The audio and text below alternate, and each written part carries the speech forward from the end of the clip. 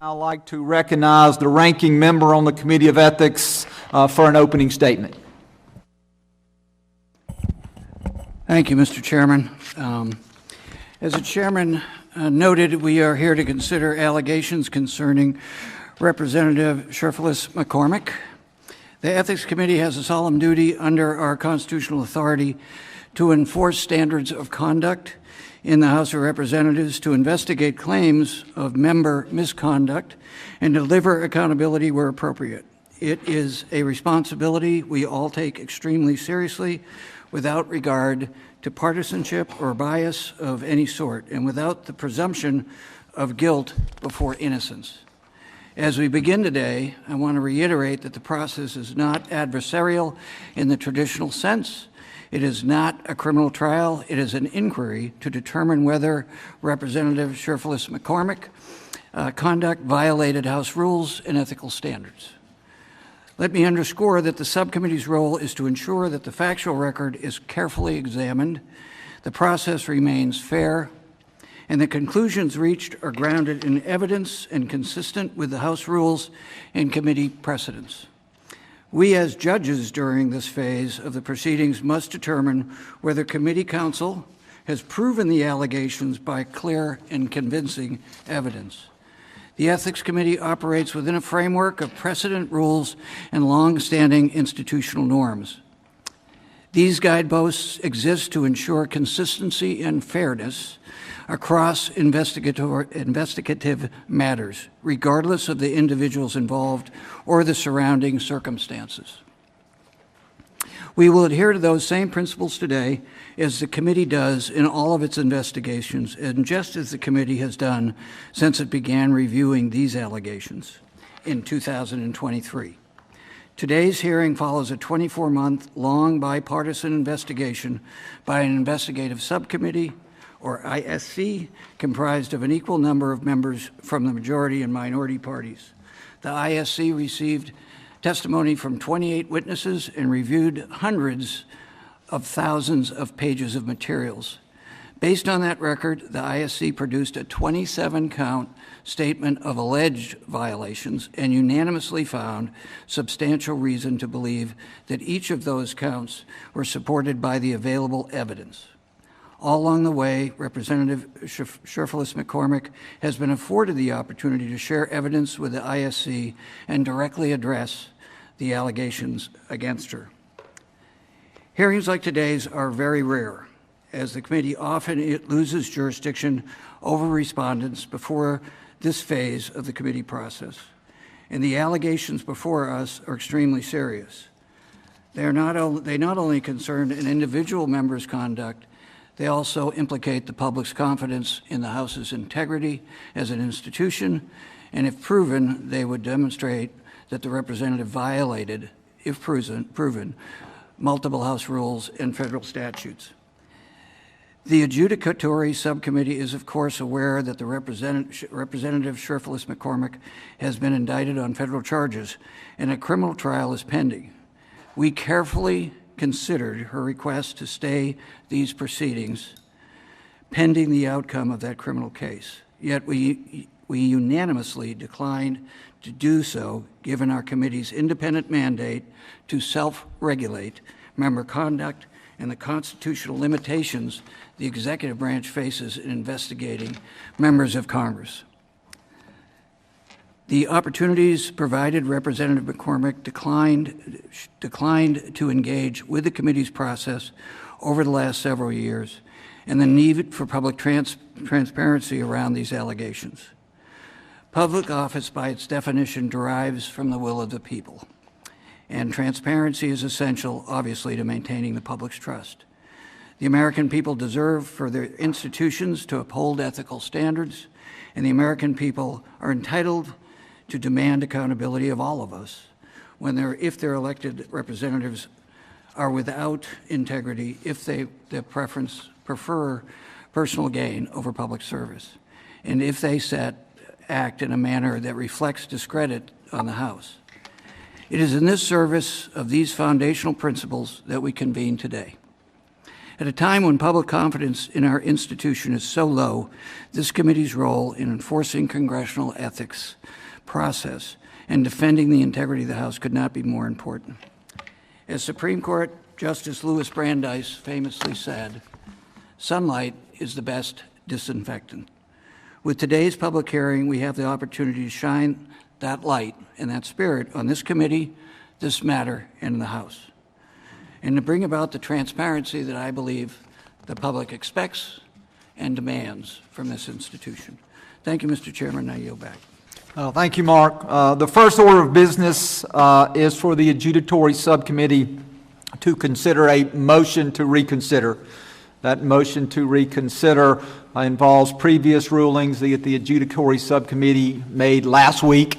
The first was a motion to stay this proceeding past the criminal proceedings, and the second was a motion to hold any adjudicatory subcommittee hearing in executive session. After rulings by this body, there has been a motion to reconsider that has been filed by the respondent. That was filed by the respondent by her counsel, Mr. William Barzee. Ms. Barzee, this is your motion, and so at this time, we will turn it over to you to make argument on your motion to reconsider. Thank you very much.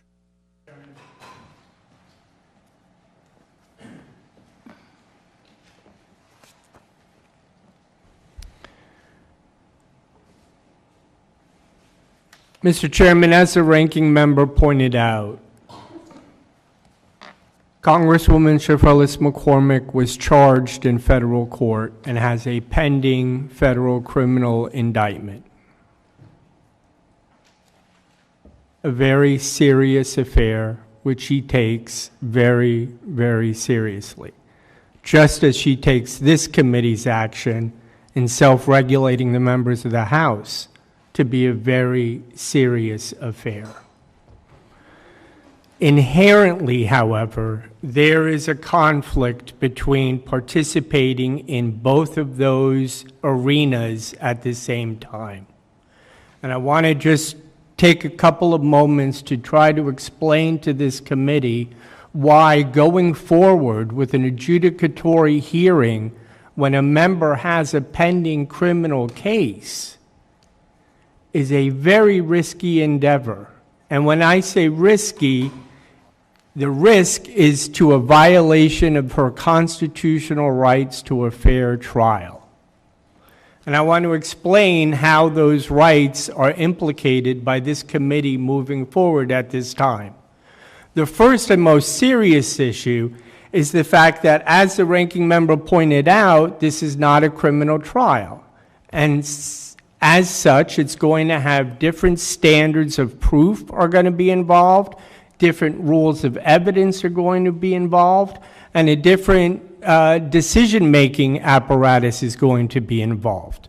It's not going to be decided by a jury of her peers. It'll be decided by the members of the committee and the full House. That being said, the public down in the Southern District of Florida, the pool of potential jurors who are going to be hearing this criminal case are going to be inundated with information about what takes place in this committee. They will learn about evidence related to the allegations in the criminal case from what takes place in this committee. Now, not all of that evidence may be admissible in a criminal case in federal court. It may be admissible here. You may want to call forth different witnesses to get testimony when those witnesses may not necessarily be on the stand and testifying in front of a jury. So the potential here, the difficulty here, is that you are going to have members of the public who are also potential jurors in the criminal matter hearing about facts that they otherwise would never be exposed to. And those potential jurors can end up on her jury and can include those facts in their decision-making in an inappropriate way. That's a major, major risk. The other The other risk that the committee should consider is the fact that whatever this committee decides, if you decide that there was a violation of one of the rules, for example, no one on this committee has any control over how the press reports that.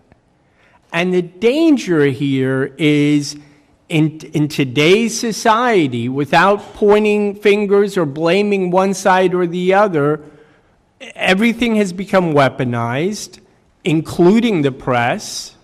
And you are going to see press reports indicating that the Congresswoman has been found guilty of these various allegations that were made against her. Now, how can she possibly go into court and have a fair trial if her jurors have already heard that she was found guilty by the House of Representatives? It's an impossibility. I mean, jurors are human beings. A federal judge can say to a juror, now listen, that was in the House of Representatives and that has nothing to do with this case, and you have to promise me that you'll put that out of your mind. And of course, every juror would immediately say, yes, Your Honor, we promise, we won't consider that. But they're human beings, just like all of us. And if someone covers this, or they read a press report, and they get an impression because of the way the story is told that the Congresswoman has already been convicted by the House, how can she have a fair trial? Any action by the committee is going to violate those rights. And I would suggest to you that those rights are fundamental. They're what makes this country great, the right to a fair trial. And if this committee takes action that violates that rights, then what is the purpose? We don't want to be doing that. We don't want to be doing it to this Congresswoman. We don't want to be doing it to the member next year or 2 years from now or 10 years from now. Which is why it makes sense, if there is a pending criminal case, that this committee should just simply pause. Allow the criminal case to work itself out so that there is no risk of tainting a jury. Now understand, it's not just a situation where potential jurors may read about this in the press. Everything is weaponized today. So they're going to be seeing it on their Facebook reels. They're going to be seeing it on TikTok, on Instagram. It's going to be nonstop. And assuming that it is nonstop, assuming that her political opponents use whatever happens in this committee against her in the campaign, which is fair enough, but imagine the impact it is going to have on potential jurors. You know, trial attorneys have a saying about, and I know that more than one member here has experience in courts, they have a saying about how you can't unring the bell. Once you hit the bell, it's going to reverberate. People are going to continue hearing it. It's going to have an effect. And it doesn't matter that I can ask a federal judge to instruct a jury to disregard everything that they've seen in the past 6 months on Facebook and Instagram and TikTok. It's not going to happen because potential jurors are real humans. And humans really don't have that capacity to simply put something completely out of their mind. It's always going to be there. And if it's always going to be there, then there's always going to be a risk that the Congresswoman is not going to be able to get a fair trial. And that's not a mistake that this committee has to make. This committee can simply allow this to remain in a pending schedule until the criminal case is resolved. The second biggest issue that I see with her rights being violated is her Fifth Amendment right to remain silent and to say to the government, if you're going to accuse me of a crime, come into court and prove it. And by the way, that's exactly what the Congresswoman has done. She is not guilty of these allegations. She's absolutely innocent. She's looking forward to being in criminal court in order to prove her innocence, which I'm confident she's going to be able to do. But she's in between a rock and a hard place right now when the committee says, well, give us all of your files and allow us to cross-examine you about everything that happened. Well, if she complies with that, if she engages in that process of turning everything over and speaking to the committee, everything she turns over, everything she says to the committee could potentially be used against her in a subsequent trial. I'm not saying it absolutely will be, but I'm saying that that potential is there. And if there is a significant potential that the actions of this committee are going to deny a member a right to a fair trial, or deny a member's constitutional right to remain silent, I would suggest that the committee could take a pause. Mr. Chairman, I understand that this committee and staff have been working on this matter for over 2 years, maybe up to 3 years. I understand the impatience to get things resolved and get things accounted for. And those are noble goals. And expediency is a noble goal. But it's not more noble than her right to have a fair trial. And it's not more noble than her Fifth Amendment right against self-incrimination.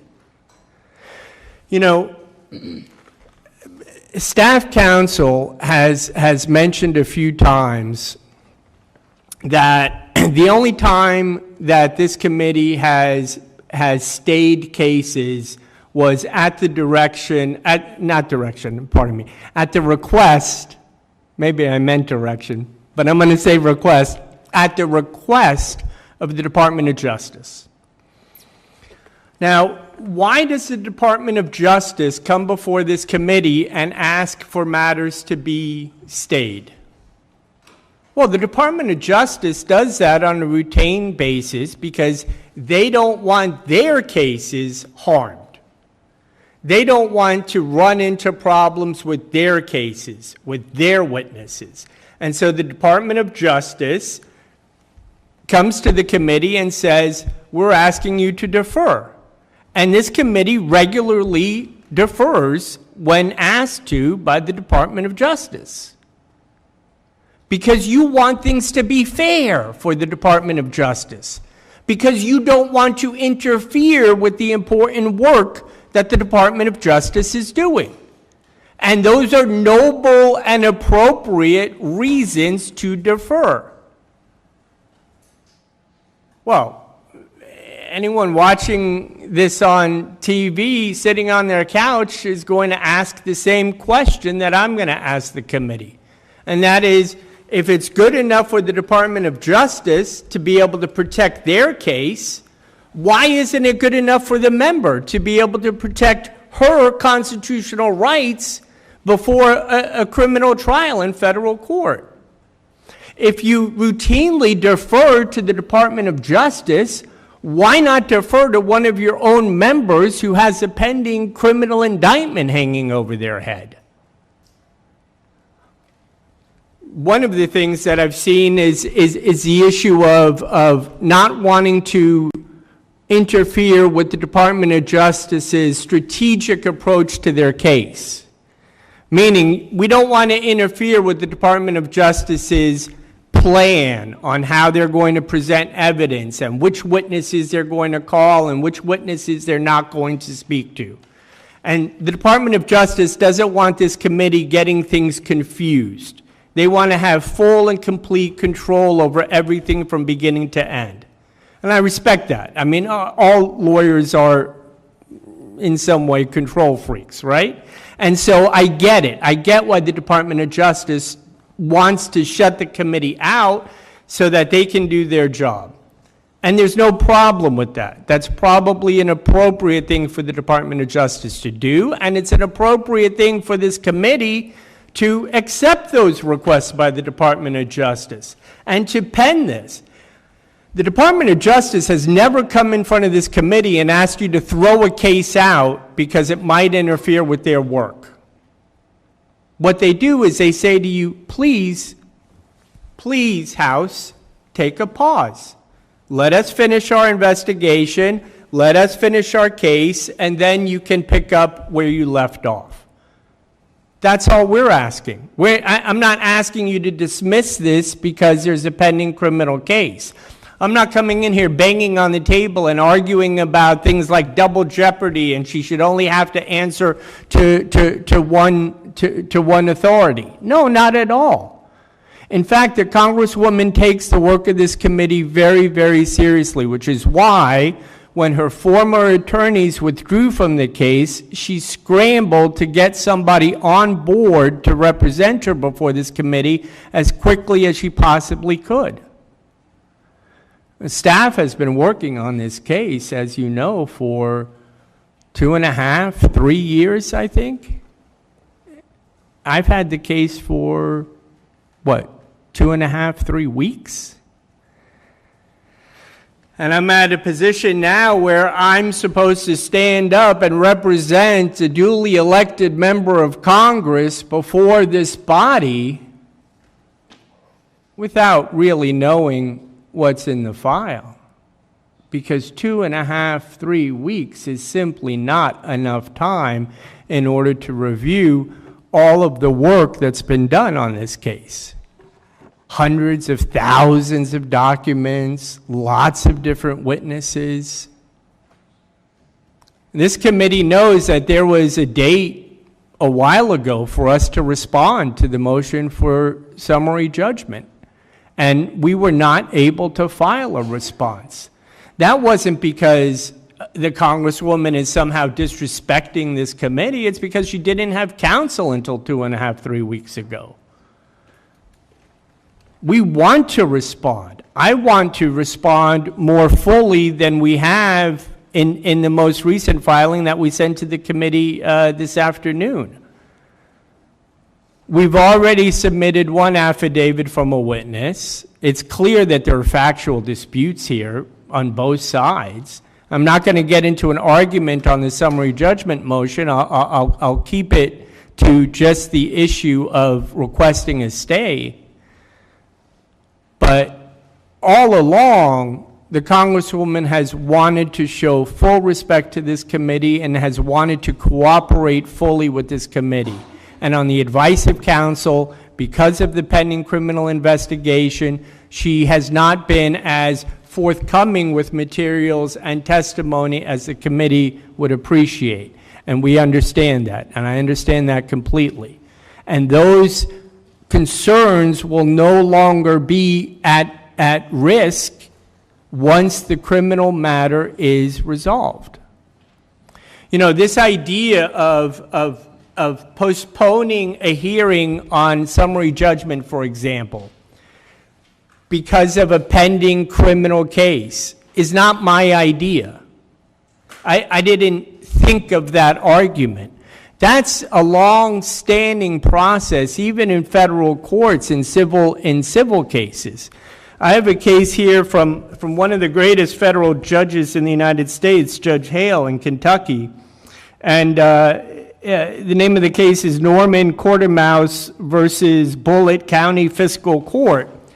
And it was the same sort of situation where there's a pending criminal case, and I know a few of you probably know the judge from Kentucky. There's a pending criminal case, and the plaintiff is moving for summary judgment. And I just want to quote what the judge said. Because the criminal case prevented the, I'll say respondent, from having an opportunity to develop and discover the evidence he or she would need to support his claims, common sense dictates that the court should defer consideration of the defendant's motion for summary judgment in light of the criminal action. So this isn't something that, some slick criminal defense attorney is coming in trying to convince you to hold off on going forward. I mean, this is a fundamental idea here that you don't interfere with someone's constitutional rights if you don't have to. And you don't have to. Granting a request to stay these proceedings until the criminal case resolved in no way diminishes the importance of what this committee is doing. In no way does it take away this committee's ability to self-regulate or the House's ability to regulate the members. All of those things are still going to be here as soon as the criminal case is resolved. And if this committee were to defer and were to stay the hearing until after the criminal case was resolved, it would be doing so in support of the United States Constitution. It would not be doing so because it's trying to protect a member or not fulfilling their obligation and their duty of self-patrolling their members. You would be doing it for the right reason. And ultimately, committee, that's why we're asking you to stay this hearing at this time, for those constitutional reasons, as well as for allowing me to have some opportunity to prepare a response for the summary judgment motion, to call witnesses on her behalf, to develop these facts that are absolutely 100% in dispute. Thank you, Mr. Chairman. Thank you, Mr. Barzee. I would now recognize Committee Counsel Ray Radican to respond to the motion to reconsider. Thank you, Mr. Chairman. Mr. Chairman, Mr. Ranking Member, and members of the Adjudicatory Subcommittee, committee staff asks that the Adjudicatory Subcommittee stand by its ruling denying respondents' requests for a stay of these proceedings and, alternatively, to proceed in executive session. The arguments raised in respondents' motion to reconsider are the same points that were already briefed and argued to this subcommittee prior to today's hearing, and the latest motion raises no basis for the subcommittee to reverse its decision. Respondents' request to stay this matter or to proceed in executive session should remain denied.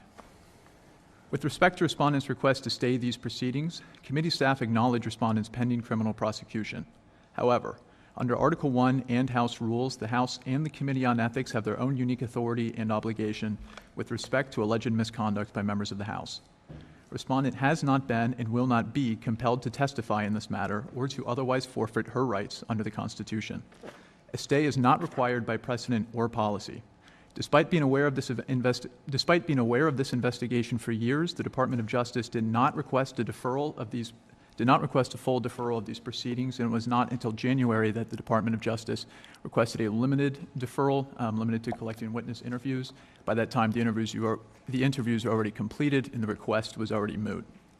Excuse me, can you get closer to the mic? Yes. Thank you. The bipartisan investigative subcommittee conducted a thorough review over 2 years and weeks after respondent was indicted, determined to move forward and to adopt the charges before you. The investigative subcommittee felt that respondent had caused enough delays throughout its reviews.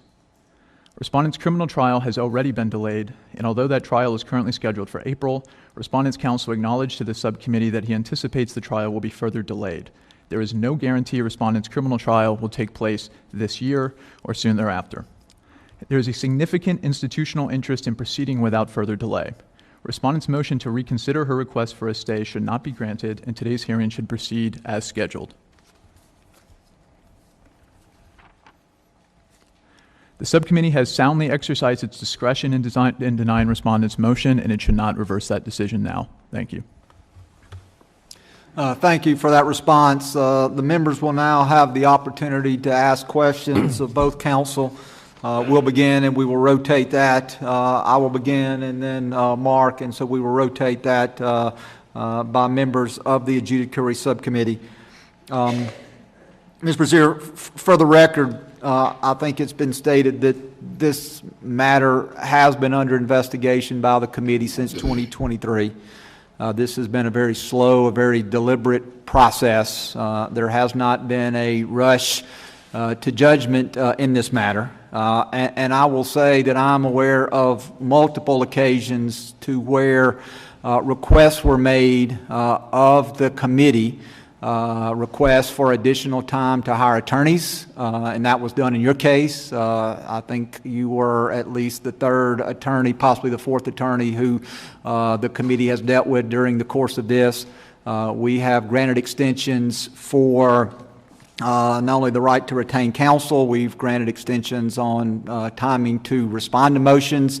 We've allowed motions to be responded to after deadlines, and so I think that the committee has made, at least up to this point, a good faith effort to try to make sure that we are protecting the rights of your client. Counsel for the committee did bring up, and I think you stated last week that you intended or expected, let me say that, you expected the criminal matter, which was set next month, to be continued, and there were conversations between you and the U.S. Attorney's Office while nothing had been ruled yet, but you did expect that there would be some continuance. That continuance, I would assume, would probably likely be to summer or fall at the earliest. And then we also made you aware of certain blackout periods that would come into play. That would then further negate our ability to resolve this matter in a timely fashion. At this point, you've not made a motion for any certain time of continuance. Your motion has been to continue the matter past the criminal action. And so my question to you is, does there exist a circumstance in your mind where the Ethics Committee, not just in this case, but in any case, that we should make a finding if there's a pending criminal case? The Ethics Committee, I think, in the Santos matter, which was the most recent matter in which we had a member that was under federal indictment, in that matter, the committee conducted an investigation. The committee issued a report, and then based on the report, the House then took up a motion to expel, a motion that I sponsored, to expel Mr. Santos based on his conduct that had been found. And so you're right when you argue that we did not go through this. These are additional protections for which your client is receiving that Mr. Santos did not. But my question is, and one for clarity, you're requesting you're not requesting additional time, but you're requesting that this matter be continued past the criminal matter, whenever that may be. And then the second question is, do you believe that there exists a circumstance where a member who was charged with a crime, that this committee should make findings or recommendations until that criminal matter is resolved? So with that, I'll give you the opportunity to answer the question. Thank you, Mr. Chairman. I recognize the good faith efforts that the committee has made up to this point, without question, and I want to acknowledge that. I do want to correct one thing that staff said about the criminal matter. Staff indicated that the criminal trial has already been delayed once, and that's incorrect. It has not been delayed. It is currently set for trial in April. I agree with the chair. It's most likely late summer, early fall, but I'm not the judge, so I don't get to decide that. As far as the question as to whether or not it would be possible to address this prior to the resolution of the criminal trial, I would like to answer that by explaining that there's really two different major difficulties with going forward at this time. One of them are the constitutional concerns that I raised before about a tainted jury and the Fifth Amendment right. Those concerns would not be addressed with a hearing in this committee prior to a resolution of the criminal case. So if the concern is protecting a member's constitutional right to a fair trial, if the concern is protecting a member's constitutional right to, for example, exercise their Fifth Amendment to remain silent, and of course, she's not being compelled here to testify by staff, but her lawyers are telling her you can't get up and start talking about it until we have the criminal case, just to clarify. So for those concerns, the only way to address those concerns would be to pending the criminal case, staying this until the criminal case is resolved. The other difficulty is the fact of the matter that I've been on the case for about 2.5, 3 weeks. And to expect an attorney to go through hundreds of thousands of documents and multiple witness statements and interviews, and then prepare their own witness interviews and affidavits and respond to evidence that's been accumulated for 2.5, 3 years in a period of 2.5, 3 weeks is impossible.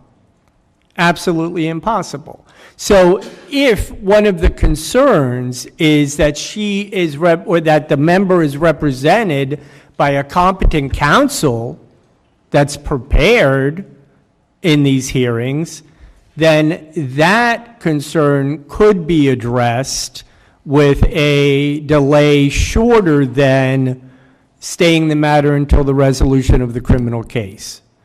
The chair pointed out the time frames before the elections that you're running up into, and I understand those concerns and I appreciate them and I share those.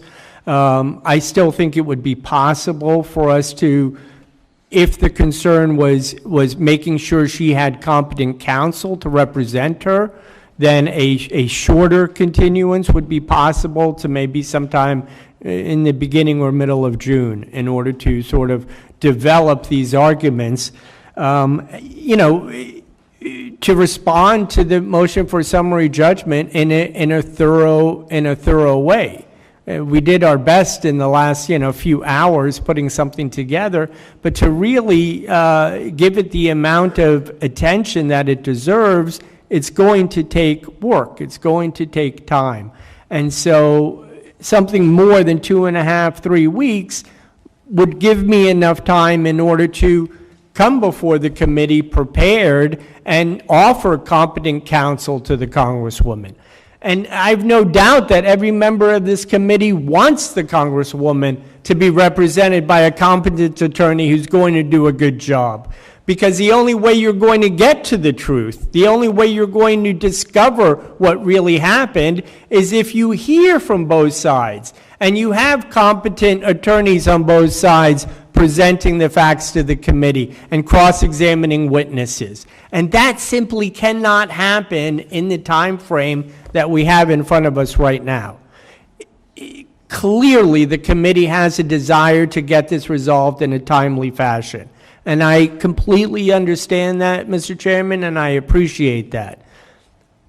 Understand, from my point of view, from my perspective, rushing into this, from my perspective, I'm not saying that the committee's rushing, but for me to rush into it, having only had the case for 2.5, 3 weeks, that's dangerous territory. I mean, lawyers really shouldn't be practicing law like that. You don't want a doctor running into a surgery unprepared, not sure exactly where in the brain she's going to operate on.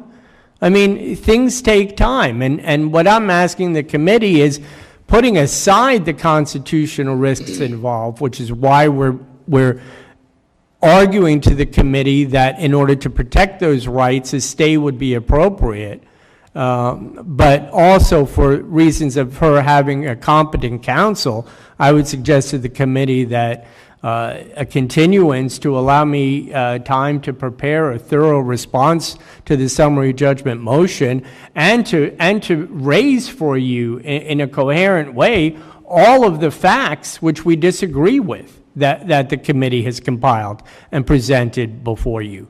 Committee staff has compiled, rather. Barty, my time's expired, and I will recognize the ranking member, but just for the record, there has been no request made for additional time. The only request that you have made, or your client has made, to this committee is to continue the matter past the criminal action. Yes, sir. And so I want the record to reflect that we have ruled on that motion, and we are here to reconsider that, but there has not been a request made to continue today's hearing. So with that, I recognize the ranking member for his 5 minutes of questioning. Thank you, Mr. Chairman, and I appreciate your comments and as well as counsel. So my question is sort of, if not now, when, following up on the chairman's, how long do you expect the criminal trial to take? And I say this in the context as a non-lawyer, having read everything I could about this case in the public and what we have, a lot of it is already public, particularly in Florida. So while we want to be respectful of due process, when is this going to play out in your estimation, given your experience as a trial attorney? And then in the context of what I struggle with, the reason this is separate institutionally, constitutionally, is we have while we want to respect the constitutional rights, we have an obligation as given to us. And having watched the previous time we had a case like this, in the Rangel case, it was not dissimilar in some ways from the argument that he provided in this room in 2010. So the questions are, if not now, when, in the context of much of what we are going to hear today has already been very public, particularly in Florida and the Florida media.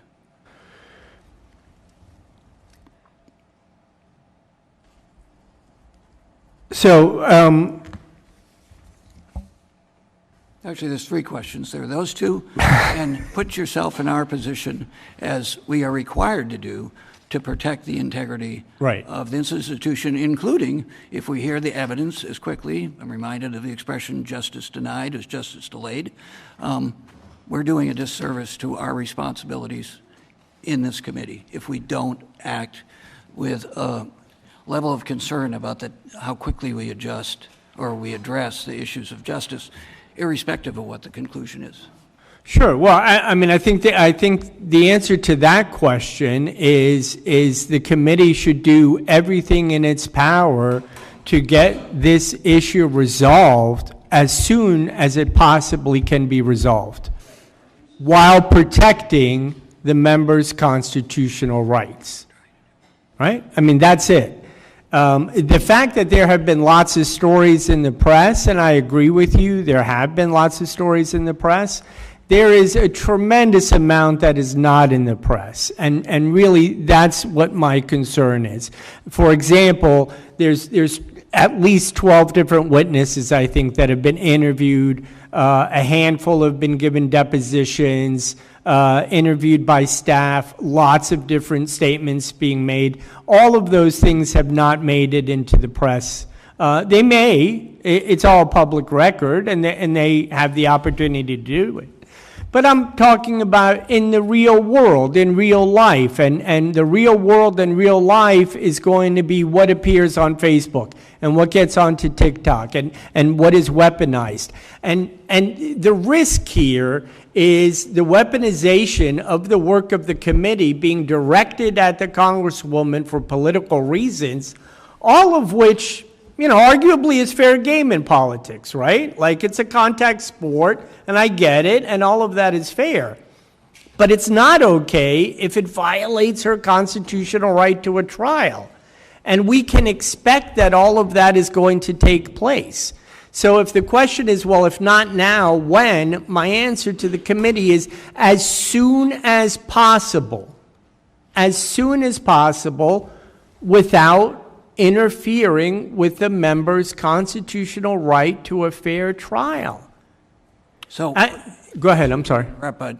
So if the trial just continues, you've done this a long time, would you have some kind of reasonable prediction as to when there would be an appropriate time, other than, from a chronological standpoint, other than when it ends? Because you could be a party of continuing it as well.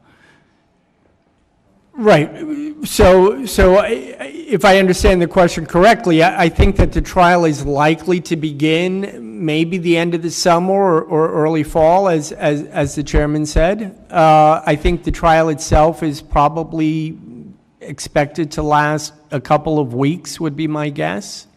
And that's when it would be resolved. So really, I'm not talking about years. We're talking about a matter of months in order to protect a constitutional right. So, on the one hand, you have this not just a desire, but a goal, an appropriate goal, to get this resolved as quickly as expeditiously as reasonable, right, and as appropriate.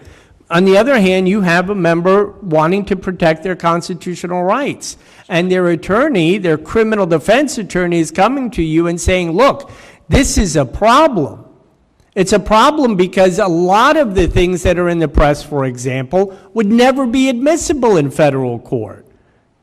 But that stuff is out there, and this committee's work is putting a spotlight on all of it. Yeah, it's out there in the public arena. I agree, Ranking Member, but not the way it will be if this committee starts issuing rulings and making decisions on things like summary judgment motions. Then it's a whole different ballgame. So, I think at the end of the day, we're talking about asking you to stay this for a matter of months. And I understand the desire to get it completed. But let me ask the members of the committee, do you go through all of this angst when the Department of Justice asks for a deferral? Because it seems to me that when the Department of Justice walks in here and says, don't talk to any more witnesses, staff immediately agrees. Or when the Department of Justice walks in and says, we want you to stay this matter until our criminal case is resolved, the committee immediately agrees. I'm not saying if it's right or wrong, I'm just saying that's what happens. And if we give such deference to the Department of Justice, why aren't you giving the same deference to a member of Congress? The executive is not a more powerful branch of this government than the House. They're co-equal branches. And I would respectfully suggest that if we're going to allow the Department of Justice to decide when these hearings take place, well then we should be concerned about the committee member as well. Basic fairness. I just conclude, from my perspective, that's a mischaracterization. We don't let the Department of Justice to decide, and that's what you're arguing, as I hear it. That's the precedent, and there's a reason for that. I yield back. The ranking member yields back. Ashley, any questions? Glenn, any questions? Yes. You're recognized.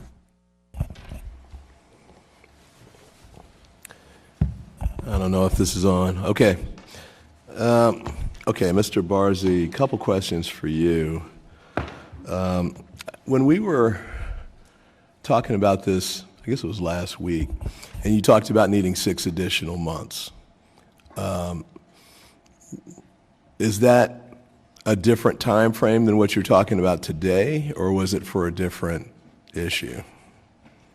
It's a different issue. I think it's got a little confused. Okay. So what was the 6 months referencing? That was a reference to how much time I would want if I was taking on this case and I had to come in and argue it. And I was saying, well, I would want at least 6 months in order to review hundreds of thousands of documents, interview the witnesses that needed to be interviewed, and be ready to prepare for an adjudicatory hearing. Okay, but it's not 6 months now, if I'm hearing you correctly. No. I think you're saying, okay. So then the request you're making is to delay, I guess, the motion for summary judgment until after the trial is over? Is that right? Right. Let me give you a hypothetical. Let's say the Yes, judge sets the trial date. Well, actually, before I do that, on when he sets the trial date, have you had additional conversations with the Department of Justice about when a trial date might be set since we last talked? No, sir. No. Okay. So let's say the Department of Justice and you all and the judge agree to say it 6 months. They set it out in, November or something along those lines, or perhaps later. Would your request be to delay the motion for summary judgment until after the trial? And by the way, the Fifth Amendment right doesn't extinguish with the trial. It would go to sentencing if I read your motion correctly. So would you want the trial, 6 months for the trial date, and then the sentencing date, which could be 2 or 3 months after that, before we would have the motion for summary judgment? Or would you be amenable to doing something sooner than that? Something sooner, absolutely 100%. As soon as the criminal case, the issue of guilt or innocence is determined by a jury, as soon as the jury's work is done, we would be completely 100% ready for the committee. So we're not asking for a delay until sentencing or appeals are extinguished or anything like that. Okay. It's just until the jury's work is done. Okay, Because fair that's enough. what we have to Let me protect. ask the next one before I run out of time. So, no offense to you. We No, just have you a got it. 5-minute clock, that's all. So, with respect to the Fifth Amendment argument,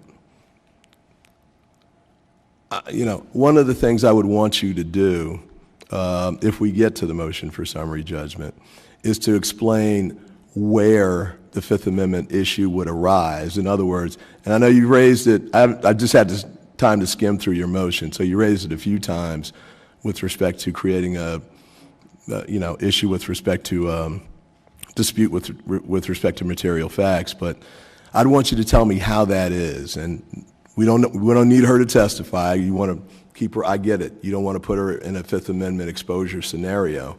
But I would at least want representations about what it is that she would say, or what is that Fifth Amendment issue that would arise.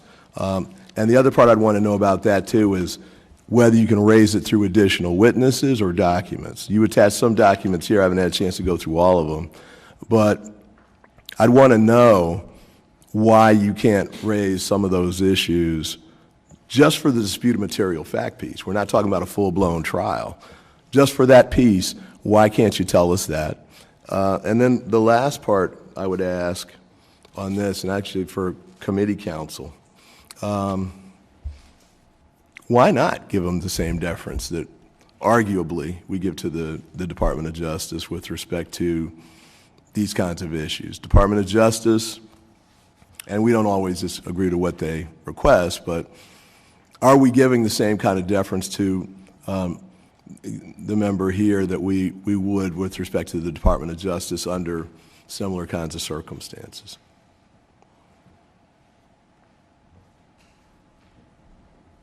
I'll take the question for committee counsel first. First, as a initial matter, the committee does not always defer at the request of the Department of Justice. That's not just recent precedent, but precedent throughout the years.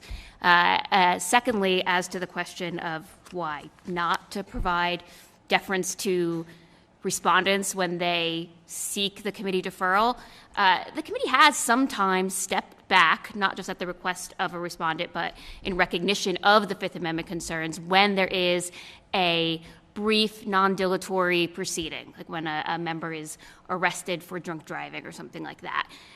But this is a complex matter that has gone on for many years, and what's unique about this case versus many of the other matters where the committee did defer at the request of the Department of Justice is that in many of those other cases, the allegations came to light because of the indictment that the Department of Justice released. But the committee's investigation predates that of the Department of Justice. The committee has a truckload of evidence relating to a sitting member of Congress, and those same TikToks that are inundating the jurors of South Florida are affecting the American public's view of this institution. And so it is a live question now.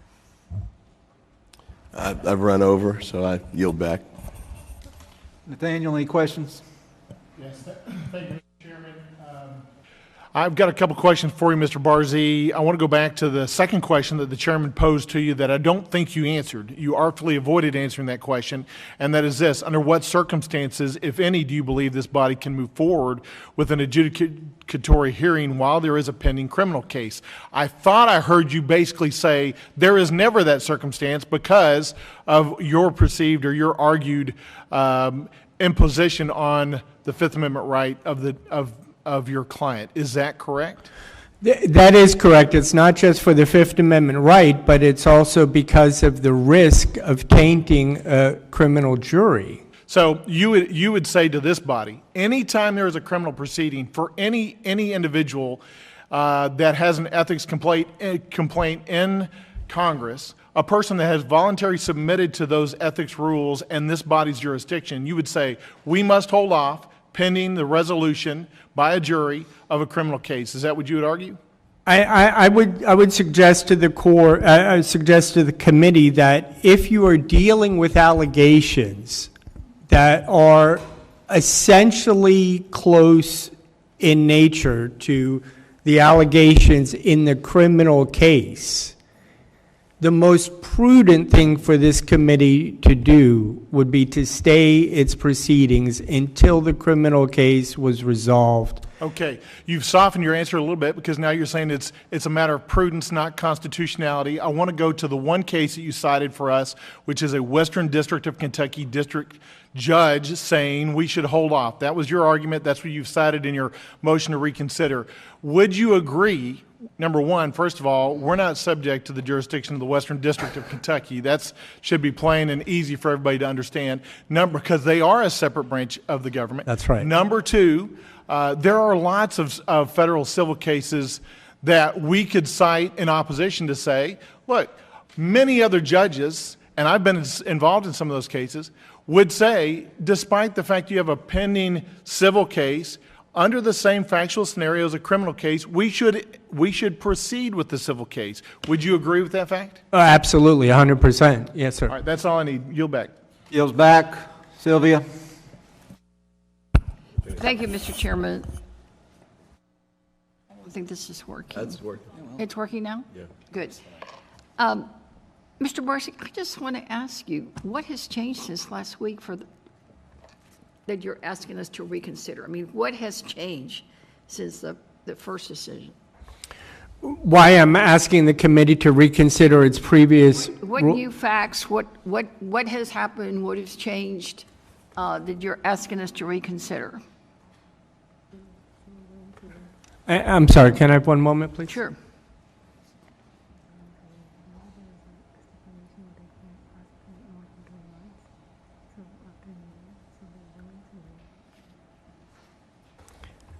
Well, one of the issues was that I'm not sure we raised initially was the committee's rule about only going back for 3 years when you're investigating the violations, and that was something I'm that not familiar with that rule. I'm sorry? I'm not familiar with that rule. I'm new to the committee, so can you hold a minute, Mr. Committee Counsel? Is that true? Do we have a rule of 3 years? That's not accurate. There is a effectively statute of limitations that says that the committee's investigations can go back to the third previous Congress. So functionally, that is through 2019, long before any of the conduct at issue here. I don't know why it's relevant to the motion at issue. So how is that relevant, sir? The reason it's relevant is it's the rule is 3 prior Congresses. So I want to make sure that this committee understands that we're not attempting to run out the clock. So one of the things that we did in the motion to reconsideration to answer the question as to what has changed is we are affirmatively saying we're not trying to run out the clock. If there is a statute of limitations, if you can only go back 3 Congresses, we will waive that. We're not, this is not about us getting to 0-0 on the time clock. We want this matter resolved. We want to come in here and have this matter resolved. So you don't have any new evidence or anything to support your motion for reconsideration? I don't have any evidence to present at this time. No, I do not. I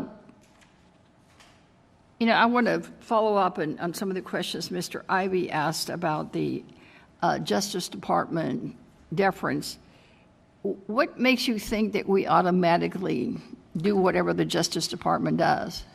My Irish passion sometimes gets ahead of me. It seems when you're looking at the record that when the Department of Justice in the past has asked the committee to defer, the committee seems to be willing to defer at the request. But you say seems is... Well, I don't know what the committee members' thoughts are. So it's just your personal opinion? No. I apologize. I didn't mean to speak over you. No, it's not my personal opinion. It's if we go back and look at how many times the Department of Justice has asked the committee to defer, It is my belief, based on the historical precedent, that this committee often defers at the request of the Department of Justice. I think that's factually Let me correct. move on to one last question, because, as it's been pointed out, we're working against the clock. Understood. You also kind of threw out there that you needed more time to review documents, but you haven't asked for a continuance to do that. You want a whole stay on all the proceedings until after there is a conviction. As I pointed out previously, there's really two different issues. The one issue are the So you're not constitution. asking for a continuance? I am. I am, and I will. I will now ask the chair and ask the committee to continue this matter in order to give me enough time in order to answer thoroughly the motion for summary judgment, in order to give me more time to review the work that staff has done in the case. I have been representing this Congresswoman for 3 weeks, and I would pray that everyone on this committee, God forbid anyone ever needs a weeks, and I would pray that everyone on this committee, God forbid anyone ever needs a lawyer, you want your lawyer to be prepared. You don't want them doing it off the cuff. Well, we want you to be prepared, but we don't want to face a new lawyer every time we have a hearing asking for a continuance because they need time to prepare. And I believe this is, the third lawyer or the fifth lawyer?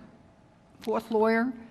Understood. And it's a very, very valid concern, and I get it. So how much time are you asking for, sir? 30 days, 60 days? For the beginning of June, I would request. How long is that? 60 days, roughly. 60 days? Yeah. Yeah. I'm saying the beginning of June only because I'm aware of your procedures about having hearings within a certain number of days of an election, and I believe our window closes. Are you the lawyer in the criminal matter also? Yes, that's how I became involved. Okay. Thank you. I yield back. Brad, any questions? Just briefly, I want to talk about, you've stated fairly authoritatively about how this would violate your client's constitutional rights, but that's a fairly broad statement in numerous respects. Would you not agree? Absolutely, 100%. If we proceed in this and we deny your motion, that is not at all a denial of her constitutional rights. That's your opinion, but that's not at all established in precedent by any means. I mean, we're not in a court of law. We're not dealing in a criminal matter. We are a body that's unique unto itself. We're dealing with rules. We're not dealing with any type of criminal adjudication. So I want to just push back on that a little bit, that we are not violating her constitutional rights if we deny your motion to continue this. I would agree 100% with the member. And that's really, what I'm saying is the actions of the committee will result in a loss of her constitutional rights. I'm not saying that the members of this committee are personally responsible for violating her rights. So should an Article III court preclude this from going on? An Article III court wouldn't have authority to preclude Well, if we this. violate her constitutional rights, that would. You're not violating her constitutional rights. You're exercising your rights, right, for the House. Right. But in exercising those rights to an expeditious hearing, you are putting her constitutional rights in jeopardy. So I disagree with you fully. Okay. I mean, if that were the case, an Article III court whose duty is to protect the constitutional rights would have the right to stop this proceeding. And I disagree that forcing us to go forward under a rule, not a law, under a different evidentiary standard, not proof beyond a reasonable doubt, that her rights are not violated. I appreciate your opinion. I disagree with it completely, and I'm not saying that you are the one who is violating. This committee would if we decide to go forward. Well, let me reframe it. What I am saying is the actions of this committee will result in a loss of her constitutional rights because it will be impossible for her to have a impartial jury if Well, that's what I wanna talk to everything you that about. happens here. That's the second part I want to talk to you about. You would stipulate there are criminal trials that have received far more coverage, far more attention, far more slanted receipt from the public than this if she were to go to trial, correct? Not when a committee of the House... You wouldn't stipulate that? Not in cases where a committee of the House of Representatives declares guilt or innocence. This isn't about pretrial publicity. Talking This about is rules, not crime, but it's your testimony or your argument that if we go forward, that will be the most prejudiced of any jury trial in a criminal context. What I'm saying is if you go forward, any decision that this committee makes, for example, this committee says we find you in violation Of rules. of rules. Correct.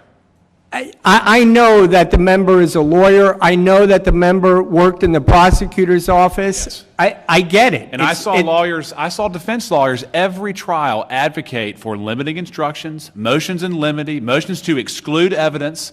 There were cases that had dozens of press releases, interviews, arguments that fit exactly within what you're saying, and it's the job of the court and counsel to ensure that juries only consider what? Evidence presented in the trial. Not what we decide here. Is that correct? Most respectfully, they're not robots. We're talking about No, human I'm just beings. asking, is that correct, though? Yes, everyone tries to give someone a fair trial, and that's what judges are supposed to do, and I appreciate that. But prospective that's jurors aren't robots. If they hear that she's already been found guilty, how can she have a fair trial? This isn't about pretrial publicity. This is about the House of Representatives passing on the same issues that a prospective juror is going to be deciding. She would be found in violation of the rules of the House, not the law. There is a very real distinction there. And do you think I hope you would submit that in agreement. Absolutely. And do you Okay. think the press is going to follow your admonition and say that she was in violation of a rule of the House? Or do you think the press is going to say, Congresswoman guilty? Candidly, that's the job of the defense counsel, to ensure that standard's met. I agree with you, sir. Yes, sir. And I'm doing my best. You are. You're doing a great job. I yield back. Gentleman yields. Suhas. Thank you. Thank you, Mr. Chair. I just want to ask one other question based on something you brought up. You mentioned the tainting of the jury pool.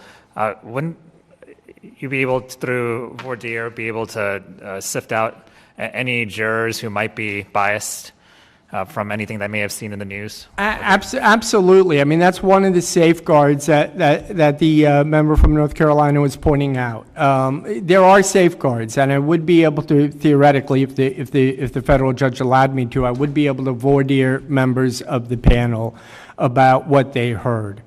But my point to you is that let's be real, all right? Let's not try to say, well, this is a violation of a rule as opposed to a law. Let's talk about what people are going to understand.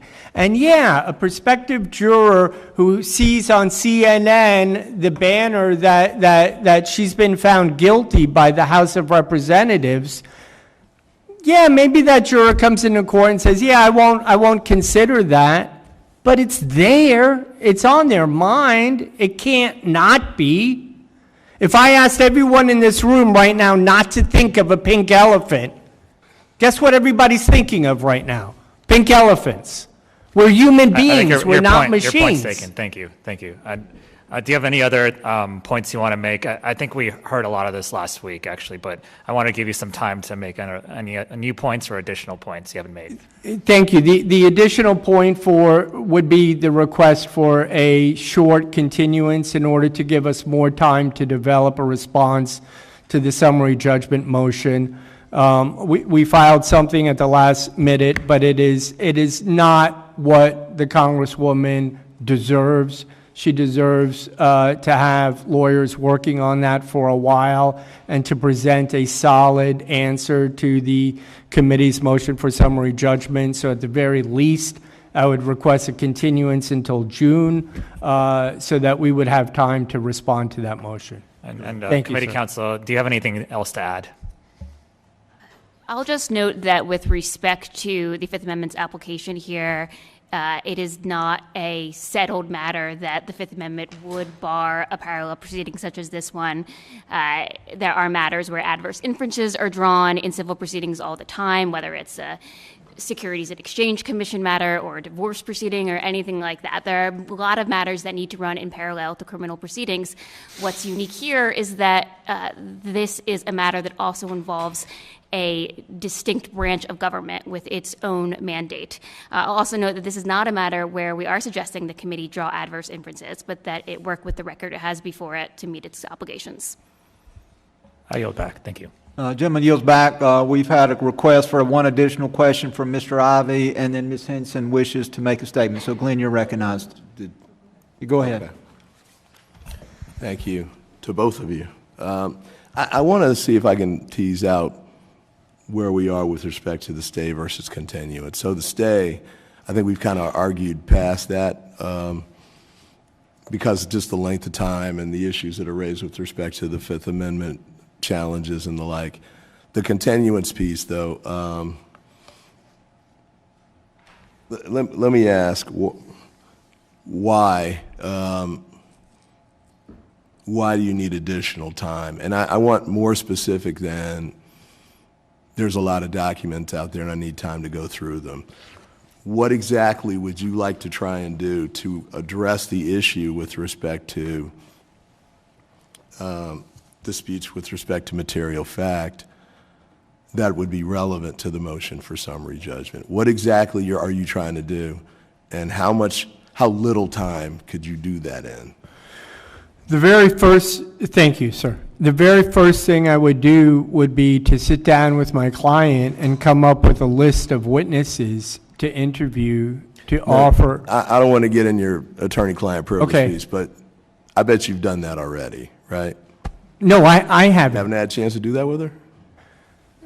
So we've been, Okay. I've had the case for 2.5 weeks. We have not arranged for witness interviews. Not witness interviews, but just with respect to talking with her about what time? Okay. No, we've talked, but I need to get people into the office. I need to set up interviews. All right. We need to work on the case. We need to go through the documents and prepare responses. None of that has been done, not really. All right. We did our best in 2 or 3 hours to put something together, but she deserves a real response to this motion, and in order to do that, it's going to take time. Okay. And then the documents that you did attach to the motion you filed, I think these are the documents you attached.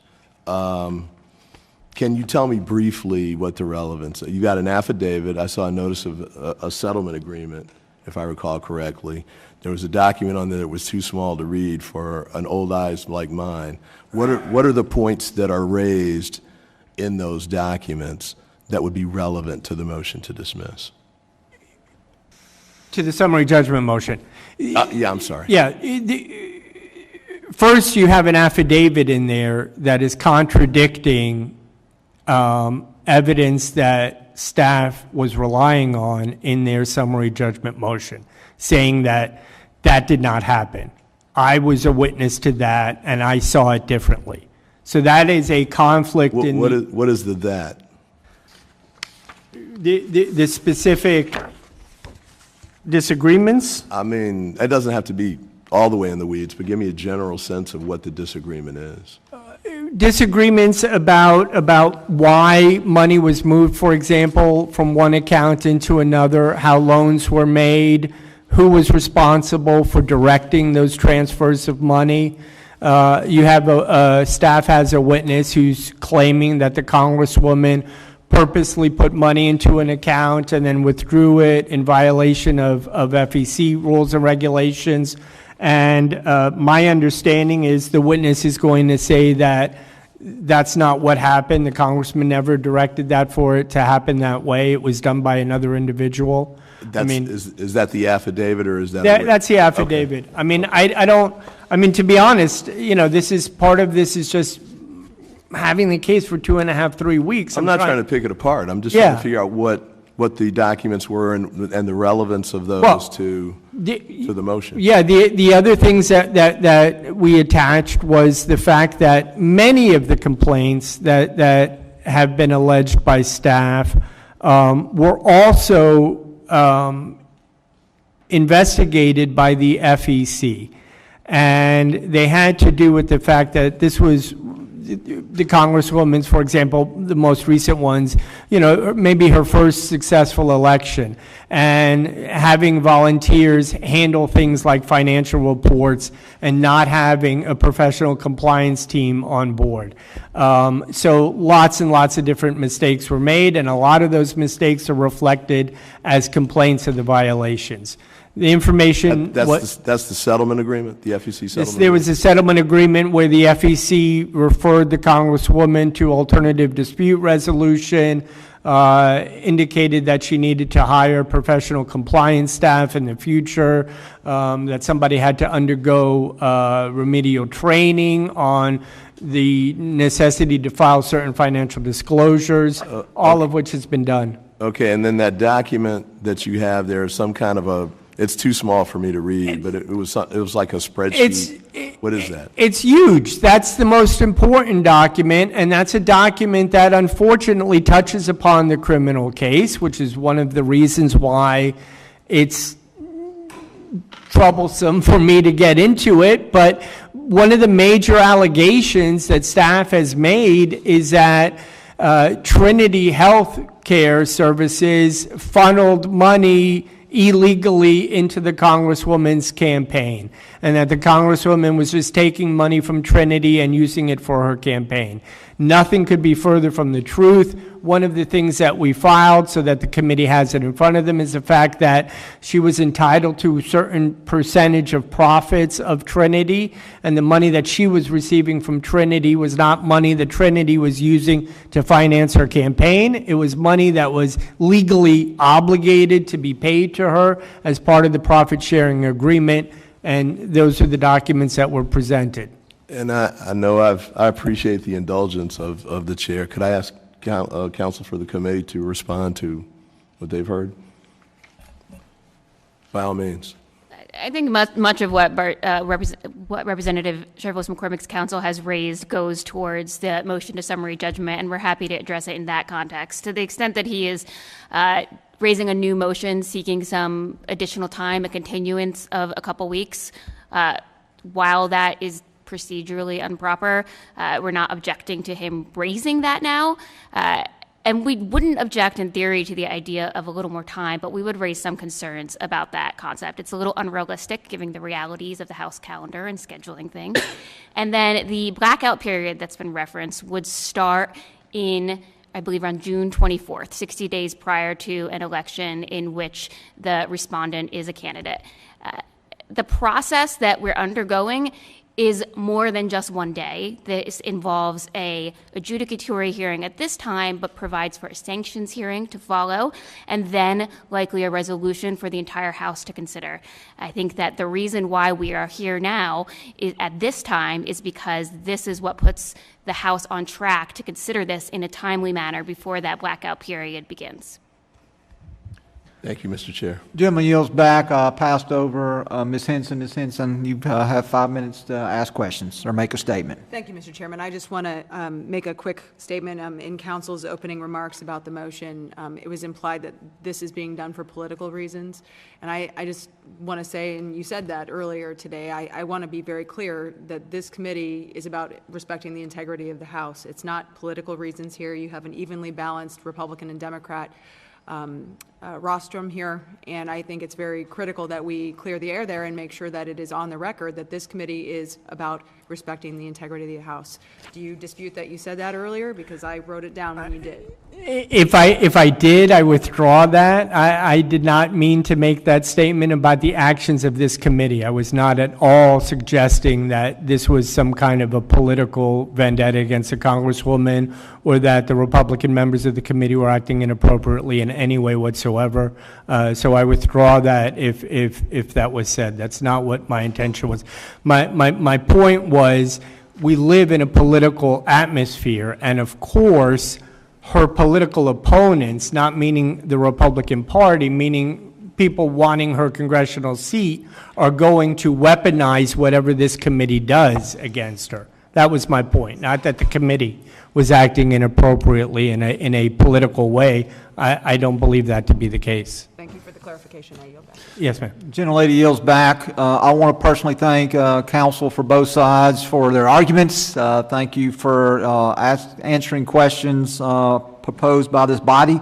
At this time, the subcommittee, we will recess the hearing to allow us to move into executive session and to consider deliberations on this matter. Once we have reached a decision, we will return. So with that, the committee will stand in recess.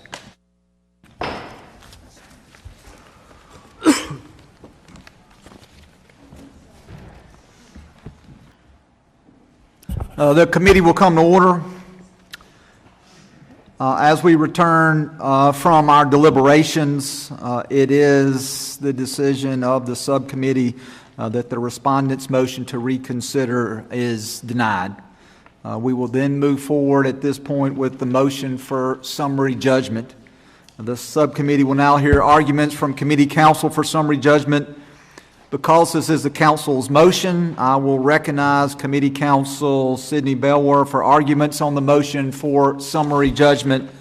And at the conclusion of those arguments, counsel for the respondent, Mr. Brazier, you will have the opportunity to argue on behalf of your client. So at this time, counsel for the committee, the floor is yours. Thank you. Good evening, Chairman Guest, Ranking Member DeSaulnier, and members of the Adjudicatory Subcommittee. I am Sidney Belwar, Senior Counsel for the Committee on Ethics, and I wanted to take a moment to introduce the other staff who are here with me today: Brittany Pescatore, the Director of Investigations, Jen Seba and Ray Radican, who are co-counsel on this matter, and we are all part of the committee's nonpartisan and professional staff. Committee counsel welcomes this opportunity to make clear that the committee's investigations seek only to find facts, and based on those facts, determine whether there have been violations of any law or ethical standard.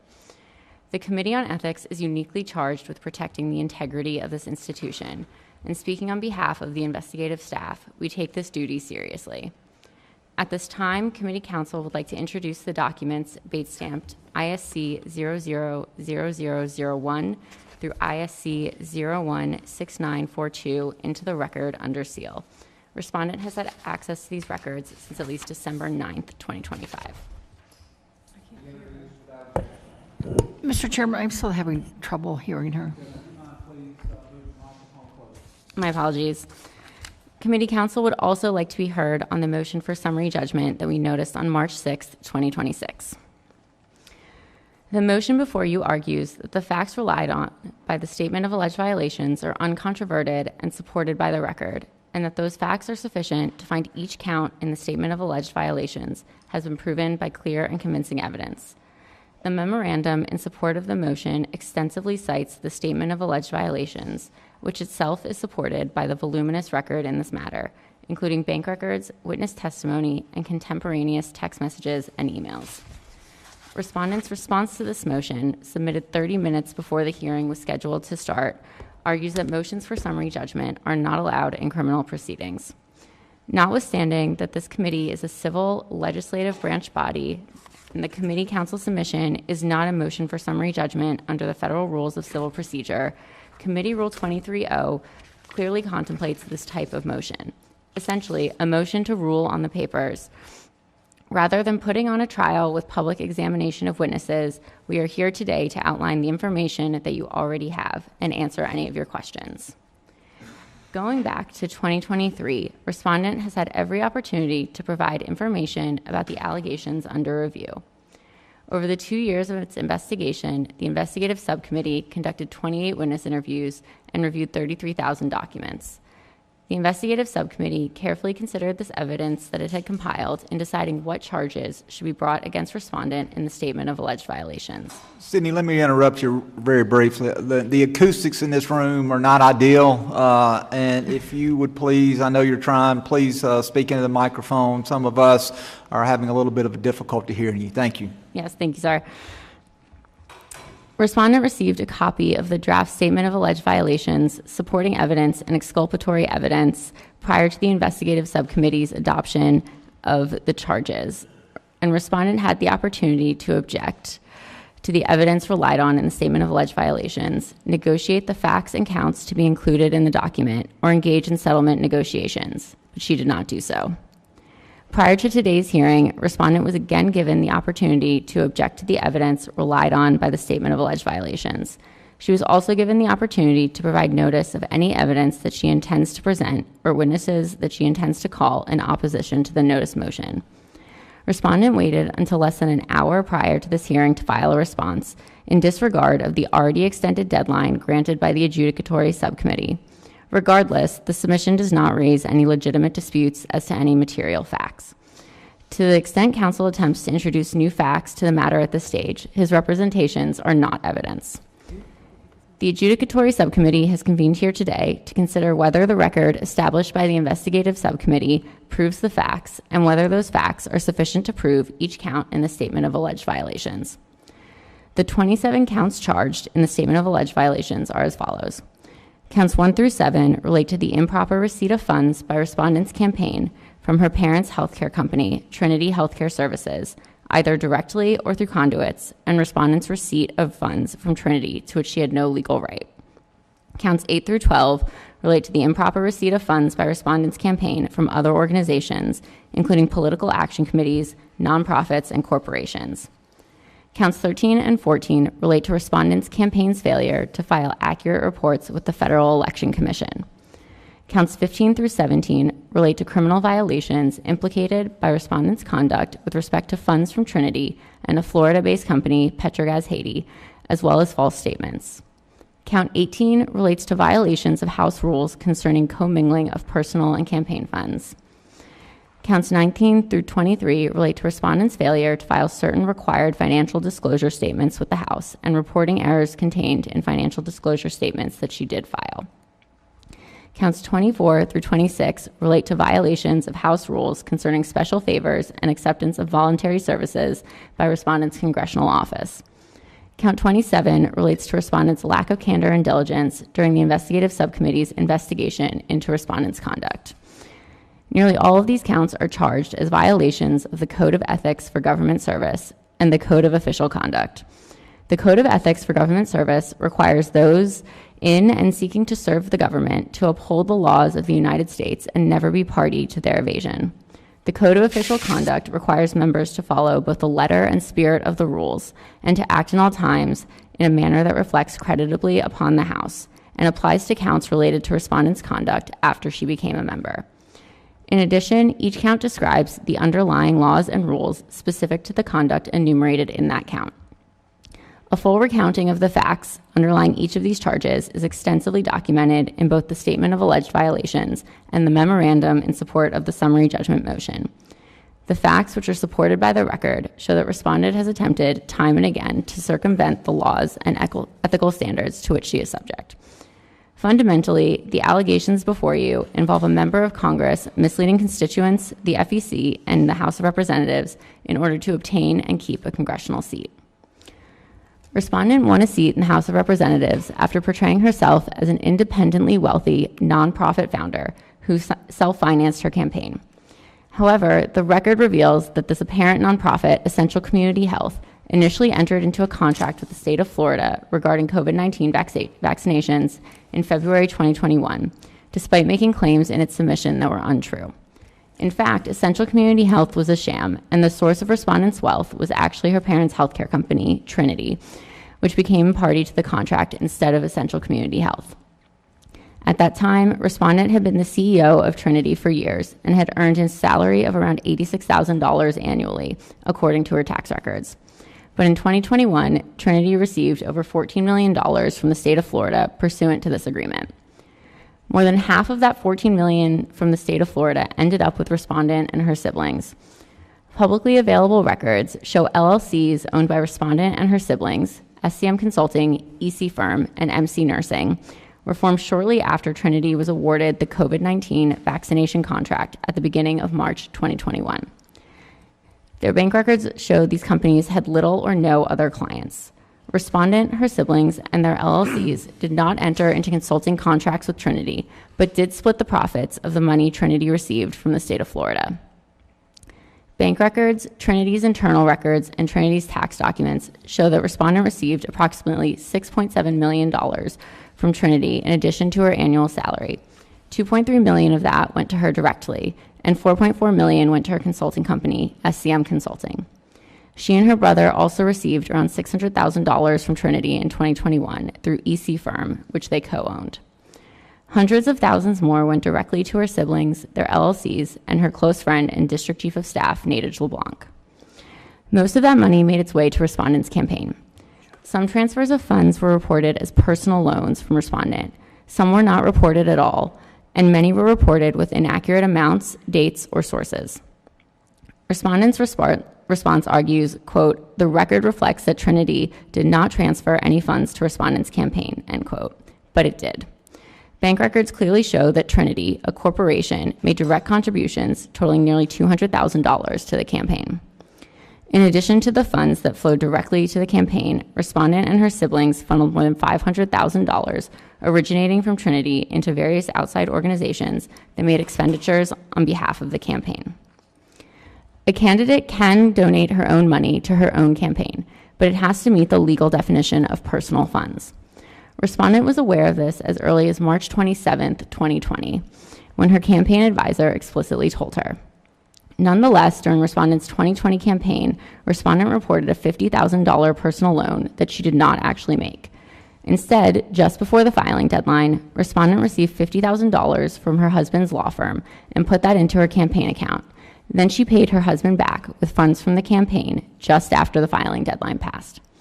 In her successful election to the House, Respondent repeated this scheme on a much larger scale.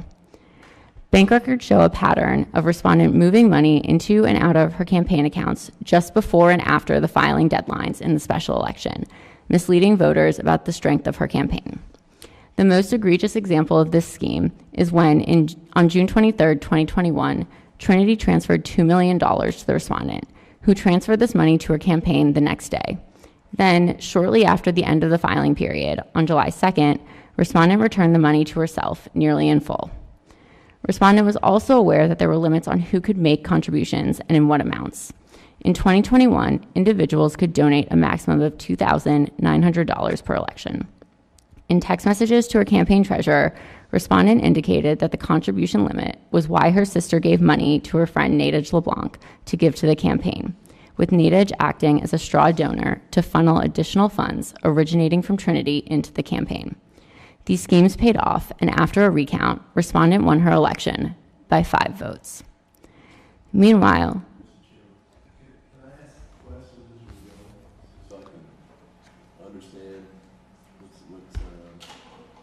what the exhibits are saying and how they connect to which count? I would prefer, Mr. Ivey, if it would be okay to wait until after a presentation from both sides, but then we will have ample time for you and any other members that may have questions. So if you could wait till the end, let counsel for the committee make their presentation, counsel for the respondent, but then there will be ample time to ask questions, if that is okay. Yes, sir. You may continue. thank you. Meanwhile, the campaign had also been paying respondent back for her loans, even though they did not all originate from her personally. Bank records show that respondent has received at least $2.8 million from the campaign since 2021. Between the transfers of funds for purported personal loans and loan repayments, as well as the numerous other discrepancies apparent in respondent's campaign bank records, respondent has made at least 60 filings with the FEC containing false and inaccurate information. After spending much of the funds obtained from Trinity during the special election, respondent found herself immediately having to run again for the 2022 election. Text messages show that respondent and her campaign advisors were concerned that she would be outraised in the first quarter by her primary opponent, who she had only narrowly beaten in the special election primary. Bank records and text messages show respondent again deliberately inflated her campaign committee's cash on hand through making and reporting a large personal loan to the campaign. The campaign reported receiving more than $1 million from respondent, when in fact, respondent transferred $400,000 to the campaign, and the campaign did not receive that money until just after the reporting period ended. It was also repaid a few days later, similar to the scheme used in her prior campaigns. In respondent's response to the motion, counsel asserts that, quote, the record reflects that funds were available to satisfy campaign-related expenses from lawful sources, end quote, but that is inaccurate. The record reveals that respondent's 2022 re-election campaign costs were largely and impermissibly paid for by companies and political action committees run by her friends and family. According to bank records, the single largest source of funds that ultimately went to these organizations in support of respondent's re-election campaign was Petrogaz Haiti, which itself was primarily funded by the Haitian government during the relevant period. Having demonstrated concerns about financing her re-election campaign, respondent had a meeting with the owner of Petrogaz Haiti, arranged by the chair of her leadership PAC, Michael Joseph. A few days later, Petrogaz Haiti started making payments to a newly created organization called Progressive People, Inc. Progressive People was created by Michael Joseph and respondent's husband, who served as the president and vice president, respectively. Petrogaz Haiti gave Progressive People $810,000 in 2022, which accounted for almost 90% of funds that Progressive People raised that year. The majority of that money, $725,000, was passed on to a company called Truth and Justice, Inc., which was run by respondent's campaign consultant and spent nearly entirely for the campaign's benefit. At the same time, respondent and her siblings were also providing funds to Truth and Justice and to political action committees associated with the then president of the National Haitian American Elected Officials Network for the benefit of the campaign. Most of the arguments in response to this motion essentially suggest that there is insufficient evidence that respondent was aware that her campaigns were being financed through the very companies she and her family members were funding. That not only strains credulity, but is belied by the numerous contemporaneous emails that she is copied on regarding coordinated expenditures or messages with her campaign staff about varying payment sources. Candidates and members are also required to file financial disclosure statements with the House. Respondent was as cavalier as she was with her campaign finance reporting with the accuracy of her required House filings, if she filed them at all. The record demonstrates that respondent knowingly did not timely file her required candidate disclosure statements for several years in which she qualified as a candidate. In an email to respondent from her campaign advisor sharing press coverage of her delinquent filing for the 2022 special election, he noted that, quote, no record can be found of a candidate who is not yet a member being disciplined for withholding the required pre-election disclosure, end quote. With this knowledge and her campaign's funding already under media scrutiny, respondent intentionally waited to disclose her finances until after she won her competitive primary. The evidence also shows that respondent has not filed full and complete financial disclosures since becoming a member of Congress. As a member of Congress, respondent has brought the same disregard for the rules to other ethical standards applicable to members, accepting volunteer services from a campaign advisor, including for franked communications, and using her position to benefit her allies with special favors during the appropriations process. Around the time that he was setting up Progressive People, respondent's friend and leadership PAC treasurer Michael Joseph was contacting respondent's congressional staff to pressure them to submit specific community project funding requests to the Appropriations Committee. When staff objected to some of the projects, respondent overruled them, including using one of the 15 slots for submissions on a project that one staffer had already identified as being ineligible. She similarly prioritized a community project funding request for a foundation associated with an individual whose company provided messaging services to both respondent's campaign and congressional office. In her response, respondent tries to create what her counsel deems genuine issues of material fact by alleging in some instances that respondent did not know better or was in the dark about what her closest advisors, family members, and staff were doing. But in almost every instance, counsel has argued that respondent's knowledge was not material to the charge. Rather, it was how her campaign or congressional office operated, which are organizations that she's ultimately responsible for. Finally, the record reflects that respondent did not meet the level of diligence and candor owed to the committee by respondents. Respondent was given every opportunity to address the allegations in the investigative subcommittee's 2-year investigation. Respondent received 3 separate requests for information, which were ultimately narrowed to reduce the scope and burden. She also spent several months considering and ultimately agreeing to a voluntary interview, only to cancel 2 days in advance. After multiple assurances of continued cooperation, followed by no meaningful progress, leading to significant delays in its investigation, the investigative subcommittee felt it was necessary to authorize subpoenas to respondent for her testimony and documents. Respondent has a Fifth Amendment right not to incriminate herself, but she wasted valuable time and committee resources in feigning her cooperation. Since this adjudicatory subcommittee has been established, respondent has likewise flouted the deadlines established by the chairman and ranking member, including making an untimely response to the instant motion less than an hour prior to this hearing. Any evidence in that response could have been provided at any time during these proceedings, and indeed at any point during the investigative subcommittee's investigation. With that said, committee counsel welcomes any information of actual relevance, and we are prepared to answer any questions the adjudicatory subcommittee may have, including regarding respondent's last-minute submission. Committee counsel submits to you that no dispute of material fact exists related to this motion. What does exist is a mountain of evidence showing respondent violated applicable laws, rules, and ethical standards. For these reasons, and those stated in the memorandum in support of the motion for summary judgment, committee counsel urges the subcommittee to find each of the 27 counts in the statement of alleged violations have been proven by clear and convincing evidence based on the record before you. Thank you. Thank you, Mr. Barzee. You're now recognized to argue on behalf of the respondent.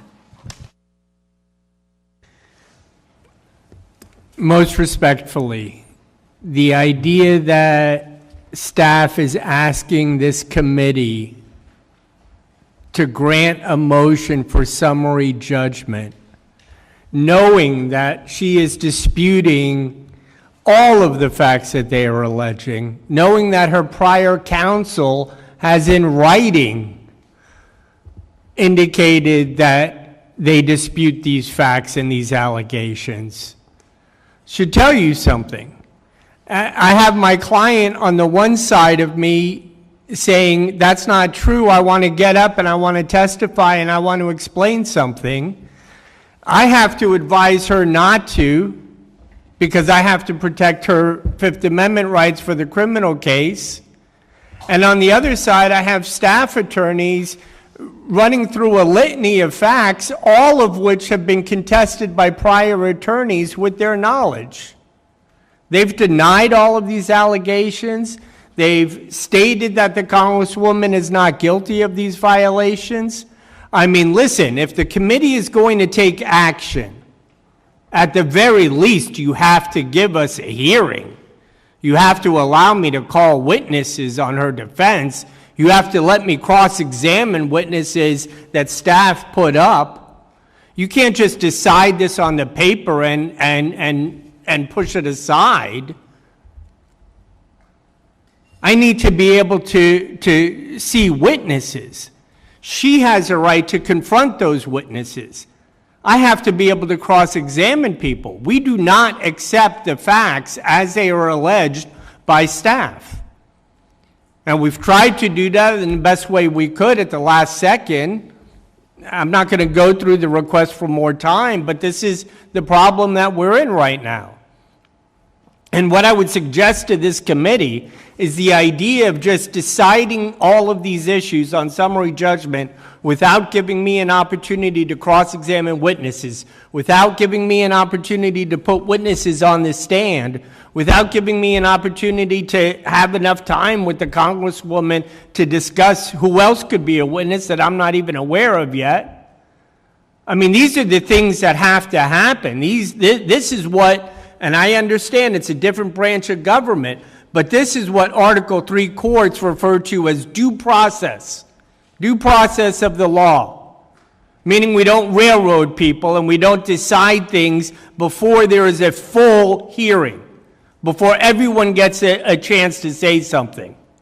I'll give you an example. One of the documents we filed, and yes, it was filed late, and I apologize for that, but one of the documents we filed is proof beyond any doubt whatsoever that there was a profit-sharing agreement at Trinity, that she was entitled to every single penny that she received from Trinity, that profit-sharing agreement predated everything that happened in this case, predated the wrong payment that the state of Florida made to Trinity. So this profit-sharing agreement in and of itself is enough to defeat the motion for summary judgment, because it shows you that there are material facts that are in dispute. The Congresswoman does not concede at all the idea that she received money from Trinity, that she was, I think the wording in staff's paperwork is not entitled to. That's an absolute fact in dispute. And I would urge you to allow me to call witnesses that can testify about this profit-sharing agreement, call witnesses that would be able to testify that the Congresswoman was entitled to each and every penny that she received from Trinity. The other factual disputes are set forth in the affidavit that's before the committee already. I mean, this is just scratching the surface, but you can see how obviously the Congresswoman has disputed all of these allegations and all of these facts. This affidavit points out that the Congresswoman had basically no involvement with working out those financial disclosure forms, that other people in the campaign were dealing with that wasn't her responsibility. This is what the affidavit says. I attest there are several matters referenced in the statement of violations that were solely controlled by individual one, as opposed to the respondent, and to which the respondent did not have knowledge. So if she didn't have knowledge of something, if she didn't have knowledge that a financial form that was supposed to be filed wasn't filed on time, and the Congresswoman has no knowledge of that, and this is her first rodeo, is this committee really going to just decide that she intentionally violated finance campaign law?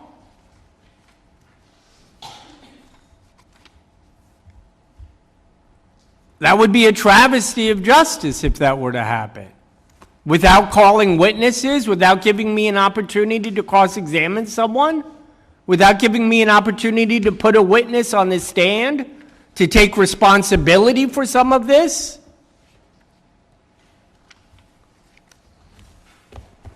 She says, the person who fills out the affidavit said, regarding campaign operations, individual one made 95% of all strategic decisions. The respondent's involvement was limited to expressing general preferences or needs. The respondent was rarely present in the campaign office and did not participate in administrative or financial tasks. So, put aside your beliefs as to what happened. Just procedurally speaking, that statement in the affidavit, if true, should be enough to cause this committee to say, you know what? Let's have a hearing. You want transparency? You want the public to know exactly what happened? There's only one way to do that, members, and that is for you to allow us to have an adjudicatory hearing. Allow me to cross-examine witnesses that are saying things about the Congresswoman who aren't even here right now. How would that possibly be fair? I understand that the committee is frustrated because of the Congresswoman has gone through multiple attorneys. I get that. And I understand that staff is frustrated because the Congresswoman didn't show up for their interview and didn't comply with all of their requests. I understand that. And you know what? You can punish her for the delay. You can punish her for not speaking to staff when she said she was going to. But by gosh, at least give her a fair shake and let me cross-examine some witnesses. Let me put some witnesses on the stand to defend her and to tell you what happened.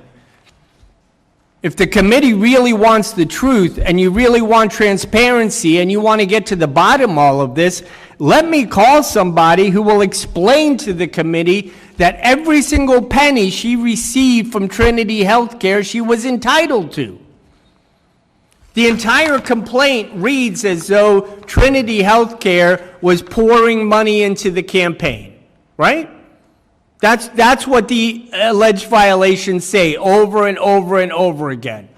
Well, that's a factual dispute because our argument is that Trinity was paying the Congresswoman her percentage of profits that she was entitled to. And what the Congresswoman decides to do with her own money is up to the Congresswoman.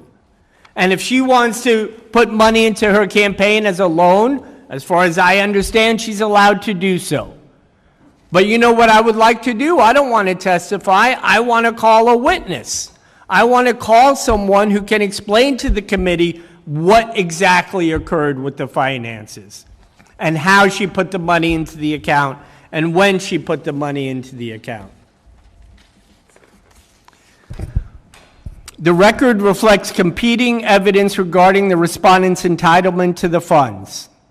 There's a genuine dispute concerning the nature, authorization, and intended use of the funds at issue, as well as the respondent's intent, which would absolutely preclude this committee acting on summary judgment without having a full public hearing so everyone knows exactly what the witnesses are going to testify to.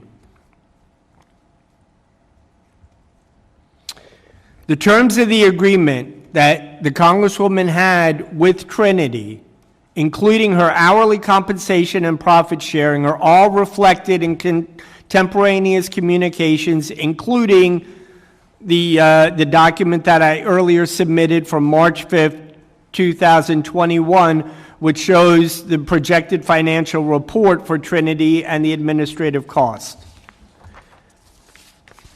The affidavit you have in front of her says that she relegated the authority to fill out all of the financial disclosure forms and do all of the reports to someone else in the campaign. Now, maybe that was a mistake. Maybe she should have been using professional compliance people to do all of her money. I would agree with that 100%.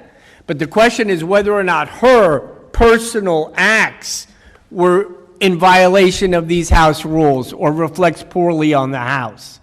The only thing it reflects poorly on is perhaps her managerial expertise in hiring the people that she hired. Because according to the affidavit in front of you, according to the documents that have been submitted, there are serious disputes as to what happened in this case. And the Congresswoman, by no means, by no stretch of the imagination, agrees with the facts as they have been presented by staff.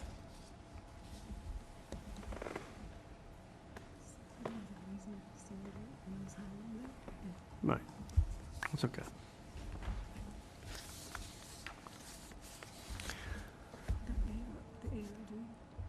The issues as far as the FEC are concerned that went to the alternative dispute resolution and were resolved by the FEC are another evidence that we disagree with staff as to the facts, as to the level of malfeasance that arises as a result of the poor paperwork and the poor financial reporting that was done by the people that her campaign hired. We acknowledge, and I acknowledge right here that many mistakes were made with her campaign and the way they reported the funds. There's no question about that. But that's as far as the agreement between us on the facts goes. After that, you have a complete disagreement as to what occurred. And in order to get to the bottom of that and make a decision as to who's telling you the truth and what actually happened, there's only one way to do that. and that's having a trial or having a hearing and calling in witnesses and questioning them under oath and giving me an opportunity to cross-examine witnesses that are claiming falsely that the Congresswoman did something wrong. So if the committee is not going to stay these proceedings until the criminal case is resolved, which would give me an opportunity to allow the Congresswoman to address the committee, if you're not going to do that, and you're not going to grant me a continuance in order to respond to the motion for summary judgment, at the very least, now is the time to pause. Now is the time to realize that the community, that the public deserve to be able to hear these witnesses. And the Congresswoman certainly deserves the opportunity for me to be able to cross-examine witnesses that are claiming that she did things improperly when we have the evidence that it's not true. And the funds flowing from Trinity are the most important part of that. Because the funds flowing from Trinity to the consulting business, to the Congresswoman, all worked out ahead of time with a profit-sharing agreement. That's half of the violations are related to that. So you now have evidence in front of you that there was a profit-sharing agreement in place. You have an affidavit in front of you saying that she's not the one who's making the financial decisions. Someone else in the committee is. You have her prior attorneys informing the committee that she disputes the facts as alleged and claims her innocence. So are you really going to deny her the right to defend herself in front of an adjudicatory hearing? Are you really contemplating denying her the right to call witnesses on her own behalf? Are you seriously contemplating the possibility that her lawyer wouldn't be able to question those witnesses under oath to test their veracity, to weigh their credibility? If we want the truth, let's hear the truth. Let's parade the truth for the public so everyone can see what really happened here. Please don't make the mistake of deciding this based on some documents and papers that staff put together, rather than having a full hearing and hearing from witnesses and allowing me to defend this woman. Thank you. We'll now move into opportunity for members to ask questions. Mr. Barthe, you are aware of summary judgment. That is a procedure that is regularly used. That is not unique to this courtroom. And we see that happen in courtrooms across this country. And so for you to sit here and make the claim that we, the committee, is trying to trample upon the rights of your client, I take offense to that. For 2 years, and I'm going to defend the process, for 2 years, the committee has worked to gather documents. For 2 years, we've tried to get documents from your client. Not only have we requested documents, but we have subpoenaed those documents. Those documents were not provided. For 2 years, we tried to get a statement from your client, even going to the point of issuing a subpoena. She does not have to talk to us. She can exercise her Fifth Amendment rights just as she did. But for you to allege that all of this information is new, that we've not tried to gather this information for the last 2 years, I find that offensive. And I'm personally offended because I know the work that this committee goes to protect all members and to make sure that we go above and beyond to make sure that there is fairness. And in this motion for summary judgment, you have had the opportunity to call witnesses. You can call witnesses. No one has prevented you from calling witnesses. We've allowed you to enter documents as exhibits to your response to the motion for summary judgment. And so for you to claim that we are doing something that is improper, that is wrong, we are following the same procedure that this committee used 16 years ago in the Rangel matter. We are following a procedure that we see happen in courtrooms across the country each and every day, where there are disputes as to the facts, but motions for summary judgment are one way short of a trial in which those facts are decided. And that is how the committee is following this process. We are not trying to circumvent your right to call witnesses. We're not trying to prevent you from being able to present documents to this adjudication subcommittee. And you have the opportunity to present documents, which you have. You had the opportunity to submit a response, which the committee accepted late. You have the opportunity, if you wanted to call witnesses. And so for you to make the allegation that we as an investigative subcommittee are trampling upon some sort of rights of your client, I take offense to that. And I just wanted to make the record clear that we as a committee for 2 years have looked into this matter, the investigative subcommittee has, that we've been now on their fourth attorney, that every time we talk to attorneys and every time we try to get documents, every time we try to allow them to present us anything that would tend to contradict the facts that the committee has gathered, we've not received that. And so again, for the record, you make a good record that your client just got an attorney, and and you make a record that this is a brand new proceeding, and that all this just happened and just began in January. But that is not what is laid out. The procedural history of this case is laid out in the PowerPoint 3 that was given to us by staff.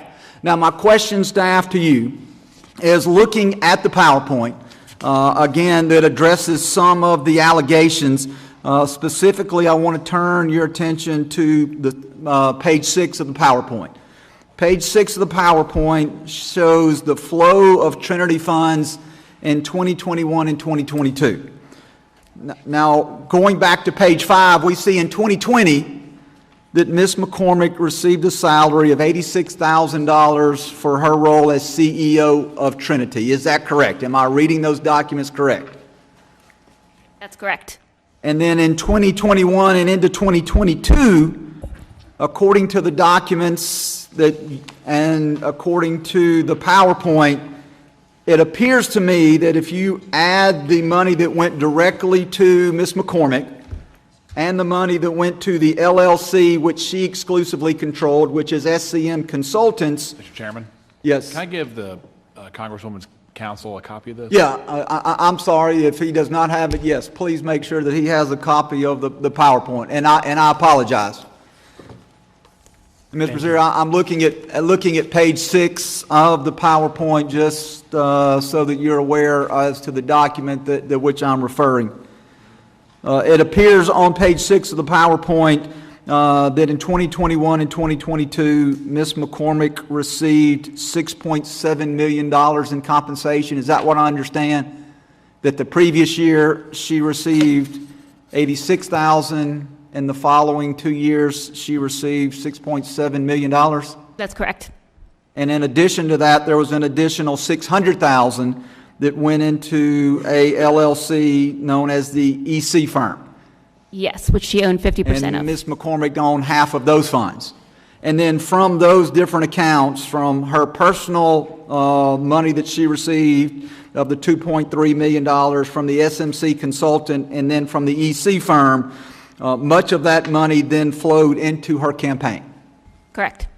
And then there also seems to be money that came directly from Trinity Healthcare. Now, Trinity Healthcare is an Inc. It is incorporated, not an LLC. Is that correct? It is an LLC that has elected to receive corporate tax treatment. So for campaign finance purposes, it is considered a corporation. Okay. And according to document 6, and I think in the statement of alleged violations, it appears that $200,000 went directly from Trinity Healthcare into her campaign? Nearly. It was about $198,000, a little more than that. And would Trinity Healthcare have been legally able to give that money directly to the campaign? No. And then as it relates to the 2022 election funds, that is found on page 10 of the PowerPoint. I want to refer you to page 10 of the PowerPoint. It appears that the Haitian government deposited $12.5 million into a Florida-based corporation known as Petrogas Haiti. Is that correct? That's correct. And then that Florida-based company, then they deposited $810,000 into a PAC known as Progressive People. Progressive People was not actually a PAC. It was not registered as one, but yes, Petrogas Haiti in 2022 transferred $810,000 to an organization called Progressive People, Inc. And that organization, the respondent's husband was responsible, or was, it says here, owned by respondent's husband and leadership PAC chair, is that correct? That's correct. Those two individuals own the organization and were on the bank records. The husband was the vice president. The other individual was the president. And so then of that $810,000 that Progressive People received from Petrogas Haiti, who received the money from Haiti, it then goes into I guess a third account, which is Truth and Justice. That's correct.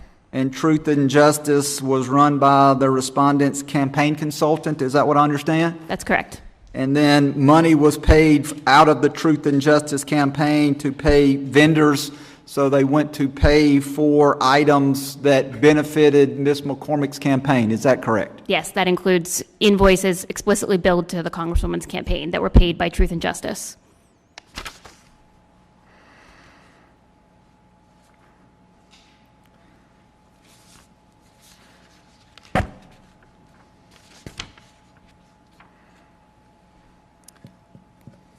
It's the only questions I have at this time. I yield to the ranking member for questions of either counsel. Thanks, Mr. Chairman. First to our counsel. The FEC settlement agreement, why is intent important? We all have to do these. We sign that we're personally responsible for it. Could you respond to that?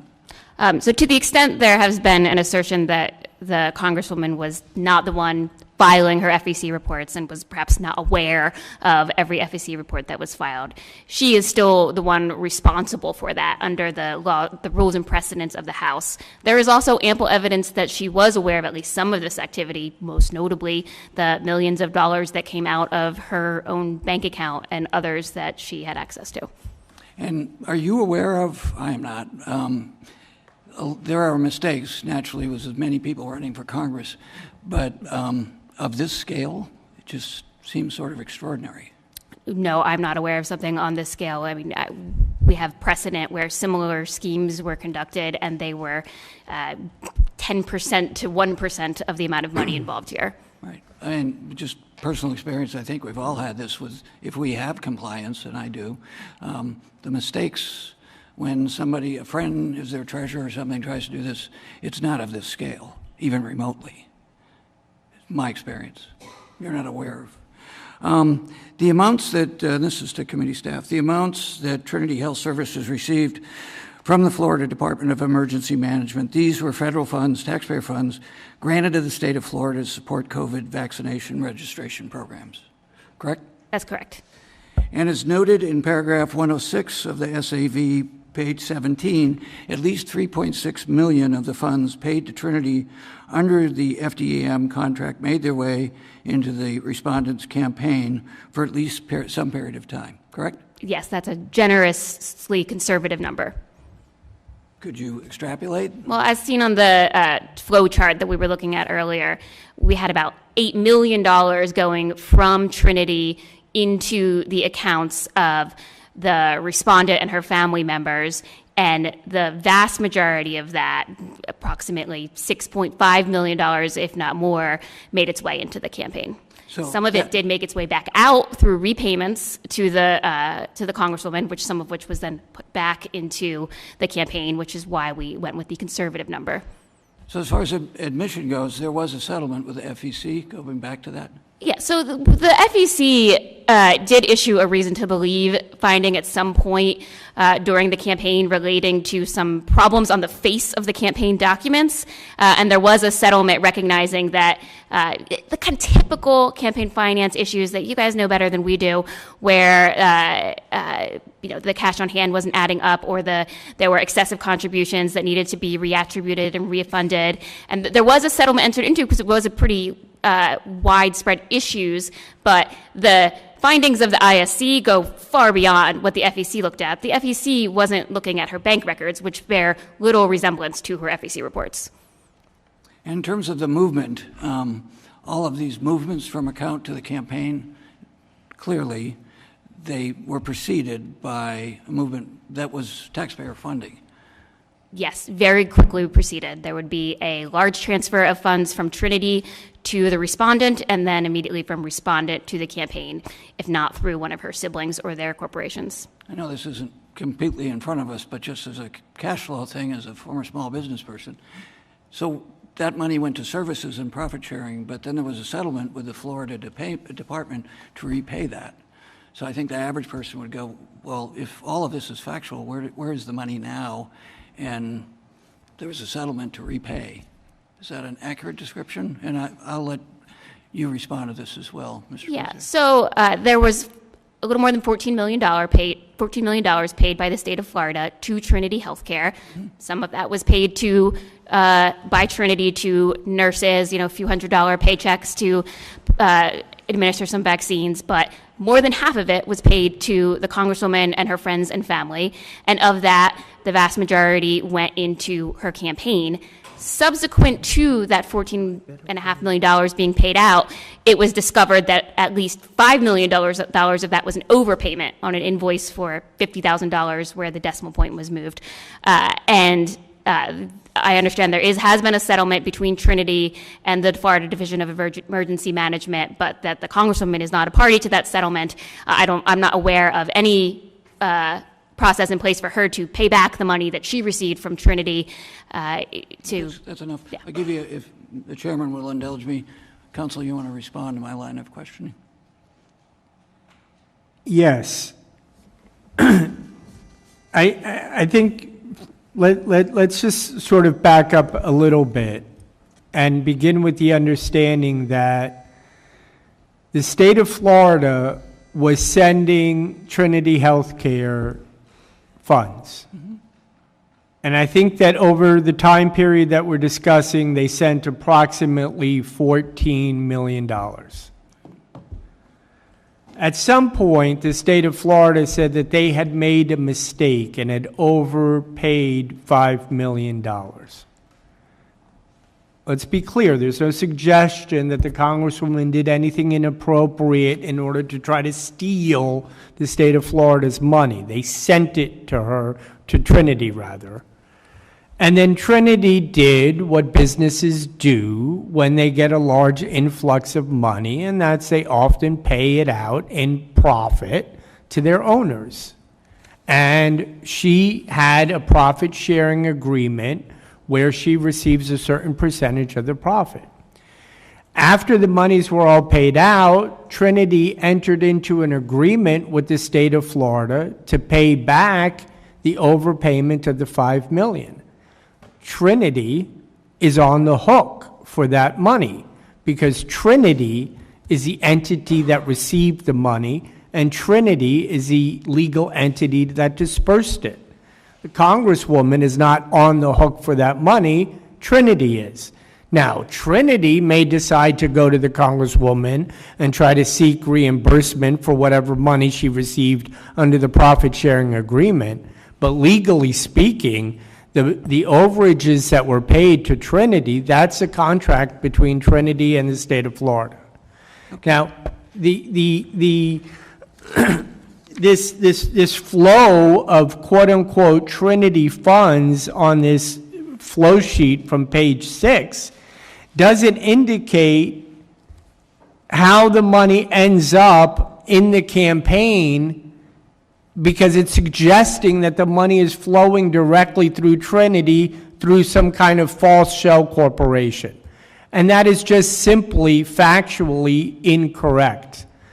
The monies that were paid from Trinity were paid, much of it was paid to her consulting corporation, for example. And the consulting corporation took on a much broader scope of work than Trinity had under the contract, under her agreement with Trinity. So it was work that's not covered by her salary. It was outside work. And this, you got to remember, this is happening during COVID. And the Congresswoman is driving around the state of Florida trying to get unrepresented communities vaccinated from the COVID virus. That's what she's doing. And that work is what the consulting work was doing, and that was what Trinity was paying. I understand, Mr. Chairman, that this committee has a right to decide issues on summary judgment, and I also understand the frustration the committee has with the way the case has evolved, and I acknowledge that. My argument isn't that the committee is doing... Counsel, with all due respect, you've already answered those questions. Okay. I wanted you to have time to respond to my questions, and we've gone over. Thank you. Just follow up with counsel. Do we have a valid profit-sharing agreement? I don't know which document counsel is referring to, if it's something that has not yet been provided to the committee. I do know, I am not familiar with any document that appears to even resemble a profit-sharing agreement with Trinity Healthcare Services. I do know that in January 2024, your colleagues on the investigative subcommittee, the very first question they asked the Congresswoman was, please provide any profit-sharing agreements that you have with Trinity that show that your legal right to these funds, and that we repeatedly followed up with her various counsel to try to obtain those documents, and I'm not aware of any such document. Okay. We filed it yesterday with the Mr. committee. Chairman, I yield back. Gentleman yields back. And just for the record, I'm not going to hold members to the 5 minutes. I want to make sure that all members have the opportunity to have their questions answered. So would ask members to be respectful of time, but also want to make sure that we are not cutting members off as they seek to have their questions asked. So at this time, the chair recognizes Ms. Henson. Thank you, Mr. Chairman. I would ask our committee counsel to kind of walk us through the dates of the establishments of these companies that are listed on the flow chart on page 6. Can you explain kind of the dates that those were established and how that money flowed through those, since the defendant's counsel just brought that up, please? Yes, thank you, Congresswoman. So the agreement with Florida Division of Emergency Management was dated March 4th, 2021. On March 12th, 2021, respondent registered SEM Consulting Group, LLC, with the state of Florida. On March 11th, her brother registered EC Firm, LLC, with the state of Florida. And on March 11th as well, her sister registered MC Nursing Journey Consulting Firm, LLC, with the state of Florida. And these are all their initials Yes. tied to these companies. And then those dollars then flowed, as it lays out on this, into the respondent's campaign through various means, correct? Correct. Okay. I'd ask a question specifically about count 26, the CPF-related count. Can you kind of connect the dots on the statement in that says respondent instructed her staff to be proactive only about a CPF request from individual 3 and was more invested personally in this request than other requests? Can you kind of lay out what you're inferring there and how that process unfolded for the CPF request? Yes, so individual 3 is an individual who had a campaign relationship with the Congresswoman and was a personal friend of hers. And was this person a donor to the campaign? Yes. Or? Okay. Yes, in addition to a vendor for the campaign through his for-profit company. But he also had a foundation that had an earmark request for a telehealth tablet program. Unlike other programs that were seeking earmarks from the office, the legislative staffer overseeing that process was explicitly directed to reach out to this individual to make sure he was aware of the process, the appropriations process at issue. And according to that staffer, it was she was told that it was a priority for the Congresswoman to make sure that this individual understands the process and that they do submit a request. No other recipients of community project funding requests were the subject of such proactive outreach. So as a result of that outreach, and then the project itself was not eligible, is what this document says? No, there's two separate charges with respect to the community project funding request. So that individual did indeed receive a appropriation, and it was eligible, and it received $2-point-something million. Another individual who also received special favors in that he provided a list of other companies, not entities he was directly affiliated with, but projects that he wanted the Congresswoman to support for community project funding.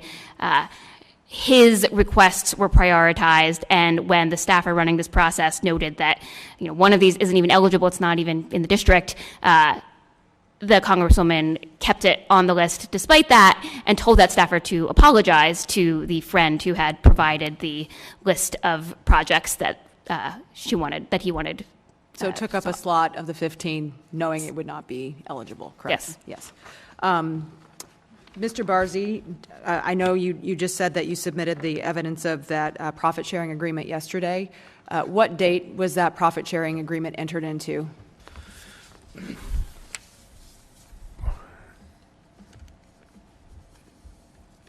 Do we know what date it was entered? That's the date that it was sent. This is the week. This is starting. I don't know the date. This is for the record that you're referring to the document that Yeah, and I'm referring to the document that you were just discussing. Yeah, what I have on it, on as far as the date stamp is concerned, is it goes back to March 29th, 2021, but I believe that's the date that it was sent from one person to another. As far as the date that it was entered into, the agreement was entered into. That's not the date that it was entered. No, sorry, but this shows you how it was being distributed. Right. So since Of what year? Mr. Chairman, I don't believe we have that document he keeps referring to. All right, so Is this the document you're referring to, this chart with the hours of service and? it's a document. The document I'm referring to right now is titled a projected financial report, and it was filed along with the summary judgment response. And it indicates that there was a profit-sharing agreement in place as far back as February of 2021. But I don't have the date that it was actually entered into. I can get the committee that date, and I can call a witness to testify about the profit-sharing agreement and how it included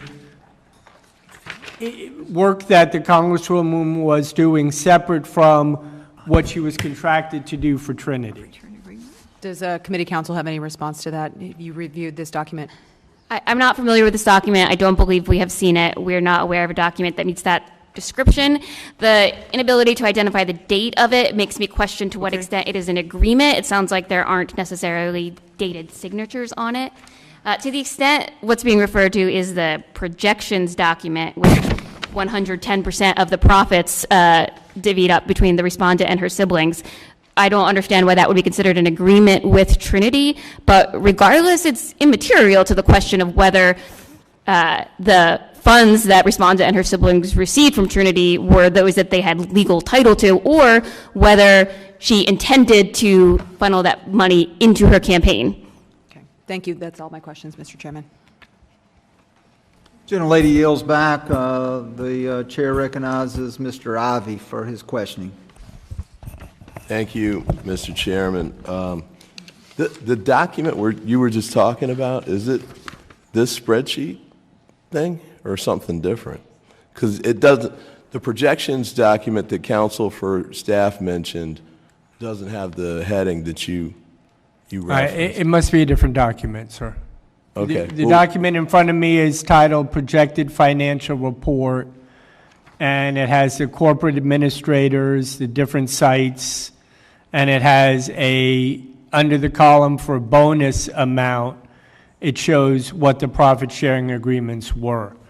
And I could bring a witness. I don't want a to the witness. I want your representation. All right, well, my representation is that she was entitled to a certain percentage of profits, and Trinity paid those profits out when it received monies in, and that there was nothing nefarious or improper about that. But if you look at the staff's complaint, you know, I mean, everything related to count one, basically, from paragraph 306, 307, 308, is all suggesting that whatever came from Trinity is tainted, and it came directly from Trinity. Well, and neither one of those are factually accurate. Let me give you a chance to refute those point by point. But with respect to the flow of Trinity funds flow chart, 2021 to 2022, page 6. Okay, yeah. Okay. So, and I guess this is aimed at capturing what you were just talking about. Staff counsel, which counts is this supposed to illustrate? This relates to several of the accounts, to the extent that the issue is the funds that went through Respondent or SCM Consulting. The notion that they're not her personal funds because she did not have legal title goes more towards count 2 and only a small portion of count 1, because as indicated by the flow of funds directly from Trinity, from EC Firm, which she only had 50% title to, from her brother and from her sister, those were excessive contributions that could not be made, that were funneled through those individuals into the campaign. Counsel is mistaken. Okay. It's not all Does it cover through. other counts? Other than count 1 and 2? Yes, it What also else does it covers count 5, 6, and 7. And those are 5, what? 6, and 7. So count 5 charges her with acceptance of improper campaign contributions from her brother, Edwin Cherfilus. Count 6 charges her with acceptance of improper contributions from her sister, Marjorie Cherfilus. And count 7 charges her with acceptance of improper campaign contributions from Nadege LeBlanc. They don't make up the entirety, but yes. Let me go to counsel for the Congresswoman. What do you dispute on those points? How is that an illegal contribution? If her brother is paid by Trinity and does work for Trinity, and the money is his because Trinity pays him for it, why can't he contribute to his sister's campaign? Well, a couple points on that, I suppose. The amounts and staff counsel, I guess these are pink, the amounts of money that flowed into the respondent's campaign from SCM Consulting, Respondent, EC Firm, Respondent's brother, Respondent's sister, and MC Nursing are $3.4 million, $350,000, $2.2 million, $390,000, $5,800, I guess is the one you're talking about, $2,800 and $5,800. So with respect to the larger amounts that would be over what an individual contribution could be, is there, and that would be let's take the 3.4 million or the 350,000.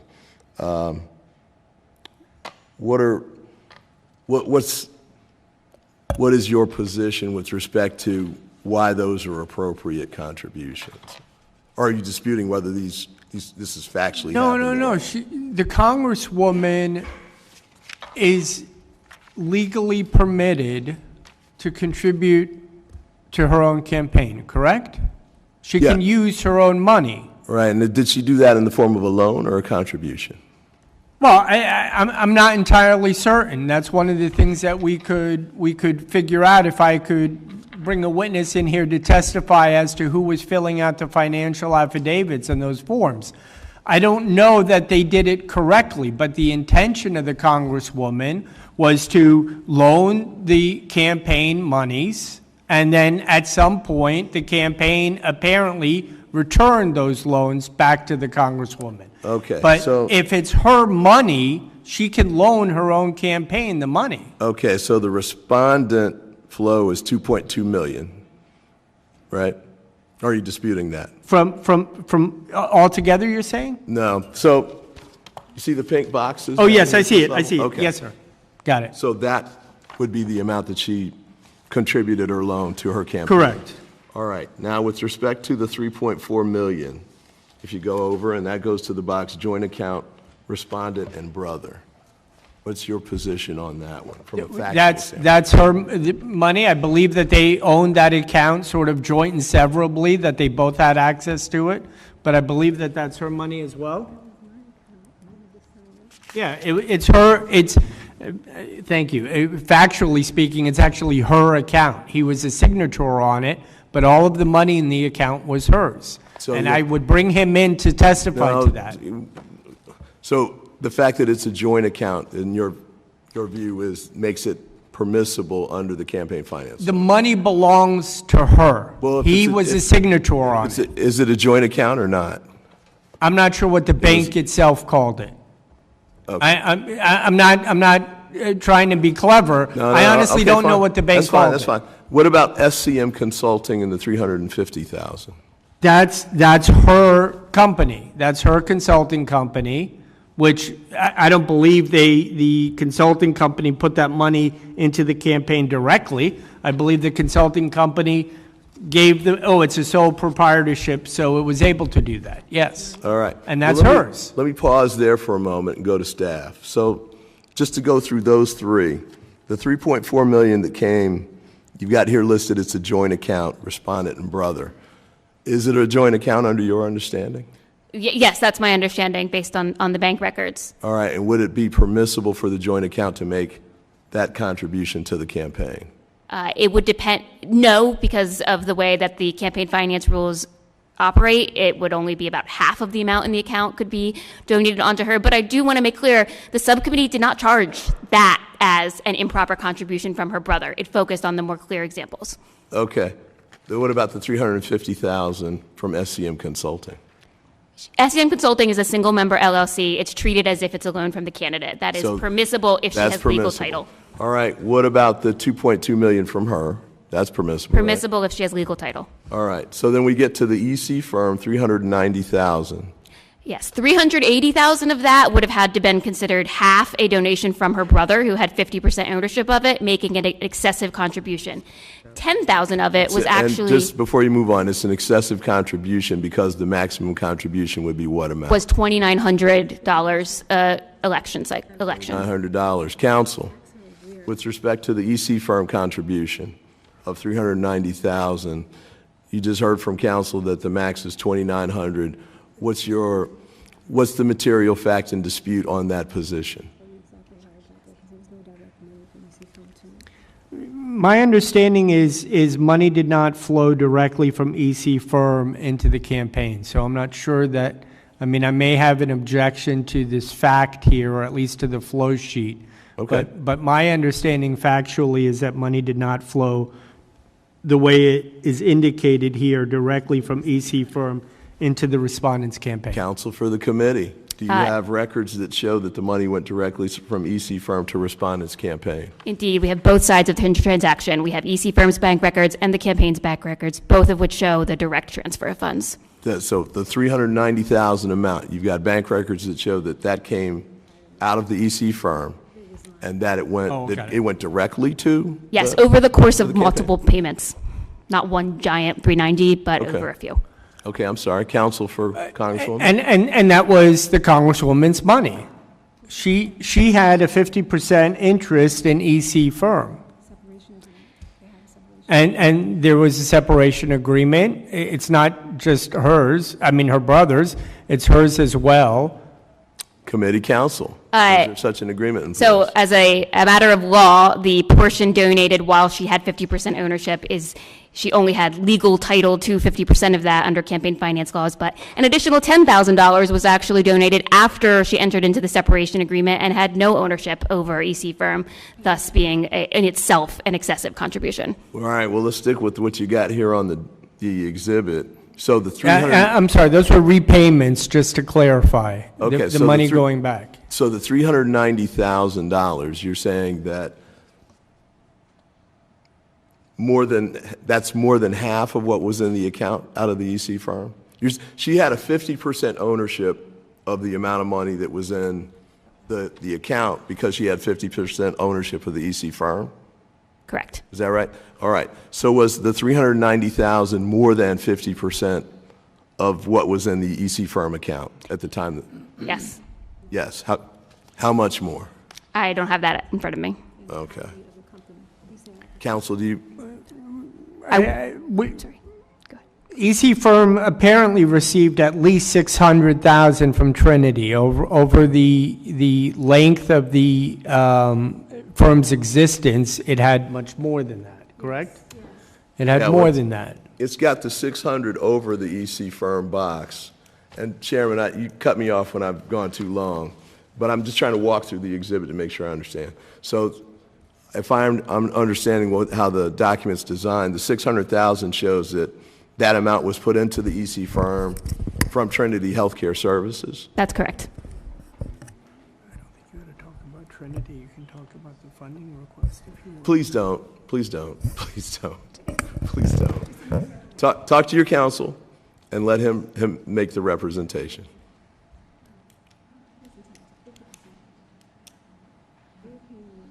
That was good of you to do that.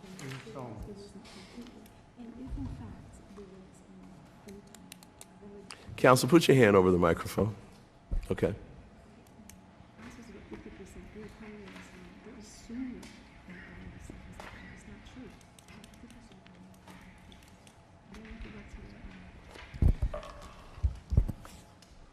As I said earlier, the Congresswoman was entitled to 50% of the EC firm, and they were paying out over time in installments those payments. Can I go the rest of the way across the chart? Okay. Just to make sure I understand what this is. Let's go to respondent's brother, that box. That's 200,000 come in, 5,800 goes out. I guess the position would be that is the 2,900 and 2,900, that's permissible under the campaign finance law. So counsel, for the committee, what's the position? That is not the basis for the IAC's charge, the $5,800. The basis is the arrow going up for many in-kind contributions made through various shell companies. All right. Well, so far now, the only box that's relevant to the charges is the 390,000. Is that right? To which charges? I mean, to the these SAV boxes, charges. Well, no, to the extent that some of the charges relate to the loans that did come from her personally, there are charges relating to the fact that they are not considered to be one she has personal title to. Although I don't think any charge relies wholly on it. Okay. Yeah. Let me go to respondent's sister. That's 2,800 that comes out? You get 2,800 directly, yes. That goes direct, and that's a permissible campaign contribution? Yep. All right. And then Nadaj LeBlanc and her LLC. Is that 5,800? Yes. All right. Are you saying that's permissible or impermissible? We're saying that was a conduit contribution as part of a straw donor scheme whereby the sister provided the funds to Nadej LeBlanc to contribute to the campaign. And that is based on what, a bank record that you got? Bank records and text messages. There's a text message where the Congresswoman explains that the max is 2 checks of $2,900, and that is why her sister gave Nadej the money. Is that one of the exhibits in the motion that you filed? It is. It's also on the PowerPoint. Okay. All right. I'm going to end on this page. I'll come back later. But so on this page, if I'm seeing this correctly, the 5,800 from Nadaj is, counsel's alleging that is which count that's violated there? Count 7 and count 7.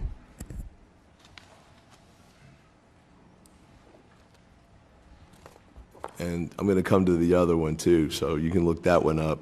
That's the 390,000, I guess. Which count does that go to? The 390, which one is that part of? That is Apologies. from EC Firm. That's the one where you're saying that it was more than half of the amount that the firm had. Which count does that go to? That goes towards count 5, but it's not the only basis for that count. Count 5. Okay. So And the last question. So for the other blocks of money going to the respondent's campaign, those are not alleging, correct me if I'm wrong, you're not saying that those stand for allegations of particular counts in the SAV?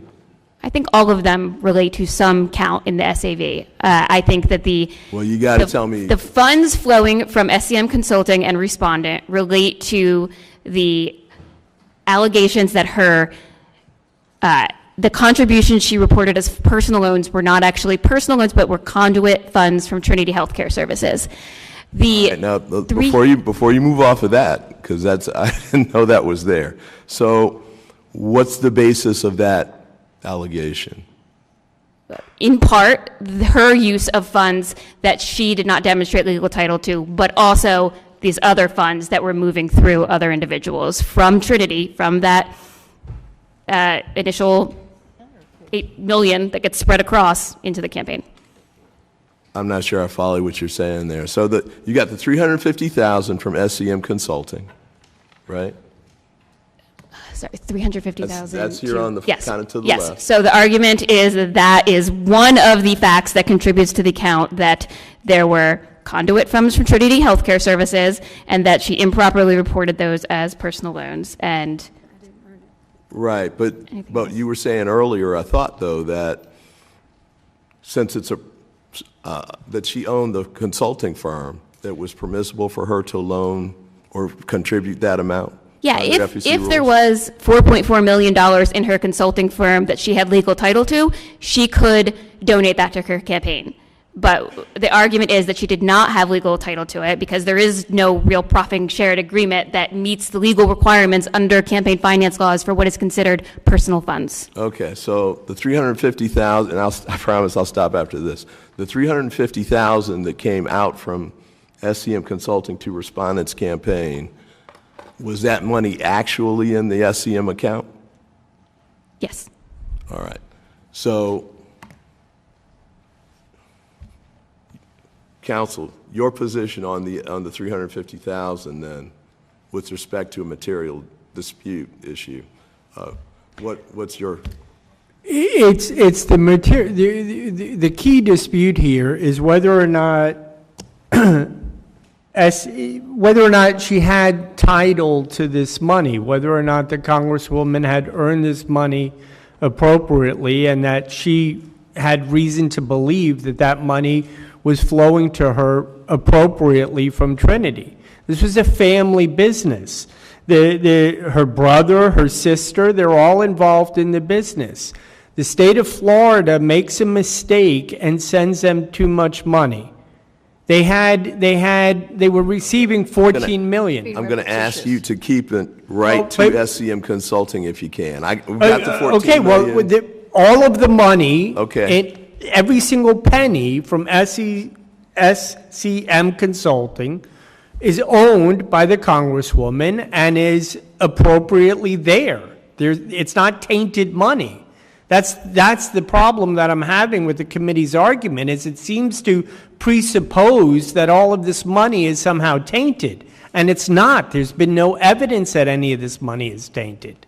This money was all appropriately transferred to SCM Consulting. It was all appropriately transferred to her brother and sister. There's nothing wrong with any of that. Let me yield back. I thank the chair for your indulgence, and I'll come back. I do want to, if we get another round, I'd like to ask about the 2022 reelection funds, kind of same line of questioning. Is there one thing that I can add, please? Yes, sir.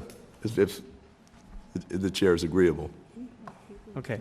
Yeah, not only is this a question of them receiving appropriate profit sharing from Trinity, but that money was earned. That work was done.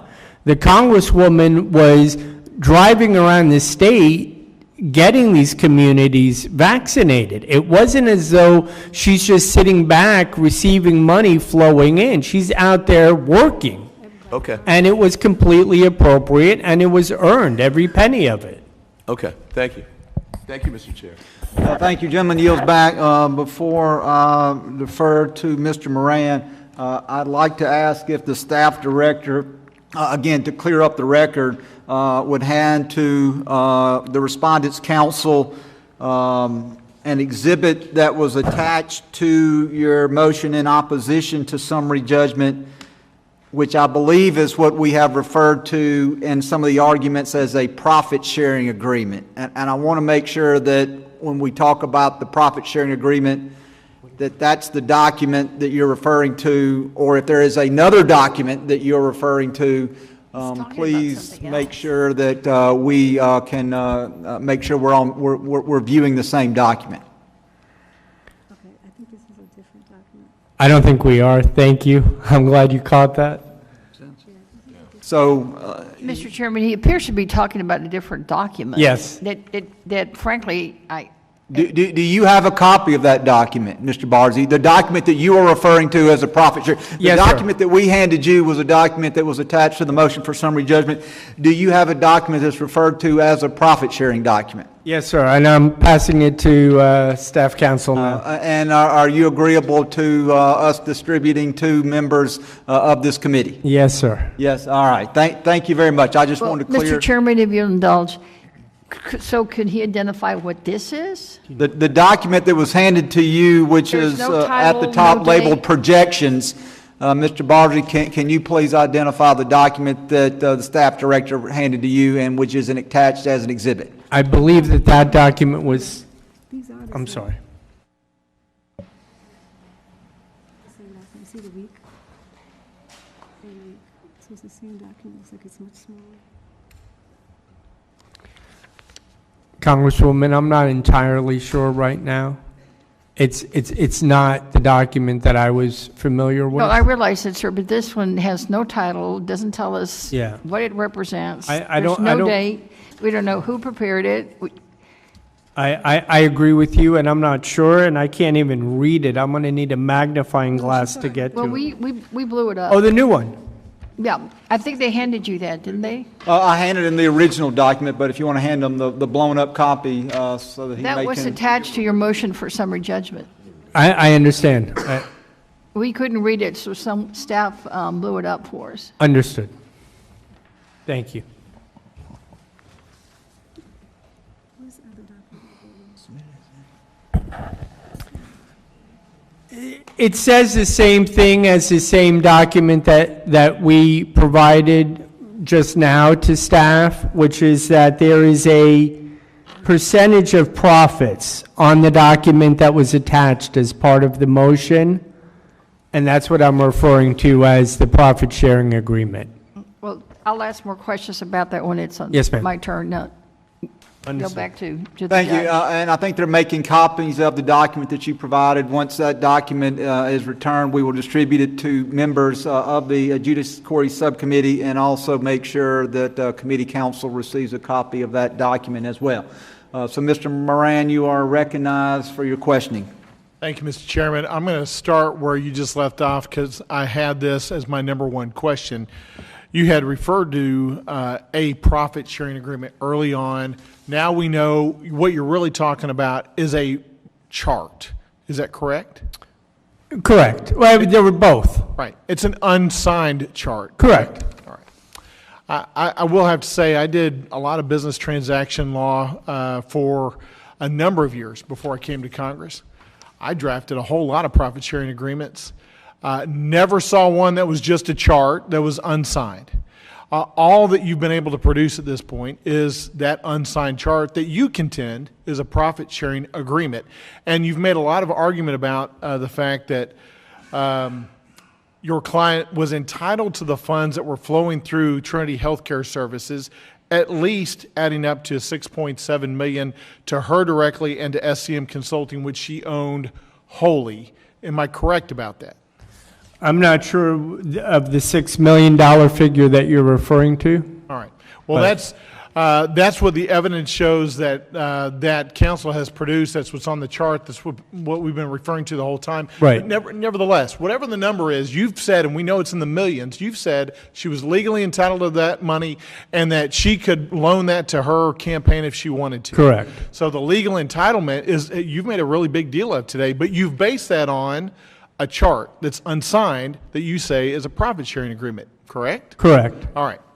So that's very interesting to me, and I think should be instructive because considering that we've been undertaking this investigation for more than 2 years, I would think that if it was my client, day one, I would say, you know, a whole lot of the magnitude of the allegations here is wrapped up in whether or not you had an entitlement to at least $6.7 million worth of money flowing from Trinity Healthcare Services that you say, quote, are appropriate profit sharing, and which you also argue is she's entitled to for driving around the state talking to people about vaccines.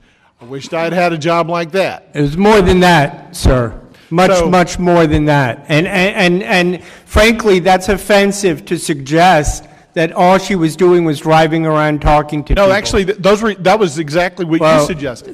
And you also suggested that I think it's frankly offensive that you would suggest that an unsigned chart actually qualifies as a profit sharing agreement. Now, let me move on and talk to you more about that, because if in fact your client was entitled to that under a profit sharing agreement, I would think day one I would say, hey, give me the signed profit sharing agreement, let me turn it over. And your client in 2 years has not done that, even though she was asked by counsel to do that at the very beginning. Now, I'm going to come to counsel here in a second and ask us... May I respond to that? Sure, go right ahead. Congressman, this is a family business. Not every family business in the United States hires lawyers and puts everything in writing and creates corporate documents. Sometimes family businesses are decided around the kitchen table, and there's an agreement and there's an understanding. If you're I'm not saying that this is a profit sharing. $7 million, actually you're getting $14 million from the state of Florida, and you're then taking at least $6.7 million of that for yourself, I would think that you would want to document that. I want to come to counsel for a second and ask you about the statement you made at the very beginning, because you talked about opportunity for the respondent to clarify, to provide a list of witnesses and exhibits that might exonerate her or provide facts that would contest the facts that you were looking at. Talk a little bit about the timeline and the opportunities that respondent has had over the past couple of years to provide a list of witnesses and exhibits that she could then rely on to provide some kind of contest to the facts today. So Congresswoman's opportunities have been myriad. Most recently, in connection with this hearing, there was a pre-hearing schedule set by a certain deadline. She could provide a list of witnesses that she wanted to call here today. She did not submit a list of witnesses. She could have provided any information. She could have sought subpoenas, and she did not do that by the deadline set in the pre-hearing schedule. But that's just this most recent adjudicatory phase. She has also been provided with every opportunity throughout the 2-year investigation, because the investigation is not a prosecution. It's an effort by her colleagues to understand what happened. And I think something that has not come up yet but is notable is this investigation came from a referral from the Office of Congressional Conduct. And when the Office of Congressional Conduct makes a referral, they write a report with their findings, and we give a copy to the respondent. And we say, please respond to this. Tell us if they got anything wrong, anything you want to add. Counsel has made some reference to her prior counsels denying the allegation, but that's not an accurate representation of the responses that her prior counsel submitted on her behalf. It really sidestepped a lot of the allegations that were put forth by the Office of Congressional Conduct. And then subsequently, when we followed up through requests for information in the normal process, seeking information about what was in that referral and other allegations that came to light, her responses were limited. We did not get profit sharing agreements. We did not get direct responses. And at all times, she was free and often encouraged through her counsel to provide an explanation for what was going on here. We never got one. Thank you, counsel, for that clarification, because I think that's what's most telling to me is if we were really dealing with a contest of fact, those facts would have been presented in documentary form by the respondent at some point over the past 2 years, or at least provided by her counsel over the past 2 years, and they have not been. I want to also reemphasize something that you mentioned earlier. I want to be sure that this is clear for the record. If a member delegates authority for filing her disclosures, managing finances, can she delegate legal responsibility for compliance? So the answer is a little more complicated depending on whether you're asking for legal responsibility from the perspective of the House and legal responsibility from the perspective of the Federal Election Commission. The Federal Election Commission does have the treasurer as the person with liability for the campaign's conduct, and the extent to which the candidate can be held responsible for that is maybe a little more complicated and also immaterial, because as a member of Congress, her obligations are greater. And the committee's longstanding position is that she is on the hook from an ethics perspective for the conduct of her campaign. And I think I heard you say earlier, or Sydney, when she was giving her presentation, that was it 60 or 16 times she filed a financial disclosure that was incorrect? 60, maybe 61 since her most recent filing may have occurred since then. 60 times. All right, thank you. I yield back. Gentleman yields back. Before I refer to Ms. Garcia, want to make sure again, just getting back to the document, there has been a document distributed. I have a copy here. And again, just want to make sure this is the document that we've been referring to as a profit sharing agreement. The heading of that document says projected financial report XLSX, and at the very top it says Gmail. Is that the document that you're referring to? Yes, but I don't mean to say that that is a formal legal profit-sharing agreement. What I'm trying to say is that that is evidence of a profit-sharing agreement that existed with the family members around Trinity Healthcare, just to clarify. Yes, sir. And committee counsel has been provided a copy of this document. Is that correct? Yes, we have now. All right. I would like, just for the record, to be clear that we will introduce a copy of this into the record. I've written on mine, so I'd like to introduce a clean copy. We have one here, so we will make sure to make this an exhibit to the record. So if there are any questions, the record is clear as to the document that we have been referring to. Do you have any objection? None whatsoever. Any objection from committee counsel?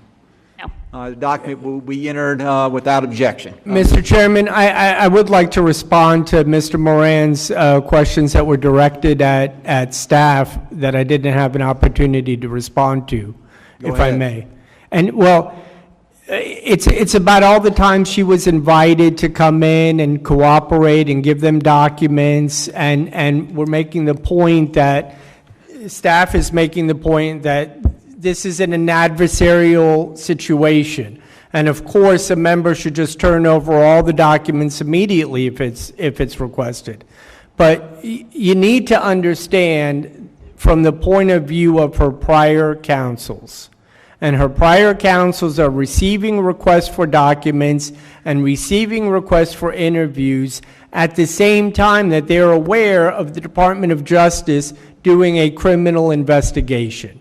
And so her prior counsels did what prior counsels will do in that type of a situation, and they will advise the person that they have to be careful, that they have a Fifth Amendment right to protect. And so I don't want it to sound like she was ignoring this committee, because that's not what was happening. There was no disrespect meant to this committee. What she was doing was following the advice of following the advice of counsel that was based on those attorneys' beliefs that whatever materials she was turning over, whatever she was going to say to the committee, could turn around and be used against her. There is no secret here that the Department of Justice has a very close relationship, working relationship, with committee staff.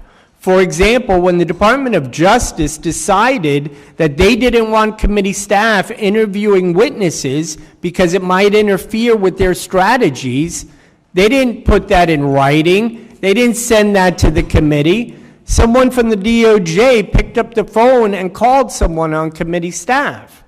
So you can understand why her prior attorneys would be a little reticent to turning over files and documents, knowing that they're all going directly to the DOJ, who is in the process of investigating her. Why would her prior counsels allow her to just give up her Fifth Amendment right automatically? There's no disrespect to the committee, sir. She's cooperated. She's had attorneys. I understand it hasn't gone quickly. I get that. But with all due respect, this is what she was advised to do. Mr.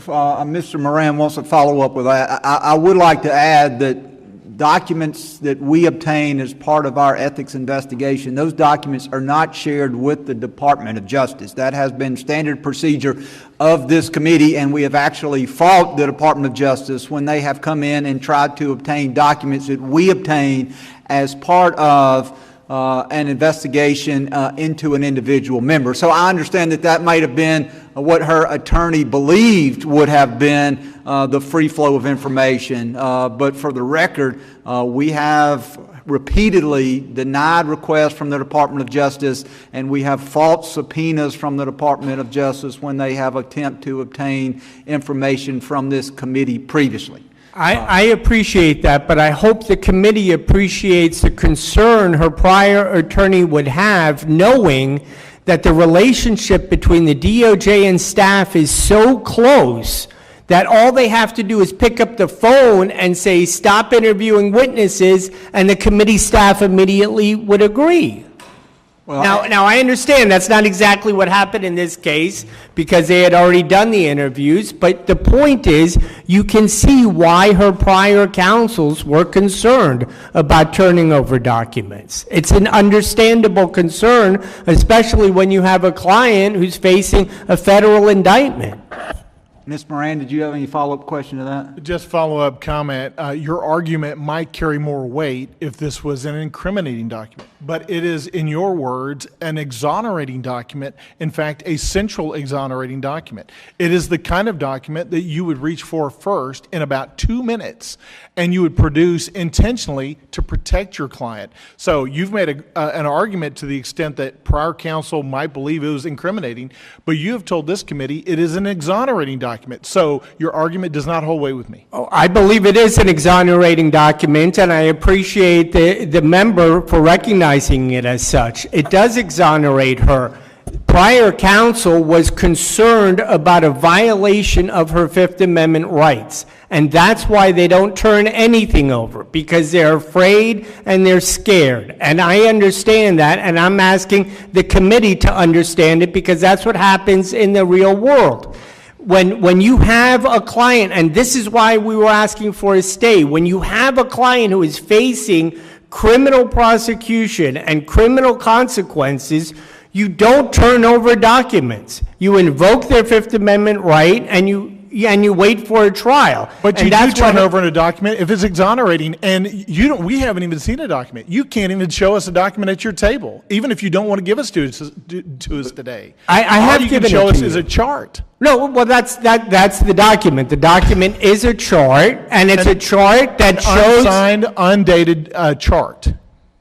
Sir, this is a family business who make agreements around a kitchen table, and there's an agreement that mom's going to get 10% and brother's going to get 20%, and you're suggesting somehow that that's nefarious. That's how family businesses work. They don't always run downtown to get a lawyer to put everything and memorialize everything.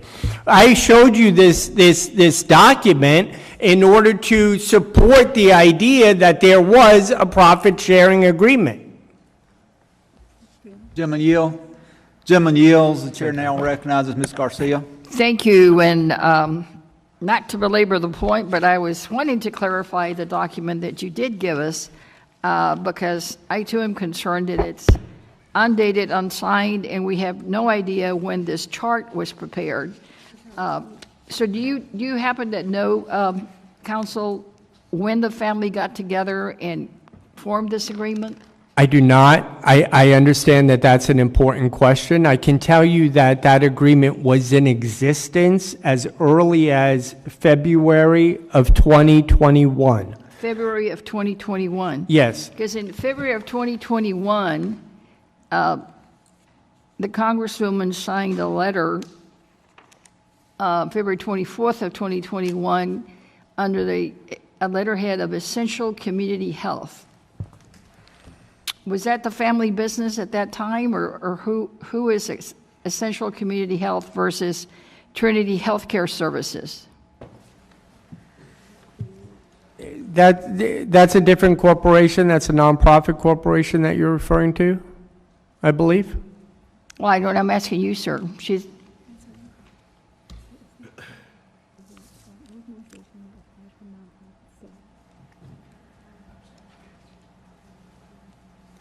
this purports to be the beginning of the request for participation in the state's COVID-19 vaccination registration as soon as possible. And then she outlines the project.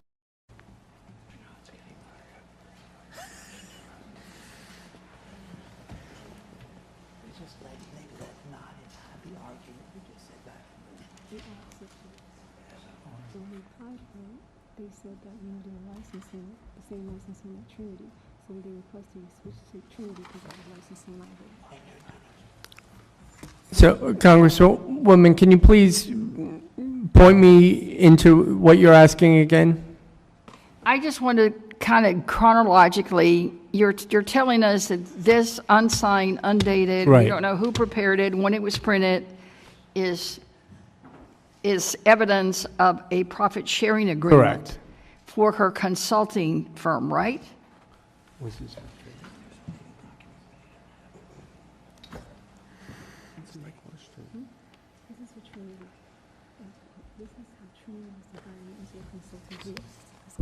Trinity. Okay, because the document I have is dated February 24th, 2021 from Essential Community Health. It says Sheila Cherfilus-McCormick, JD, co-founder. That's the letterhead.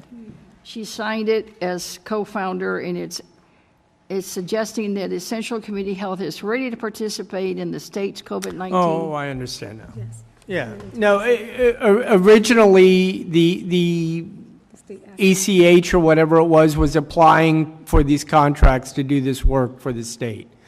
They weren't able to do it because they didn't have all of the correct licenses, but they entered into an agreement that they were going to do it. When they discovered that there was a licensing issue, the contract got transferred over to Trinity, is my understanding. All right, and then Trinity, she signs it as CEO, Trinity Healthcare Services, Correct. LLC. Correct. So is she the CEO of Trinity Healthcare, or is she the consulting group? She was the CEO of Trinity Healthcare Services. But she also had the consulting group? She also had a consulting group for tasks that were outside of what her designated job duties were at Trinity. Okay, because your projected financial report lists her as executive director, not as CEO and not as co-founder. She's the executive director of SEM Consulting. Okay, because it doesn't refer to, because it says number of corporate administrators. I thought she was an LLC and not a corporation. No, I mean, Trinity's a corporation, right? Yeah, Trinity's an LLC. I see what you're saying is that the words here says corporate administrator. I don't think that indicates their Well, I'm just official. trying to figure out what her role is, because you say this purports to indicate that she worked 84 hours a week at a pay of Correct. 70. I'm assuming that's $70? Yes. Correct. Independent contractor on site of a different. And that began in 2021? As far back as, yes, 2021, correct. Okay, because there's no year on this projected I see that. financial statement, sir. And You know, it doesn't tell us when it was- When was this printed? I don't know, but it's attached to an email that we do have a date on of March 5th, 2021. Do you have the Yes. email to introduce today? Yeah, I'll give that to staff and with the chairman's permission, it'll be distributed to the members. Any objection from committee counsel? Have you seen the document? No objection, have not seen it. Now, if I'm reading this correctly, it says 50% of profit. Correct. If it's I'm just trying to figure out how you figured out 50%. I'm trying to make sense of this financial report, and it's really hard to do that.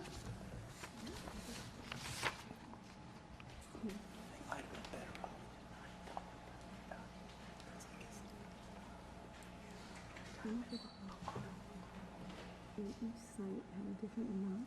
So you say my real estate, each site had different ones. So we can look over it because my dad was sick. Okay. And this is how we were going to expedite it or we would execute. I mean, the document in front of you is not intended to be a contract or a legal document. I'm offering it as evidence to show. Well, I understand that, sir, but you've maintained throughout this hearing that she had a consulting firm. Correct. That she was entitled to all these dollars, and that it was solely hers. But this suggests that she was an executive director. There was a program operations director who was Edwin, a program manager, Nadej, an administrator, Marjorie, and Marie Smith, and they all have profits in there, and it totals 100%. Yeah. But I don't know that all those are the family members that sat around that table to make this agreement that you keep talking about. Right. Are all these people the relatives? Yes. Except for Who is Except for, wait, I'm sorry, one of them is not, who's not a relative. Nadej. Nadej is not a relative. That's my mother. So we had an interloper at the family table? She's like family. All right, I'm just trying to make sense. No, of I the get it. I documents. get it. This is not how business is generally usually conducted in big corporations. Usually when you're dealing with multi-million-dollar. I don't want to get into that, sir. I just want to understand this document. So in the federal funding world, I mean, I don't see a profit. It's usually work done by nonprofits that get federal funds. What do you what was considered profit? Trinity wasn't a nonprofit. Trinity was a corporation that made profit, and the family members had an agreement. Family members plus Nadej had an agreement as to how they Florida were. gave federal dollars to a for-profit company to do healthcare work? Yes, well, the federal funds went to the state of Florida, actually, and then the state of Florida hired corporations to help them get people vaccinated. Well, I'll ask you I mean, again. the same way the state contracts with a Yeah, I hospital don't- or a clinic. I just want to know, how did you determine profit? No. Because you seem to suggest that if Florida gave you $5 million, whether it was an overpayment or not, that she was entitled to half of that, Counsel, which is really just the grant or the money you're being given. No. This, Counsel, I would push your mic away when you talk to your client. okay, thank you. No, these weren't grants. These were payments that were being made for services rendered. Sir, if you would just answer the question, how is the profit determined? Okay, give me a second.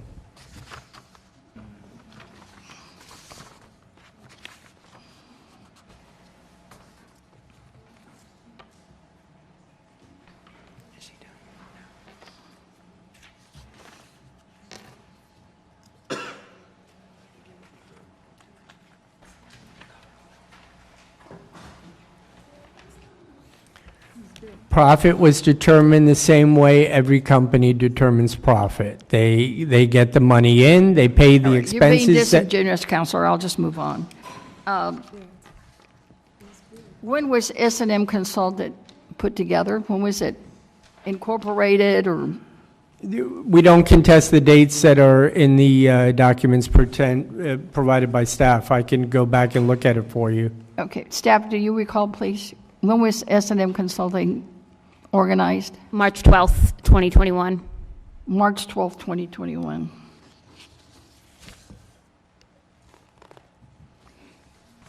And this work was being done in February and. Okay. So you actually incorporated, you put the consulting firm together after this profit sharing agreement? Yes, I believe that's accurate. Okay. I'll pass for now. Thank you. Gentlelady yields. Chair now recognizes Mr. Knott. Thank you, Mr. Chairman. Mr. Barzee, I want to start back with where Mr. Moran left off.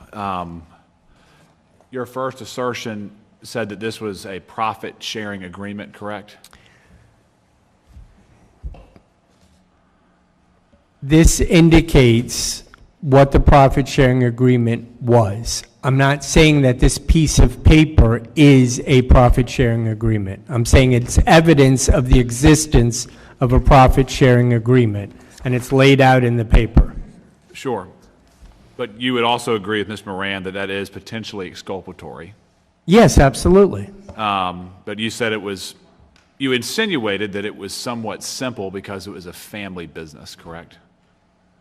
No, I'm saying the way family businesses work is they don't always run downtown and hire expensive lawyers to draw up complicated documents. Sometimes they just come to an agreement around the kitchen table. And that's what happened here. Her father was suffering from COVID. The family came together. They had a meeting and they discussed how they were going to divide things up. They did it at her house. Okay. You are aware that your client and her husband are attorneys, I believe. Are you aware of that? I am. Okay. It just seems remarkably simplistic given the... No, not if you're dealing with people that you trust. Well, we differ on that. But well, I wouldn't make my sisters sign some kind of agreement with me. If I borrowed $50,000 from my sister, there wouldn't be a contract. We wouldn't agree to it in writing. We would just agree. You're making a lot of references about the family business and corporate structures and so on and so forth. I'm just making the point. It seems remarkably simplistic given the structures that you've referenced. But we'll disagree. We will agree to disagree. I want to go back to the second point you made that the reason why this was not turned over beforehand and the reason why there was not any compliance with the request for supplemental information from staff is because she was advised by counsel, your Fifth Amendment could be compromised. Do not turn this over. Correct. So this is the part that I had the biggest question about because failing to comply, failing to file a financial disclosure actually makes you more prone to be investigated, would it not? I believe it would, yes. So counsel was saying don't do something that will make your light shine brighter for the investigators, correct? I want to understand that we're both talking about the same thing. You're saying that failure to turn over this document to staff? Failure to fill out the required financial disclosures. Right, that should have been done. Should have been done, but was it your testimony or your argument that her previous counsel? No. I'm saying counsel advised her not to turn over different things like this. But it was her own decision not to comply with their inquiries into the financial disclosure. No, whatever the committee's requests were made. Yes. The committee was making the request. She was represented by counsel at the time, and counsel was advising not to turn over documents to the ethics committee staff because they were concerned about her Fifth Amendment right. Okay. Period. Okay. Now, staff, I'm going to give you a chance to respond, but just so that the members can understand who are watching this or for counsel, in regards to the congressional financial disclosure reports that we're referencing here, this is not some zero tolerance gotcha game, is it? Absolutely not. The committee recognizes that people inadvertently fail to file or make errors in their disclosure. Sometimes. And matter of fact, it can be fairly common that members do forget to file, or they file a copy and pasted version from last year, or there could be ambiguities that need clarification, correct? I think we had stats hovering around 30% of members have some error that needs fixing. And that's year over year, correct? Yes. Okay. Now, in regards to what's been maintained, can I get the page number 6, the flow of Trinity funds from 21 to 22 on the screen? Taking a more bird's eye view here, I want you to respond, staff and counsel. the narrative, as I understand it from the respondent, is essentially that this was an established business. There were existing business operations. There was, on behalf of the state of Florida, there was a $5 million surcharge into these accounts. And then once that was noticed, there was an agreement to essentially repay.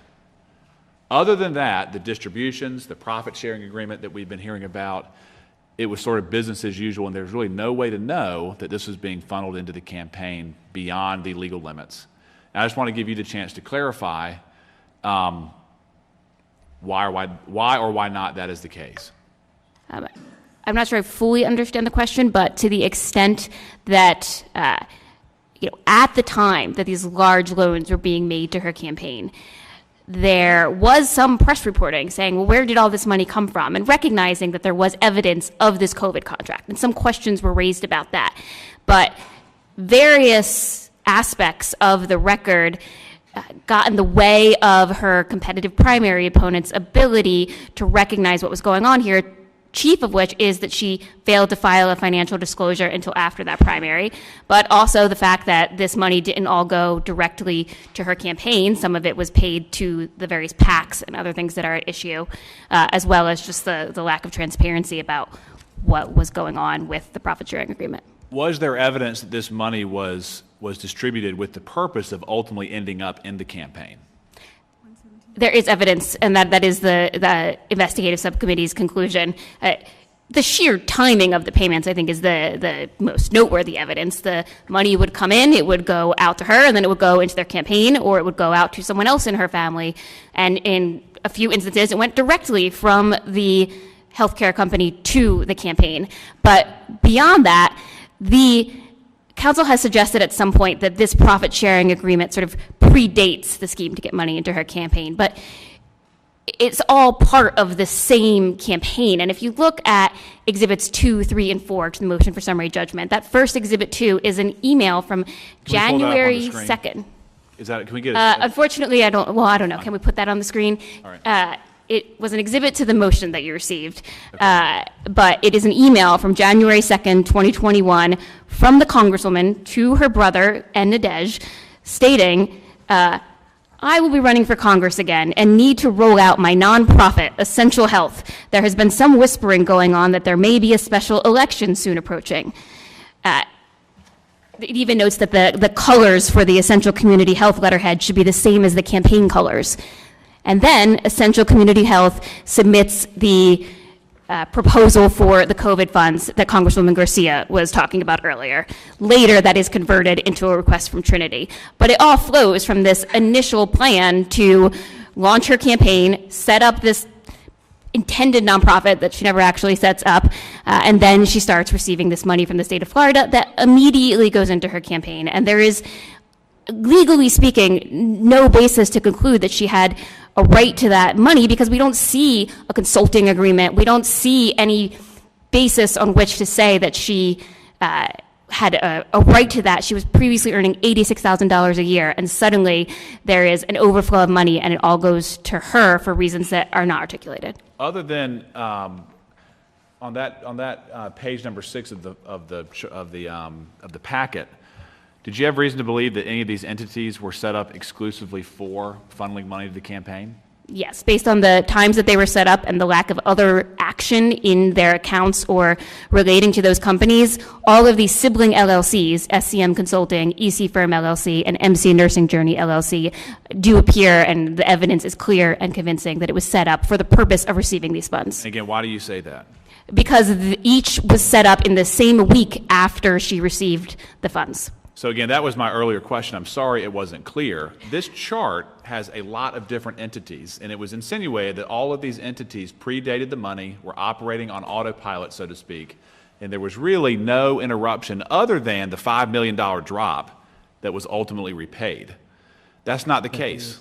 These are not all independent and functioning entities apart from the campaign. That's the conclusion that I'm trying to reach.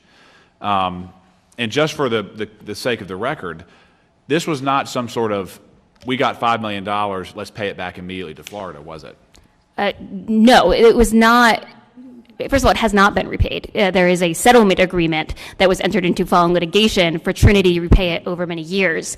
But there was a lawsuit to reclaim the $5 million Yes. that they accidentally gave to the McCormicks. That's correct. Okay. No further questions, Your Honor, or excuse me, Mr. Chairman. May I respond to some of that? Yeah. First, there's some confusion about the financial disclosures and what her prior lawyers were advising her to do. Her prior lawyers weren't advising her not to file financial disclosures. I misunderstood what you were saying. Okay, I was all trying right. to clarify that. Okay. No. Understand why I was confused. Now I do, yes. Yes. No, they were not advising her to not file financial disclosures. You were referring to this alone, not the disclosures required by law. That's Correct. That's what the delta Correct. was. Okay. And I apologize for that. All right. The second point I'd like to make is that Essential Community Health managed projects. They did work. Right. They were out in the field doing work. So the committee shouldn't get the false idea that these are just corporations set up for the purposes of transferring money from one entity to another. If Essential Community Health is out there passing out food and knocking on doors and passing out masks in underrepresented neighborhoods and lining people up for vaccinations, it's much more than just a shell. It's an ongoing, active part of the community, and that's what was happening with it. So don't mistake that for a moment. The second most important point that I'd like to make is my understanding is that the overpayment, the mistake made by the state of Florida, was made sometime in July of 2021. These different entities that were set up prior to that happening. So it's not as though, there's some big windfall and then everyone runs out to set up corporations to get money. That's not what happened. And I just wanted to clarify that. Thank you. And one final thing we want to is that they didn't receive their first payment from the state under the contract until April of 2021. And LLCs were created. And the LLCs were created, these different LLCs were created in March, prior to them receiving that money from the state of Florida on the contract, and prior to receiving any of the mistaken money that the state of Florida sent them. So all of that was set up ahead of time. Committee is telling a story that makes it sound like Trinity gets $5 million and then everybody runs out and sets up these corporations in order to hide all of the money. And that's just factually, and this is a factual dispute that we have, that's factually incorrect.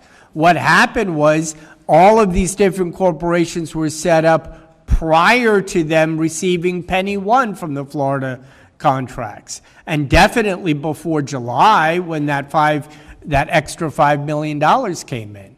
And keep in mind that the state of Florida paid Trinity $14 million.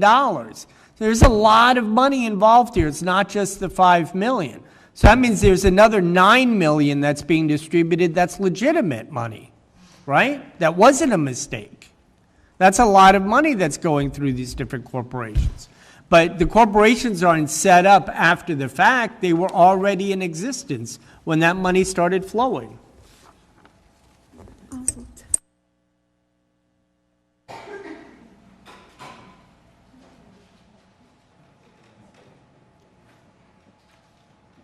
Mr. Nani, follow-up to that? Chair recognizes Mr. Subramanya for his questioning. Thank you, Mr. Chair. Counsel for the committee, I was wondering if you could bear with me, if you could actually go through sort of the mens rea, where intent is required through some of these counts, or through many of these counts. If you could just walk. Sure. I'll ask our clerk to return us to the PowerPoint slide that listed all 27 counts so that we can talk through them individually. So The first 18 counts are the various campaign finance related counts, and some of them have mens rea requirements that require the knowledge and willfulness of the Congresswoman, but many of them do not. Can I get a copy of this, please? This document It's page 4 of the PowerPoint document you've been provided. Thank you.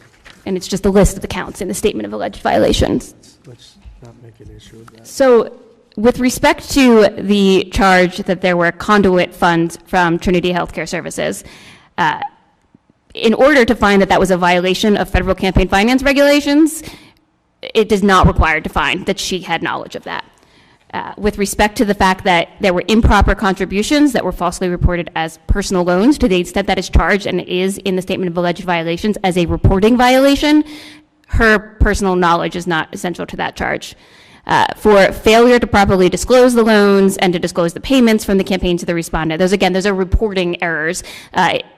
Those are violations regardless of whether she was aware of them. For the acceptance of improper campaign contributions from her family members, her friend, various PACs, etc., to the extent that those contributions were intended to benefit her campaign, they were improper contributions. I do think that in order for her to be held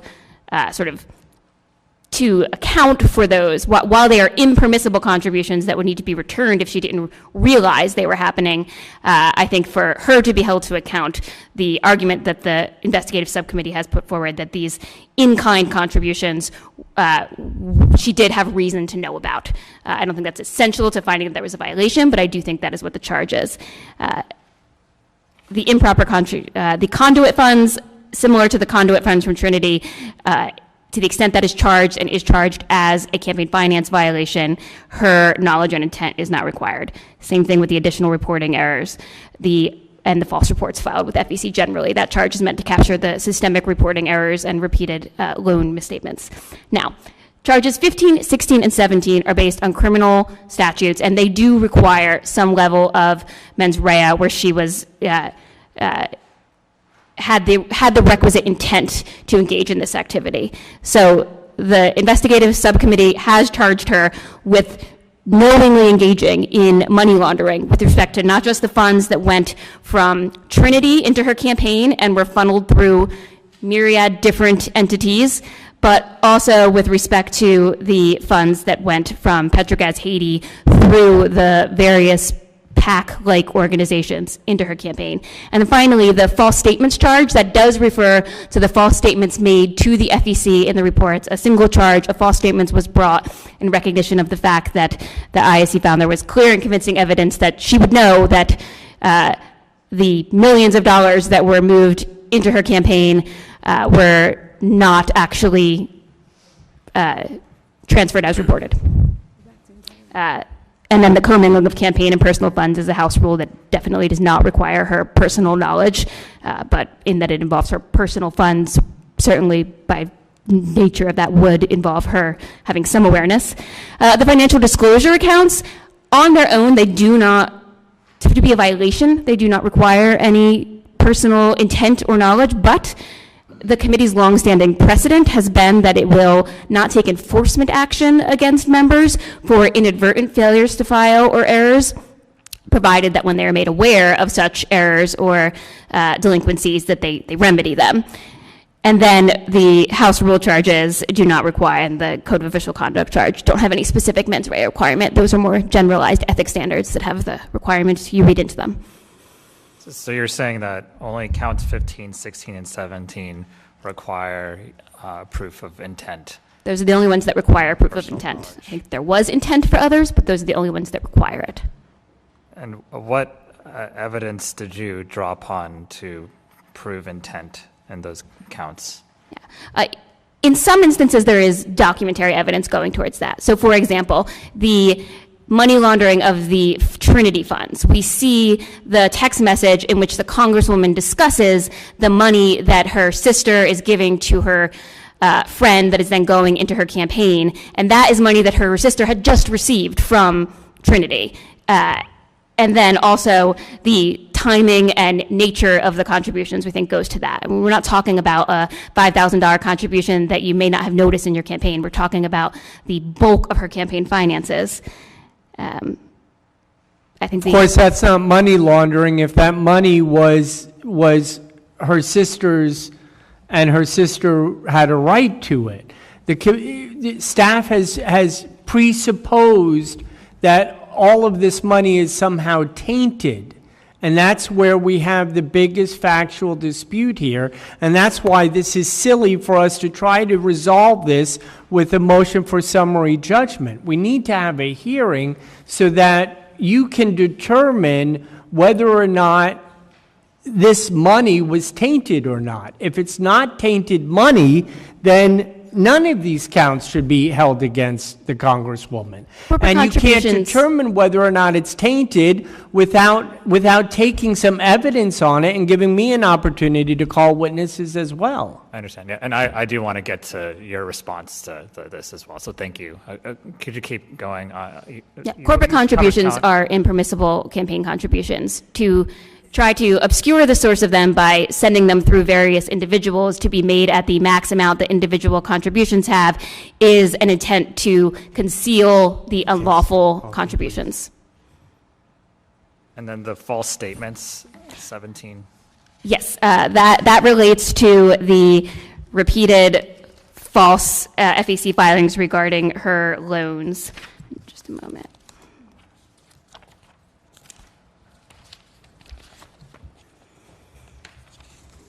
The respondent has argued that she wasn't responsible for her FEC filings, and so even agreeing arguendo that she wasn't involved with it, aware of every misstatement on her FEC filings. That's what some of the earlier charges are meant to get to, the systemic sloppiness of the filings.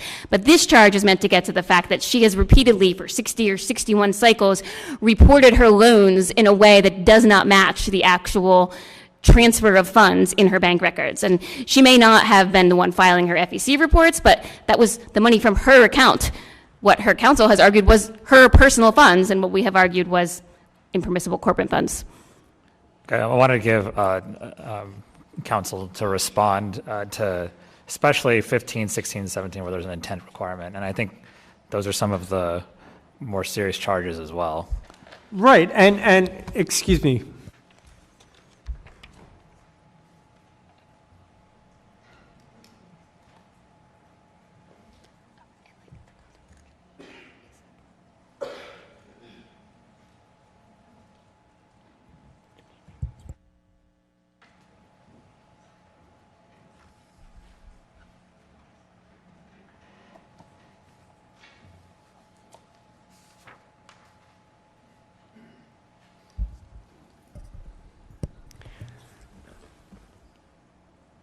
Money laundering is a federal crime, and it presupposes that there is a taint on the money. The money is ill-gotten gains, or the money has been flown through or transferred through some account in order to conceal its source. That's what money laundering is. Every single penny that went into Trinity came from the state of Florida. All of that money was paid by the state to Trinity. Trinity has that money. It's not money laundering at that point, right? Can we all agree that the Florida sending Trinity a check is not evidence of money laundering? Trinity then takes that money that they receive from the state of Florida to do all of these different vaccination projects, and they pay out their expenses, they pay out all their employees, and then if there's money left over, it is distributed pursuant to their family agreement, what I call the profit-sharing agreement. Every individual that received funds worked for those funds. There was nobody, and I don't think the committee has competently suggested that there was somebody getting money who wasn't working, who wasn't doing something in return for it. So the idea that the Congresswoman is somehow guilty because Trinity paid out money to those different corporations in the flow sheet is absurd. You would have to come into a courtroom and argue that the money from Trinity was somehow tainted, that it was illegal, or that none of these groups deserved the money, and staff hasn't even made that argument. The Congresswoman was out there working. Everyone else, all of the individuals, including her brother, including her sister, including Nadej, they were all out there working all day. They deserved a piece of whatever, they deserved to be paid for their work, and if they were part of the leaders of Trinity and everyone agreed, then they deserved a particular profit sharing. That's what was happening, and to call that money laundering is based on a false premise that this money is tainted because Trinity didn't deserve to get the money from the state of Florida. And it may be true that Trinity did not deserve to receive that extra $5 million, but Trinity didn't cause that to happen. The state made a mistake. Now, we can talk about whether or not Trinity should have caught it immediately, should have given it back immediately, whether or not it was improper for Trinity to hold on to it as long as they did before entering into an agreement to prepay it, to pay it all back. Like, we can talk about those things, but when that money flows from the federal government to the state of Florida, from the state of Florida to Trinity, that is all 100% legitimate and above board. And when Trinity distributes it to the different family members and different organizations that the family members are doing work for, that's completely appropriate also. Another member said, well, the dates that these corporations were open, it's problematic. Well, they knew that they were going after these contracts. They knew that all of this work had to be done in the field. The corporations were set up prior to them receiving the money, prior to them being paid. There's no way that this committee could grant a summary judgment motion on these kinds of counts when there is no intent that's been proven. In fact, it hasn't even been proven that the money is tainted and would fit under the definition of money laundering. I understand that there were significant problems with filing the proper paperwork. We get that and we understand that. There's an affidavit from somebody saying someone else was handling 95% of the filings with the FEC. Now, do the committee rules require staff to prove by a clear and convincing evidence that the Congresswoman had the intent to file the wrong FEC files? I don't know. Maybe it does or maybe it doesn't. That's really not the point. The point is she wasn't the one doing that. That was somebody else. We have a factual dispute on that, and I would like an opportunity to be able to flush that out for you, to call in witnesses and to cross-examine witnesses to determine who actually filed these FEC forms that were wrong. Were they doing it under the direction of the Congresswoman, or were they doing it under the direction of somebody that was working for the campaign who claimed they knew how to fill it all out, and it turns out they lied? There's a big difference there. And the only way we can get to that kind of nuanced decision on any of these issues is by having a full hearing. That's what trials are for. That's what adjudicative hearings are for, so we can get to the truth of all of this. Right now, on this record, there's not enough. And especially when you have me now telling the committee that we are factually disputing all of these issues. Thank you. Council, how does for the committee, how does the straw donor scheme fit into the counts themselves? Do you know which ones those cover? So the straw donor scheme is not unrelated to the Trinity Funds money laundering scheme because, as I mentioned earlier, the funds that were moved into the sister's account to the friend's account into the campaign originated with Trinity, and that sort of moving of it was intended to hide the fact that it was an unlawful contribution. It also goes to the false statements piece, because that is one of the clearest pieces of evidence that she was aware of the fact that things were being reported as coming from a source other than who they actually came from. And counsel for the defendant, how would you respond to that? The money flowed appropriately from Trinity to her sister, to Nadej, to her brother, to other people, and then those people wrote campaign contributions because they wanted to contribute to her campaign. And that's perfectly permissible. Do you see the text messages? I saw one text messages that referred to the limit is 2,900. That's why the max is 2 checks, so 2,900. Right. This is why sister had to give money to Nadaj for her to make another donation. So when you give money to another person, that's generally to make a donation. Right, and if we were to read that text message alone, without any context and without hearing from the person who wrote it and the person who received it to get a little context, I could understand why somebody would misinterpret it.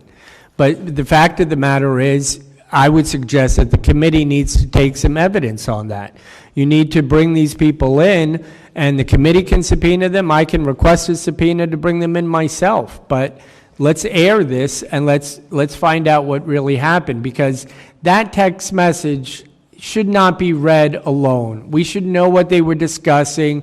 We should be able to put it in some kind of a context. And then the other string of text messages, efforts to inflate FEC reporting numbers with loans. Would you say that the same thing about those text messages as well, that we need more context for that? Yes, I mean, I would say at this stage of the proceeding that we disagree factually with the interpretation that staff has attached to these text messages. And in order to fully understand it, we would need more information and we would need to hear from the witnesses. But right now we have a factual disagreement as to the meaning behind these text messages. And then is there a factual disagreement about the money from Petrogas Haiti to Progressive People to Truth and Justice? This is page 10 of 1,000% a factual dispute, because first of all, because staff has suggested that the Congresswoman has some knowledge of all of this, and she simply did not at all. And if I have to, at an adjudicated hearing, maybe we're going to have to put the Congresswoman on the stand to testify to that. But she had no idea whatsoever that that was happening with those funds during the 2022 election cycle. So factually speaking, yes, I object to those conclusions that were drawn. The money may have flowed that way. I haven't seen the supporting documents, for example, from the Haitian government to the Florida-based corporation. I just haven't had the time to get into those documents, to be honest with you. But whether or not the Congresswoman was aware of the flow of that money, I can tell you that her position is she was not aware of it and would be happy to testify to that at the appropriate time. Counsel for the committee, how did you reach the conclusions on PowerPoint page 10? Those conclusions, the flow of money, that conclusion was reached on the basis of the clear bank records. That's incontrovertible. This is how the money flowed. As to her intent, the investigative subcommittee did believe that there was clear and convincing evidence of her intent, recognizing that when it gave her the opportunity to testify under oath to that question, she did not do so. Based on the evidence it had, it felt it was enough to show that. There's the fact that shortly before that money started to move from Petrogas Haiti into Progressive People, there are records of her having a campaign fundraising meeting with the individual who owns Petrogas Haiti and his wife. Let me stop you there. How did you know she had that meeting and that it was about this? Because of the calendar entry and the text message communications between two of her staffers asking what's this thing on the calendar and explaining that it was a meeting that had been scheduled by someone, and it says This was a meeting. reception, Petrogas Haiti fundraiser. This was a meeting with the Congresswoman in Petrogas Haiti and themselves directly, like they met. That's what was scheduled. We weren't able to question the Congresswoman or the individuals of Petrogas Haiti about the specifics of that meeting. And I think the defense here is saying that this may have happened, but there was no knowledge of this by the Congresswoman. Could you explain to us? These surrounding factors is what you're saying. Yes. So what led the investigative subcommittee to conclude that she surely knew about this was the timing of the transactions, the chain of her closest associates who carried them out, including her husband, and the complexity of it.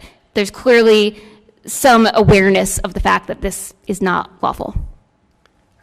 Counselor Defendant, would you want to respond? Yeah, so you heard the answer that staff just gave. It wasn't a direct answer. Basically, they're just saying circumstantially, well, it looks like that because of the timing, and it looks like that because it was complicated.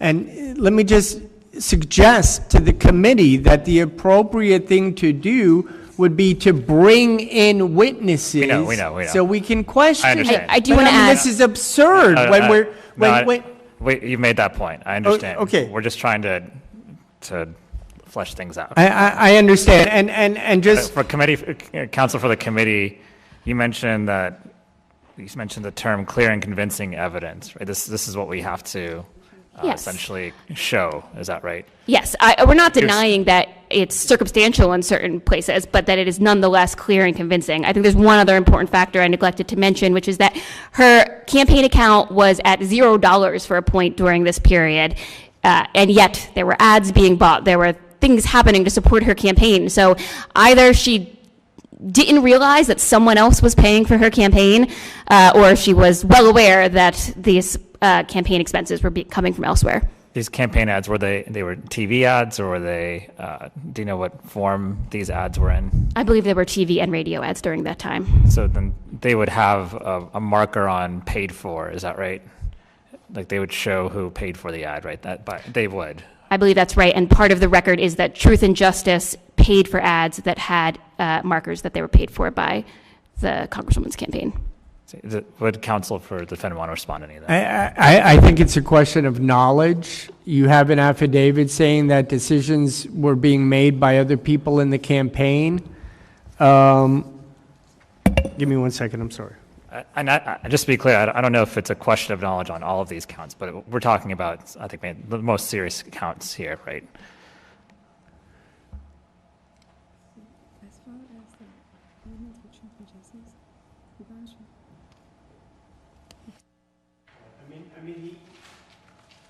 The affidavit that we've previously submitted says that regarding Truth and Justice, individual 1 was the only person observed controlling the entity. He appeared to have complete authority over it and explained that it was structured so as to not require the same level of financial reporting as FEC. He indicated that it was used to fund attack advertisements, including one to attack Barbara Sharif. This is clearly an issue of fact for the committee to consider, because according to the person filling out this affidavit, someone else was handling all of that, and it was not the Congresswoman. Thank you. I yield back. Gentleman yields back. I'd like to clear up a couple things, and there may be a few other members who have questions. Would like to try to limit the questions a little more. Again, I'm not going to put time limits on this, but I do think it's important for us to try to move through as quickly as possible. Ms. Brazier, you talk about the fact that this was a family business, is that right? Yes, sir. And a family business in which the respondent, she was the CEO of the company. That's correct. And she was actively involved in the day-to-day operations of the company? She was until at some point, I believe she stepped away for campaign purposes, but primarily, yes, she was involved with the day-to-day operations. But she was unaware of the $5 million overpayment to her company for which she was the CEO and involved in the day-to-day operations. And which came off of a single invoice, because according to the statement of alleged violations, that the largest single overpayment to Trinity was approximately $5 million in connection with an invoice. The invoice was for $50,578.50. And instead of paying that invoice, Trinity received a payment of $5,057,850, 100 times the amount of the invoice. And so you have described this as a small company. We don't need profit sharing agreements because this is all family. She's the CEO. She's involved in the day-to-day operations, but she fails to notice a payment that's 100 times more than Trinity should have received, and actually a payment 40% in excess of the total payments that Trinity received over the course of the contract. And so I'm trying to wrap my head around this overpayment because the allegations made by the committee is that the overpayments were money, much of which was put into these different accounts, whether it be directly to the respondent, SMC Consulting, EC firm, or others. Right. But it's your allegation that she had no knowledge of this and was unaware that they had received a payment 100 times more than they invoiced the state of Florida. I didn't say she was unaware of the money coming in. She was certainly aware that Trinity was receiving large checks from the state of Florida. She was aware, I mean, they were bringing in millions of dollars, over $14 million, I believe, that Trinity brought in during this period of time. But no, she wasn't sitting there opening the envelopes and reading the checks and signing the checks and depositing the checks into the account. Someone else was doing all of that. When those checks came in, when that big check came in, the wrong one from the state of Florida, she had already stepped aside from Trinity in order to work on the campaign. So she wasn't even there when that came in. She was doing the work for the consulting group, working on the campaign, but she wasn't receiving the financial information every day. And then as it relates to the chart on page 6, the chart that we've referred to, there is directly under Trinity, there is a pink box that has a payment of $200,000. I think that payment is actually just short of that, $198,828. And is it the staff's position that money, and again, that was not a single payment, but those payments went directly from Trinity Healthcare to the respondent's account, and that those payments in and of themselves, the account was unable to receive those payments? Yes, there were 3 separate payments from Trinity Healthcare Services bank account directly into the campaign's bank account, which were at the same institution. And then there has been some conversation about the money that the respondent's sister gave to Nadaj, and then Ms. LeBlanc then makes a contribution to the campaign. And you actually reference on page 8 of the materials the body of a text. And just so I'm understanding this correctly, this was a text that was sent by the respondent, not a text sent by her sister, not a text sent by someone else, but a text sent by the respondent that says the max is 2 checks of $2,900. That's why, and we blocked out the name, but the sister had to give money to Nadaj for her to make another donation. Is that correct? That's correct. It's a text from her to her campaign treasurer. Now, Mr. Brazier, you said that at some point that your client had stepped away from the family business and was no longer being a part of that, but she continued to receive compensation, did she not? She did. It's Bar Z. Bar and then Z. Bar Z. Mr. Barzy, I'm sorry. That's okay. I wanted to correct it for you. But she had stepped away but was still receiving compensation from the company? Yeah, and in fact, she wasn't even in the same city where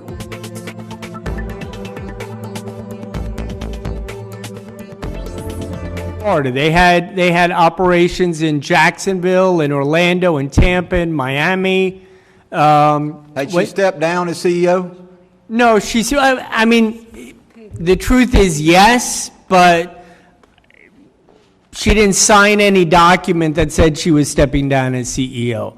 But again, this is a family-owned business. What she did was she stepped away from the company, from running the company. The family continued running the company. She wasn't removed as CEO on any official document or something, but she wasn't there on the day-to-day basis. And even when she was there day-to-day, her focus was not the finances. That's not what she was doing. Someone else was running the finances, and she was running the community outreach. She's the one that had the contacts with all the different churches, all the different community groups. She's the one that would go out and hire everyone. She's the one that would help them get out the tents and set up the tents for the vaccination sites. So she's not sitting behind some big desk reviewing profit and loss statements all day. Someone else is dealing with finances. That's not what her role was. I mean, I would just think if I was CEO of a company and we received 100 times the invoice that we had sent out, that at some point as the CEO that I would be notified of that, but you're telling me that that's not how this family business was set up. She was notified that the money came in. I'm not saying she wasn't notified. I'm just saying that,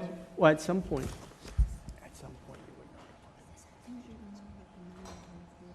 I didn't say that. There's just to clarify, she was aware that money came in. She wasn't aware that the money that came in had come in because of a mistake from the state of Florida until much, much later.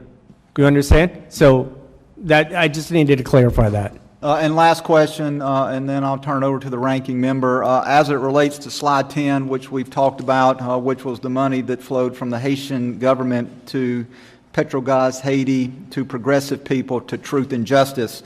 The flow chart there lists those dollar amounts that came in first from the Haitian government, which was $12.5 million. It then it was then deposited into the Petrogaz Haitian account. They then took a portion of that money, $810,000, they deposited in an account entitled Progressive People, which was an account that the respondent's husband had control over. He then took $725,000 of that and deposited in an account known as Truth and Justice, a campaign account that was controlled by her campaign consultant. And then on the statement of alleged violations, if I'm not mistaken, page 27, there is a chart showing where much of this money went. And it includes vendor one payment $18,000. Her brother received a check from that account for roughly $180,000. Vendor two, $150,000. Vendor three, $24,000. Vendor four, $4,500. Vendor five, $17,000. Vendor six, $45,000. Vendor seven, $96,000. And then her campaign manager was paid $25,000 out of that account. And is it the position of the committee staff that these vendors provided services to the respondent's campaign, and that those services that they provided to the campaign were paid not by the campaign account, but were paid out of the account titled Truth and Justice?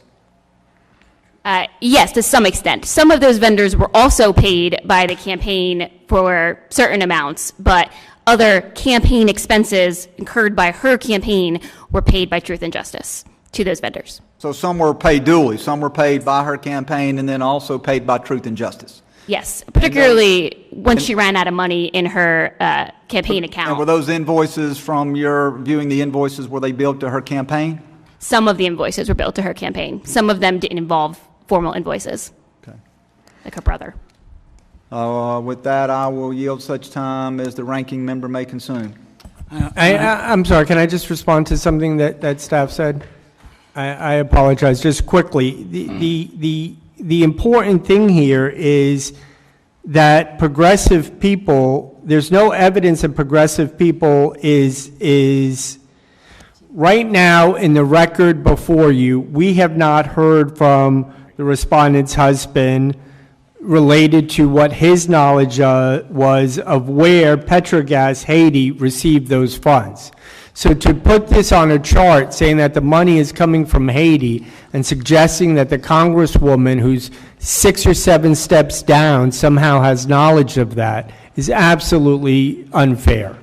We need to get somebody in order to establish whether or not Petrogas understands where that money is flowing from, whether or not Progressive People PAC knows that the money from Petrogas was originated in Haiti, and that evidence is not before this committee right now. Finally, the money going into Truth and Justice, which is being run by a campaign consultant who the affidavit tells us was handling 95% of all of this. So as far as the Congresswoman is concerned, whether or not these things factually happen the way this flow chart suggests, I'm not sure. But did she have any knowledge of it? And did the people in the flow chart who were receiving the money know where the money was coming from upstream? We don't have an answer to that without calling witnesses. So if the committee wants a finding on summary judgment to suggest that the Congresswoman has violated some law or some rule of the House, at least let her talk to these witnesses who are making these claims. Allow us to cross-examine them to determine what the truth is, because the fact of the matter is this flow sheet on page 10 doesn't show anything other than some pretty boxes. It doesn't tell us what anybody knew. It doesn't tell us about the knowledge of where these funds were coming from. The individuals that control the accounts were her husband and her campaign consultant, and I'm assuming that your client knows those individuals. Yes. Would committee staff like to respond to anything brought up? I would like to note that I would refer you to pages 23 to 27 of the statement of alleged violation, which lays out extensive evidence of how the scheme was carried out, including details of her husband's testimony that he just couldn't remember why the 90% of his company's funds went to this organization, Truth and Justice, and where it came from or what it might be going towards. I think the evidence is there, and we've already laid it out in detail. He has, however, raised questions about whether it's fair to say that she should have known that Truth and Justice's funds were going to benefit her campaign. And he's relying on this affidavit that he introduced just before the hearing from a staffer who the committee also interviewed. He has said that staffer says that individual one, Mr. Mark Goodrich, was the one who decided everything that Truth and Justice was doing, and that the Congresswoman didn't know about it.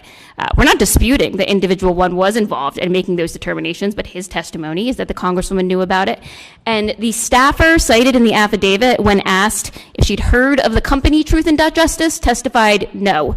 Now, yes, this is a fact issue that has come up last second just before the adjudicatory hearing, but at the time, it's not material because it's evident that the funds were used to support that, and that she had ample reason to know that the funds were being used such, and it strains credulity to suggest that she didn't know how her campaign was being funded. Well, this is why you take testimony, because we don't have to just make arguments about, well, it strains credulity because she must have known. Let's call witnesses and let's have a hearing and find out the truth. There's also a suggestion that these things were being done because the campaign was out of money. The campaign wasn't out of money. The campaign was spending the money as it came in on TV ads and other things. The Congresswoman had her own personal accounts. She would make loans to the campaign when it was necessary. So this type of outside spending that individual number one was engaged in was being done independently of her knowledge. She had no knowledge of it. So how can we hold her responsible if the only link to her is, well, she must have known, without having any concrete evidence before you? This is why I'm saying the idea of ruling on a summary judgment motion when something is at stake, like a member's career, is a mistake. Let's have some witnesses in here and let's figure out exactly what happened, rather than asking staff what their opinion of circumstantial evidence is and whether or not it makes them credulous or not. Let me just follow up on something committee staff, and then I will yield to the ranking member. You talked a little bit, Brittany, about this affidavit that Ms. Luster filled out. And then you also talked about the fact that the committee staff had interviewed individuals with Truth and Justice. Was Ms. Luster one that, has she been interviewed? Ms. Luster wasn't with Truth and Justice, but yes, she was interviewed, as were the two individuals involved with Truth and Justice. All right. And when you talked to Ms. Luster, what statement did she give the committee, if you recall? She did not know what Truth and Justice was, is what she told us. All right. And then you interviewed two other individuals who were associated with Truth and Justice? Yes, we interviewed the individual who is listed as sort of the president of Truth and Justice on the filings with the state. He indicated that he just understood it was a vehicle to make expenditures for her campaign. We interviewed individual one, who was her campaign consultant, and he indicated similarly. The SAV discusses in detail some of his testimony, and he also spoke to her direct knowledge of what was going on. So Ms. Luster said she was unfamiliar with Truth and Justice when she spoke to the committee before giving this affidavit. And individual one who she references, the committee spoke to individual one, and his testimony before the committee, was that testimony under oath? Yes. That his testimony under oath before the committee was that the Congresswoman knew that the funds flowing from Truth and Justice were being used to benefit her campaign? Yes. I recognize the ranking member. If I may, he said it under oath. It wasn't tested. And you know how we test the truth? We test it with cross-examination. It's the greatest way of testing whether or not a witness is telling the truth or not. You haven't even had an opportunity to ask him any questions. I did not serve on the investigative subcommittee, and so that is the staff and the members of the investigative subcommittee. But I wanted to make the point that he was placed under oath, and so he is subject to perjury. Now, could he have lied? Clearly he could have lied. But if he lied to the committee and now comes and makes a contradicting statement, he would be subject to perjury. And so it's not just a statement where we called someone on the phone and they gave that statement. That statement was actually given under the penalty of perjury, and that individual gave a sworn statement under oath before the committee. And so I do think that that is important, and an important distinction when we're talking about statements that are given. And clearly the statement that Ms. Luster gave, according to committee staff, contradicts the statement that she gave. Was her statement under oath? It was not under oath, but she was informed it was subject to the False Statements Act. And we dispute the statements that he made under oath, regardless of whether or not he made them under oath, regardless of whether or not another subcommittee heard that statement. We dispute that. We disagree with that. We don't believe he was being truthful when he made that statement. And therefore, I think the appropriate thing is to allow me to have an opportunity to cross-examine him, because that's how we've done it for over 200 years in this country. I recognize the ranking member. Thank you. Mr. Chairman, Mr. Brazier, I'm struggling with Barzee, I'm sorry. That's okay. Pronounces my name correctly. I'm struggling with some of what I see as inconsistencies. So I'm not a lawyer. I own family businesses. So a family business to me isn't $14 million. It's smaller than that. If I had $14 million, and especially if it was family, I wouldn't have this as a legal document for profit share. I don't disagree with you at all, sir. Neither would I, but the way that you and I would handle a business is not the way everyone handles a business. And in the Congresswoman's community, In the Haitian American community, it is not unusual for these types of agreements to be made orally, to be made with a handshake, to be made with family trust. And I know that that's not the way we all do it. Everyone's different. And the best way to get to the truth of that, sir, is to allow me to call the witnesses and have them testify in front of the committee. Now, I realize you're new to the process, but we're a little impatient, I think. We're tired because we've been at this in the Ethics Committee and the subcommittees for 2 years, and your client, represented by other attorneys, has not been responsive. If I were in that position, I would have brought payroll records. I would have brought tax records from the state of Florida and other things to prove that you actually had business expenses.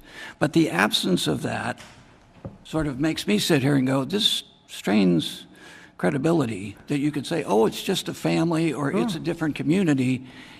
I'm being honest with you. It's hard for me to take exception to that because, and we said this a lot at the beginning, this is not a courtroom.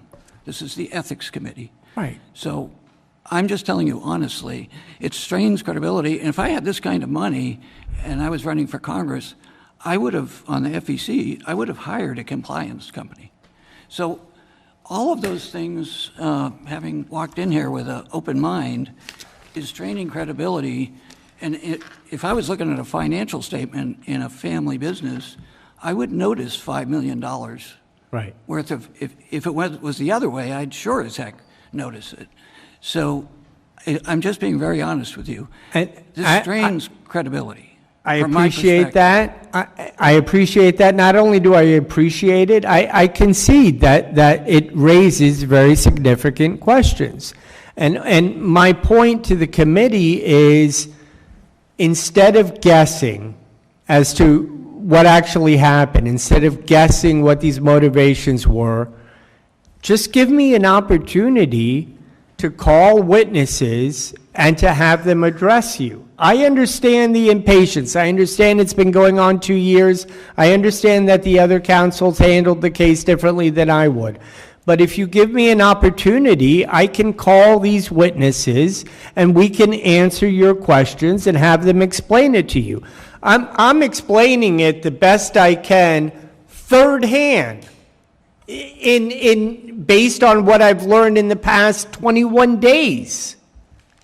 And what I'm saying to the committee is, if you want to really understand all of this, if you really want to understand it and get to the truth of it, there's only one way to do that, and that's by calling in these witnesses and questioning them under oath and giving me an opportunity to cross-examine the staff witnesses and giving staff an opportunity to cross-examine my witnesses. And that's how the truth will come out. I would agree with that, but part of our charge is to protect the reputation of this institution. And it's already been eroded by your client's action, at least in the public perception. If we're being honest and truthful and we're trying to give her the benefit of the doubt, we're already eroding that trust that we have a responsibility to adhere to. So I'm just being perfectly honest with you. It's not making sense to me at this moment. And in the context of just let me explain now, Hold on. what happens if this happens again? If we were to have granted the continuance, I don't know. I just assume that we're going to be back here in 6 months going through the same thing. So that's just my observation. It's more of an observation. I'll give you a second to respond, but only a few seconds, please, because I know we're all tired. I mean, one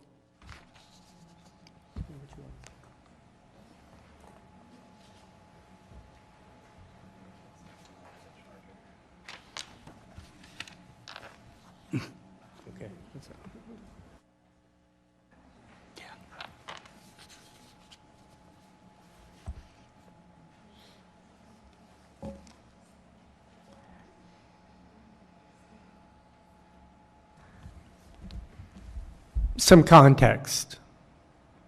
Trinity has been in business for over 30 years. They're a successful company. They made a lot of money. Some years, 1 or 2 million, other years, 4 or 5 million, sometimes more than that. But it's a corporation that has been in existence for a long time. It's an old family company. At some point, her father gets COVID, he gets sick, other people are moving in to take over things, and they come to an agreement. We're going to start dividing up the company. We're going to divide up profits.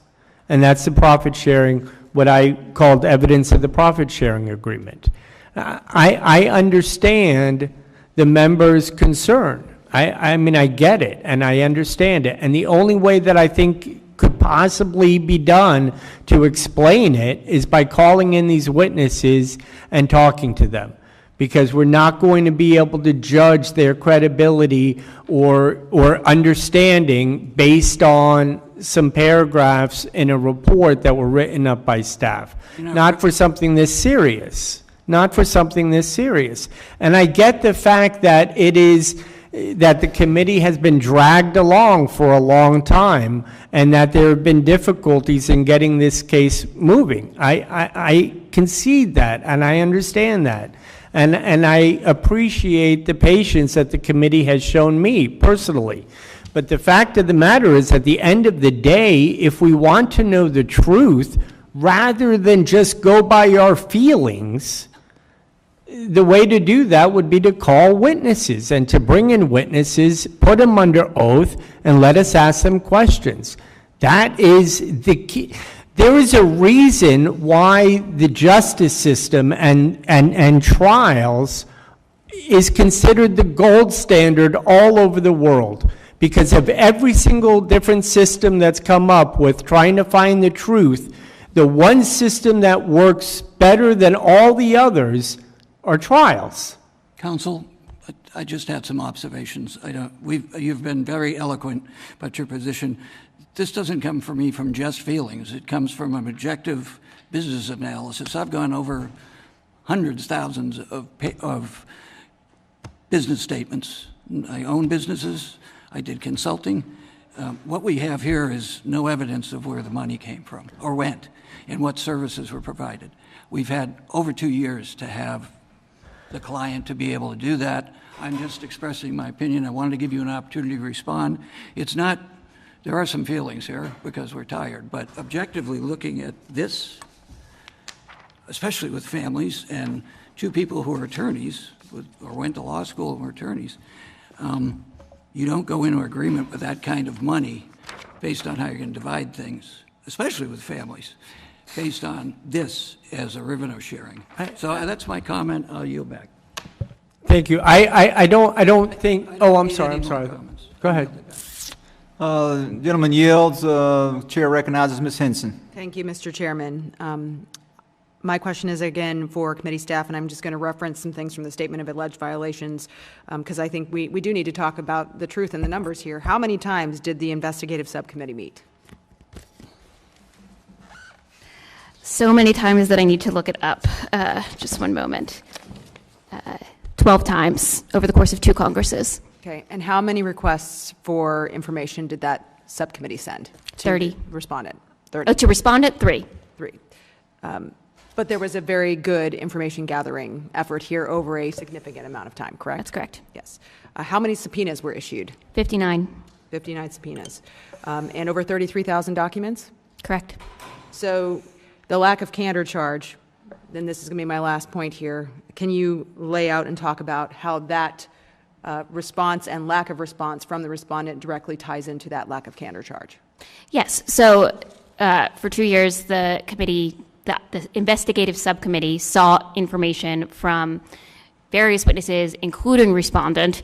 Respondent, through her various attorneys, did not provide no documents, despite the Fifth Amendment concerns that counsel has identified. She did hand over about 2,000 documents of varying degrees of relevancy, responding to various requests, but she also completely ignored various of the requests from the investigative subcommittee. So the investigative subcommittee renewed its requests and narrowed its RFIs to try and make it less burdensome as she started to cite concerns about the cost of responding to it. At a certain point, the counsel for the Congresswoman said she's going to decline to further respond to these requests for information. So then we asked, this is in November 2024, is your client going to assert her Fifth Amendment right against self-incrimination? Counsel said, We're not saying that right now. We think that it's just too burdensome to respond to all these requests. And we said, okay, we'll narrow it further. And we came up with a narrower set of requests. They did not respond to that. New Congress came around. She moved on from that council during a period of time when she was unrepresented. We had a difficult time contacting her. Eventually, a new investigative subcommittee was impaneled, and a new request for information was sent out, reiterating the narrowed requests that were outstanding. And about a month after that, her third counsel in the matter appeared, and we explained what was outstanding. We walked him through what we were missing. We again asked that he please let us know if she's going to assert her Fifth Amendment right against self-incrimination. And we let him know at that time that we were also going to be seeking her testimony, that the ISC had authorized a request for her testimony. After several months of back and forth and trying to negotiate and come up with a timeline that would work for counsel and accommodate her schedule, there was a voluntary interview scheduled, but she canceled that last second. No documents were produced during that time. Eventually, the ISC was brought to the point that is rare to have to do to their colleagues, but they subpoenaed her documents and testimony.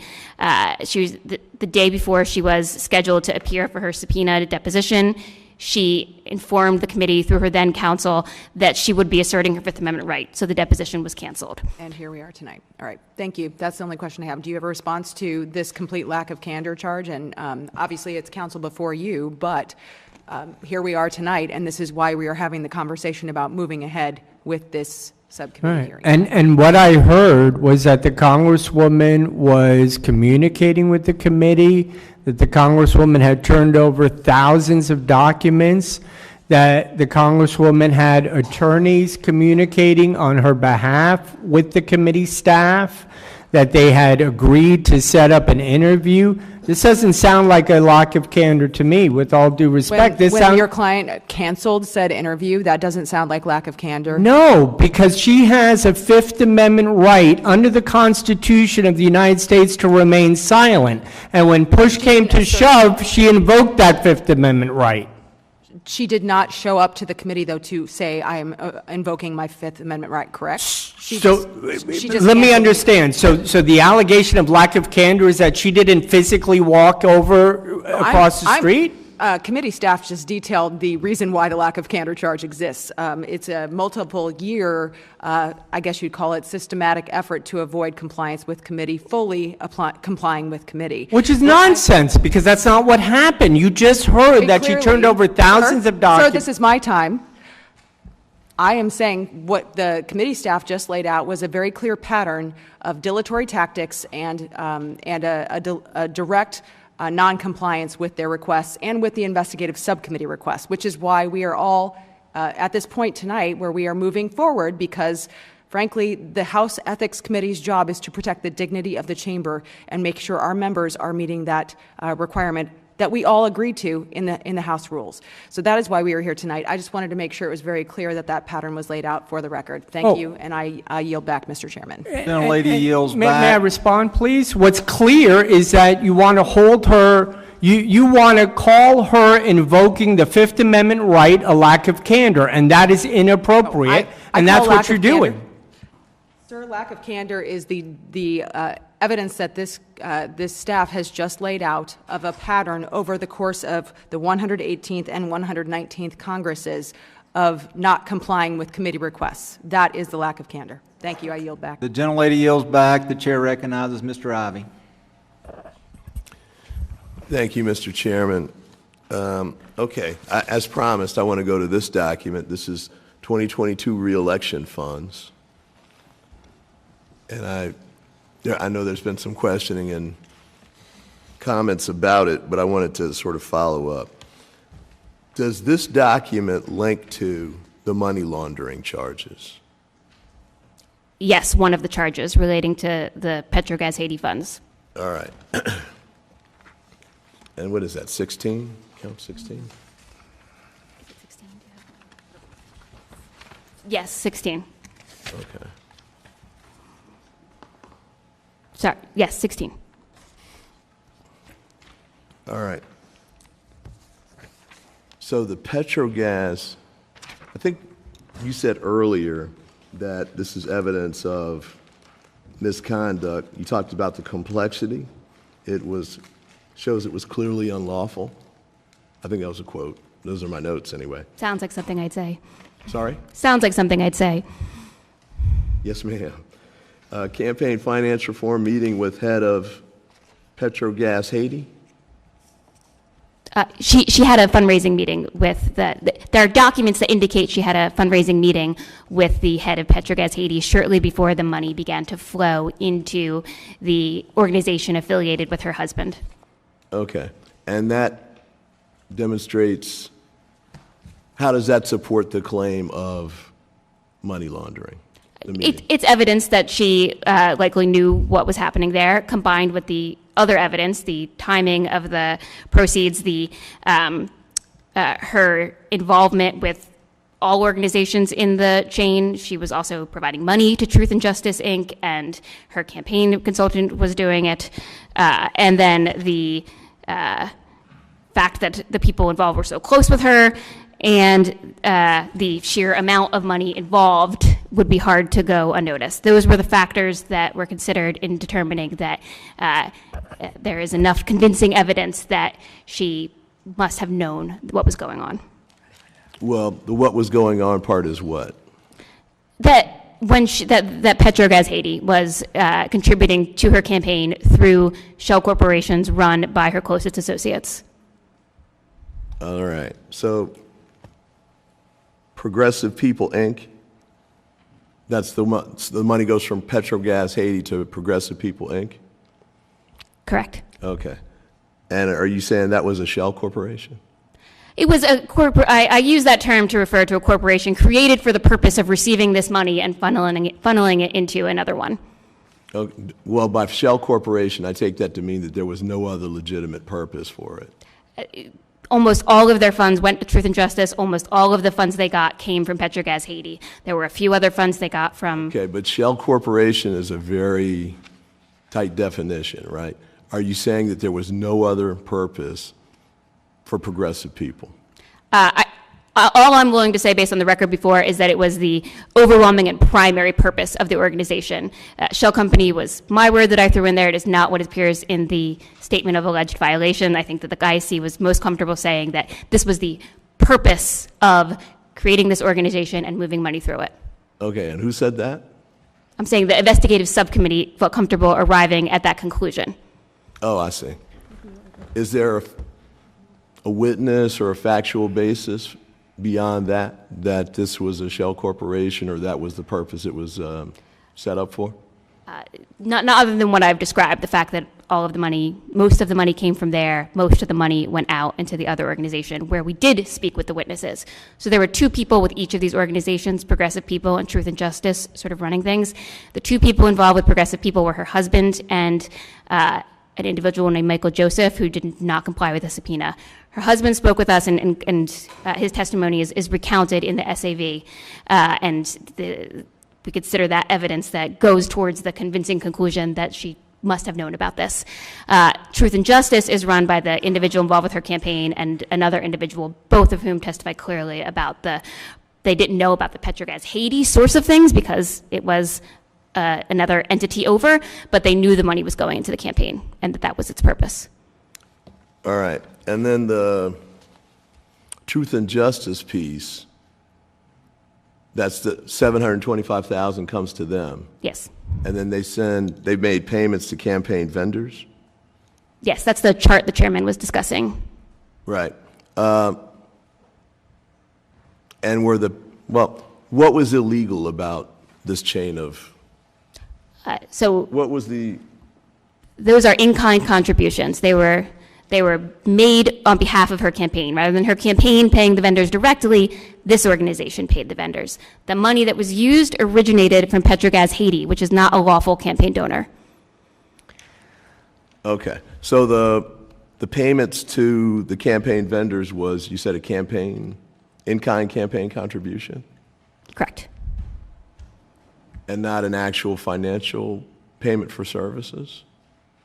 The services are real. They're the in-kind nature of the contribution. Truth and Justice bought the campaign ads, the graphics, the various services and goods provided by the vendors for the benefit of the campaign.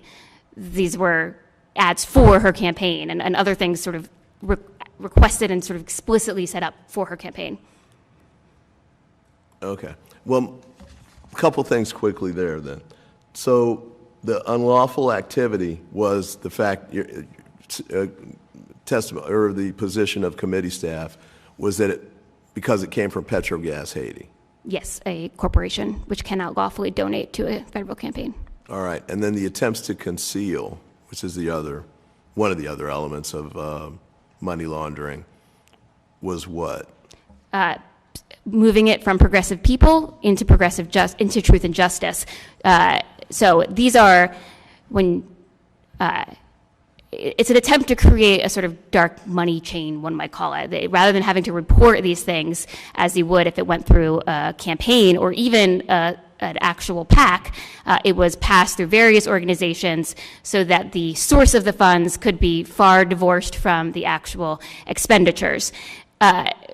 Further, I sort of lost my thread on something, but something else you had. I think that's the gist of it. Okay. It's been a while since I've done a money laundering case, but my recollection was that there had to be explicit proof that the unlawful act was separate from the actual final transaction and that the movement of the money wasn't done to complete the act of the unlawful contribution, that there had to be then steps taken beyond that to conceal the funds. Is that your understanding? Yes, so there needs to be the unlawful activity, and then the proceeds of that steps have to be taken to conceal that. The steps here were creating these organizations, creating progressive people, transferring the funds from one account to the other, and then having the items paid through that. The other evidence of the awareness of that includes the documents that were flowing. There was generated were these solicitation letters from Truth and Justice to progressive people asking for the funds at the request. There's testimony that it was her husband's idea, but he did deny that, to create these letters where Truth and Justice requests the funds to sort of create a paper trail, making it seem like these are contributions towards what they were styling as a get-out-the-vote operation, but no such operation has been evidenced. Different question. So as my recollection is that there has to be a distinction between the completion of the unlawful act, which I think you said was the sending of the money so that from Petrogas to pay the campaign vendors ultimately. The solicitation and acceptance of a corporate contribution is an unlawful act. However, the money laundering statute is a little narrower than that, and the specified unlawful crime that can be captured under that it more traditionally includes things like fraud. The investigative subcommittee did not go so far as to charge her with fraud here. This is an area where I think you need to recognize the subcommittee's role here to determine whether she was not necessarily, regardless of whether she was in violation of the money laundering statute by beyond a reasonable doubt, as the Department of Justice may have to prove, she was not upholding the laws of the United States and was a party to their evasion through her involvement in this scheme. Well, no. There are two separate pieces to what you'd have to show to prove money laundering. One is that there was the unlawful transfer, right? And so that would be the movement of the money from Petrogas Haiti ultimately to the campaign vendors. And then the second piece is there were steps taken to conceal the transaction itself. Yes. So, for example, like in a fraud, the movement of the money let's say it's a credit card fraud, and the person takes the money and then deposits the money in his bank account. That's not money laundering because Yes. it's not an attempt to conceal. Yes, If she you was- did something to move it away so that it couldn't be seen, that would be the attempt to conceal. So what I'm trying to narrow down for you, just to make sure I understand what your argument is on this, is that the separate attempt to conceal, separate from the unlawful movement of the money to pay the campaign vendors. Yes, so there's the unlawful movement of the money that is the attempt to conceal, but the unlawful act is the solicitation and acceptance of a corporate contribution. The money laundering aspect is what's been That's not charged. what you said earlier. What you said earlier was the unlawful act was taking the money from a foreign contributor. which is No, a Petrogas. corporation, not a foreign contributor. I want to be very clear. Okay. The committee has not, and is not suggesting that it has the evidence to show that she knew that Petrogas Haiti got all its money from the Haitian government, but that she did have reason to know that Petrogas Haiti was a corporation who could not donate to her campaign. Okay. So it was solicitation and acceptance of an improper campaign contribution. My point about the code of ethics charge is that you don't need to procedurally find that the criminal law of money laundering has been proven by a reasonable doubt under those standards. She has been charged with failing to uphold the money laundering laws and being a party to their evasion. Under the Code of Ethics of Government Service. We're not the Department of Justice. Okay, so that part of my recollection at least, of the money laundering proof is not applicable here? So we can say there's a money laundering violation but not meet the elements of money laundering?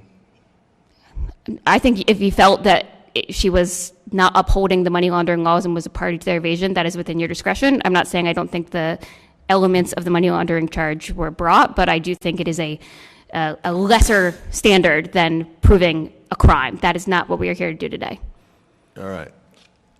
Counsel, what are your thoughts on the I mean, laundering aspect? the committee hasn't offered any evidence that she had any knowledge of this.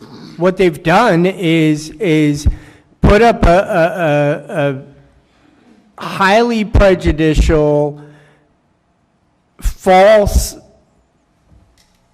flow sheet here saying that $12.5 million came from the Haitian government. If I heard correctly, they're saying that they're not able to prove that up, that the money came from the Haitian government, or that they're not able to do that at this time. And if that's true, then that shouldn't be on this flow sheet. They shouldn't be trying to paint her with something that they can't prove, number one. And number two, it sounds like their only evidence that she had any knowledge of any of this is that she attended a fundraiser or something with some individuals from Petrogas the day before this happened. That's their proof that she was aware of it, that she decided, that she made a conscious decision not to enforce, not to support the money laundering laws in the United States? On that point, which paragraph in the complaint or paragraphs go to the knowledge issue with respect to the campaign fundraising meeting with Petrogas Haiti? So, one moment. So the motion for summary judgment discusses it on pages 15 to 16. The statement of alleged violation lays out all of the evidence relating to the scheme, which, well, I'm just a moment. If you go to count 16, you reference previous paragraphs. Mm-hmm. You know, because the ones under count 16, paragraphs 378 through 381 are summary paragraphs, and I'm not saying there's anything wrong with that, but they're not making factual allegations that go to the issue of the campaign finance event with Petrogas Haiti. Where would that be discussed? So the evidence I discussed that was considered in arriving at this conclusion regarding the timing of the payments, the complexity of the scheme, the individuals involved, including her husband, and there's also details about what was said on some of the checks at issue. They range from paragraphs approximately 160 through 180, and they include what I've been discussing here today.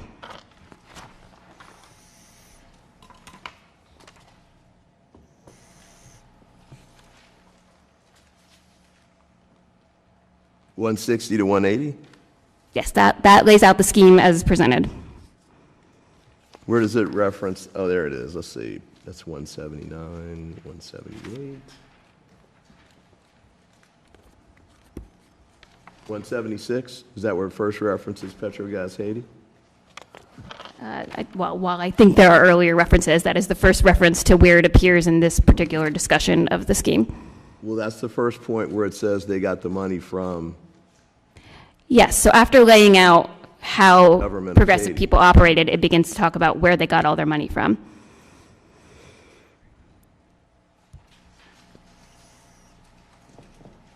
And where does it reference the Congresswoman? The Congresswoman, who's referred to as respondent throughout here, is referenced indeed at paragraphs 178, when she met with the Petrogas Haiti owner. And then, other than that, she's mostly referenced in terms of her connection to the individuals involved. There's also some references to her campaign throughout. Okay, so the company hosted a reception for her, and she met personally with the owner of the corporation and his wife prior to the reception for a meet and greet organized by Mr. Joseph. And then after she got elected to Congress, the son of this owner became an intern for her? Yes. Yes. All right. So this was a meet and greet. That's what it was styled as on the calendar entry. We have not been able to receive any testimony from her or anyone who was present at that. Okay. So, well, it wasn't was it a fundraiser or not?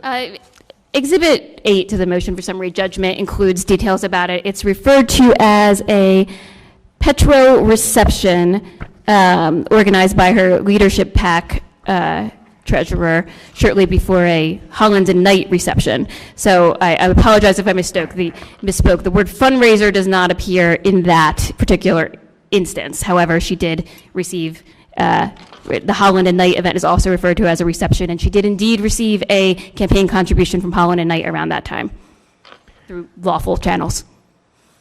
From who? Holland and Knight's PAC. From who? From Holland and Knight's PAC, a typical PAC contribution. Holland and Knight, the law firm. So in Exhibit 8, the same day, there's two things called a reception: the Petrogas reception and the Holland and Knight reception. Holland and Knight made a lawful campaign contribution through their PAC around that time. There is no lawful campaign contribution from Petrogas Haiti around that time, but there is the flow of funds into the organization controlled by her husband. Okay, so the Holland and Knight contribution, do they represent Petrogas Haiti or no? No, I believe these were two completely separate events on the same day. One was at 12 p.m. at a restaurant, and then the Holland and Knight reception was later that day at 5:30 p.m. Oh, okay. All right, and then with respect to the false statements, count 17, and I appreciate the time, Mr. Chair. Where is that? Let's see, that's paragraphs 382 through 386.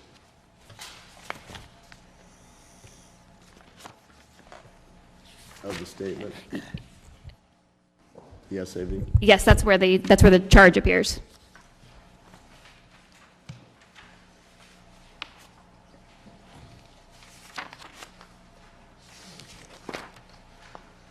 All right. So, and you were saying that there's a knowledge and intent requirement for this one? Yes, the investigative subcommittee determined it was appropriate to bring a false statements charge for really the sum of the campaign misconduct that was talked about before in some ways, because much of what we've been discussing led to false reports. But in the charge, what's specifically discussed is the continued false assertions with respect to her loans. And there is detail in the SAV about how, despite efforts by when she hired a professional consulting firm after she got to Congress in 2023, efforts by them to get access to some past bank accounts, they never were able to, and they never were able to audit and correct the errors from prior to when they took over. The loans continue to appear on your campaign finance filings each quarter until they are fully paid off. So that is one of the main bases for that charge. I do think the investigative subcommittee felt that there was sufficient evidence as a general matter that she had the sufficient mens rea to have been a party to the misstatements in her FEC filings, the intentional misstatements. And I would point to that straw donor scheme and the reporting of the contribution as coming from one individual when in fact she knew it came from another as yet another example of that. All right, so when you say, and this is in paragraph 384, numerous FEC reports, That's the 60 reports that have been talked about a few times. the how many? The 60 reports that have come up a few times. Okay.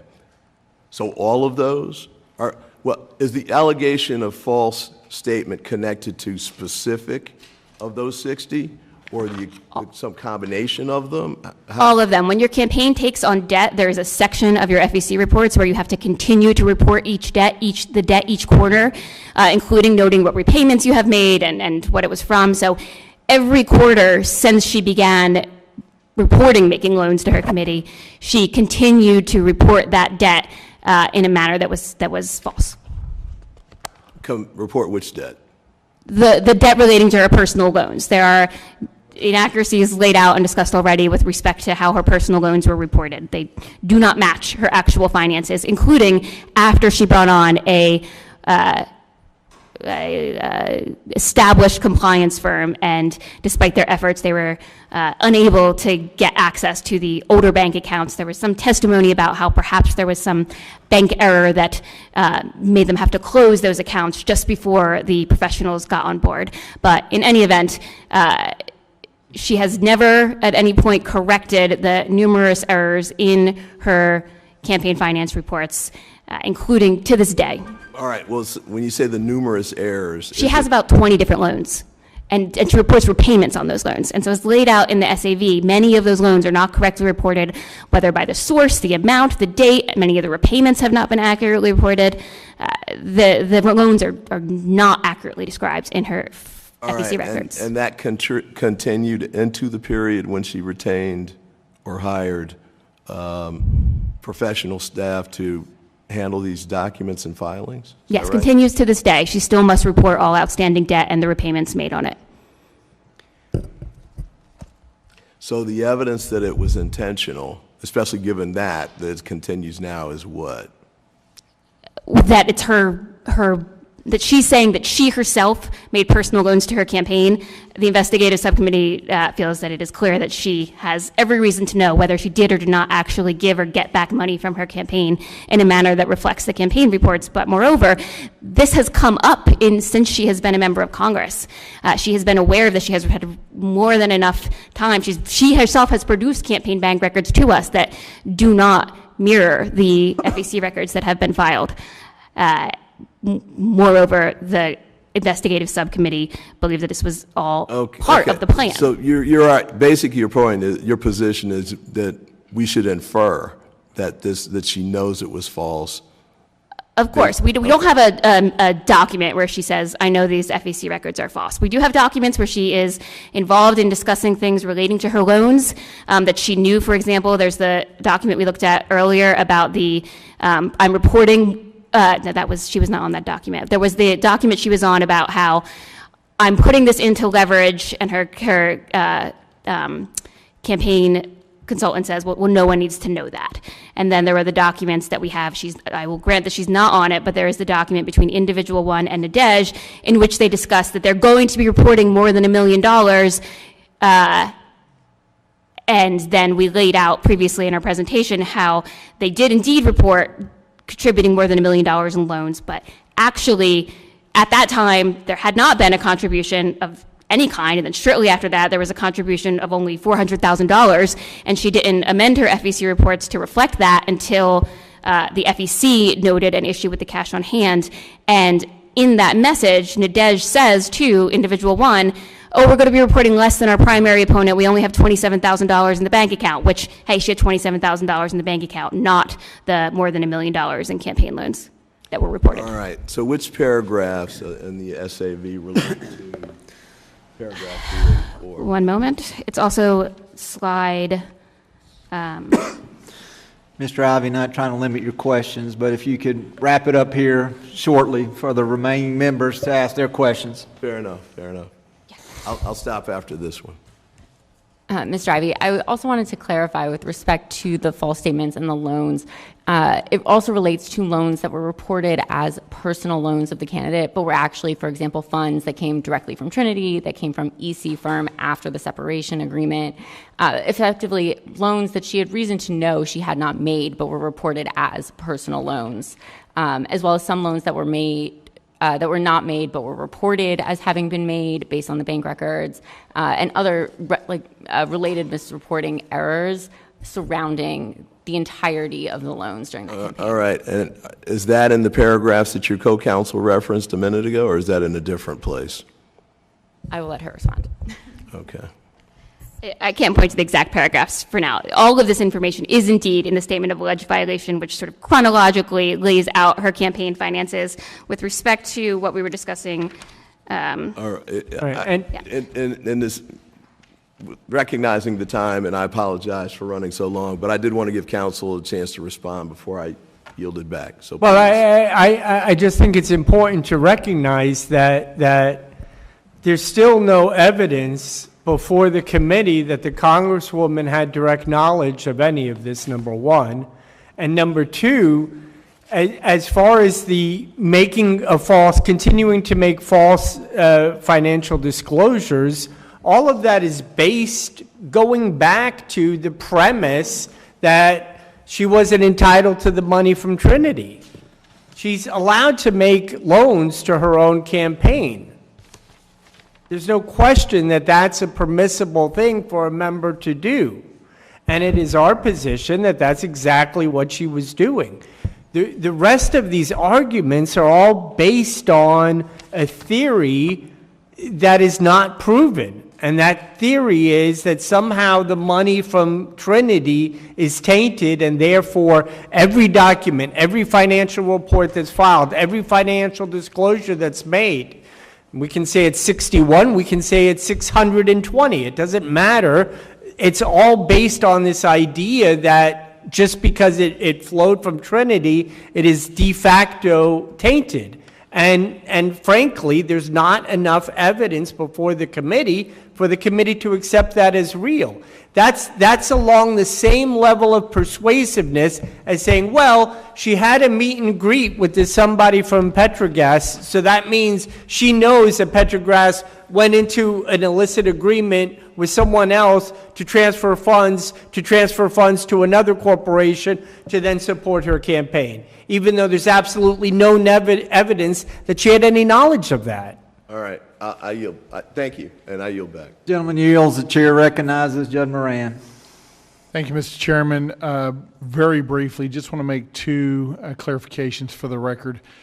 Mr. Barzee, throughout today's hearing, has said on multiple occasions when he referenced the statement of alleged violations that this is, quote, staff's opinions. He's made that comment and used that phrase several times. Just want to point out to everybody watching, remind the folks on this dais that these are not staff's opinions. These are the findings of an investigative subcommittee made up of members of Congress after several years of investigation. That's point one. Point two, I think Mr. Barzee summarized best, probably better than any of us today, the totality of the response and the evidence that he's presenting today. And he said, quote, I'm explaining it best I can third hand.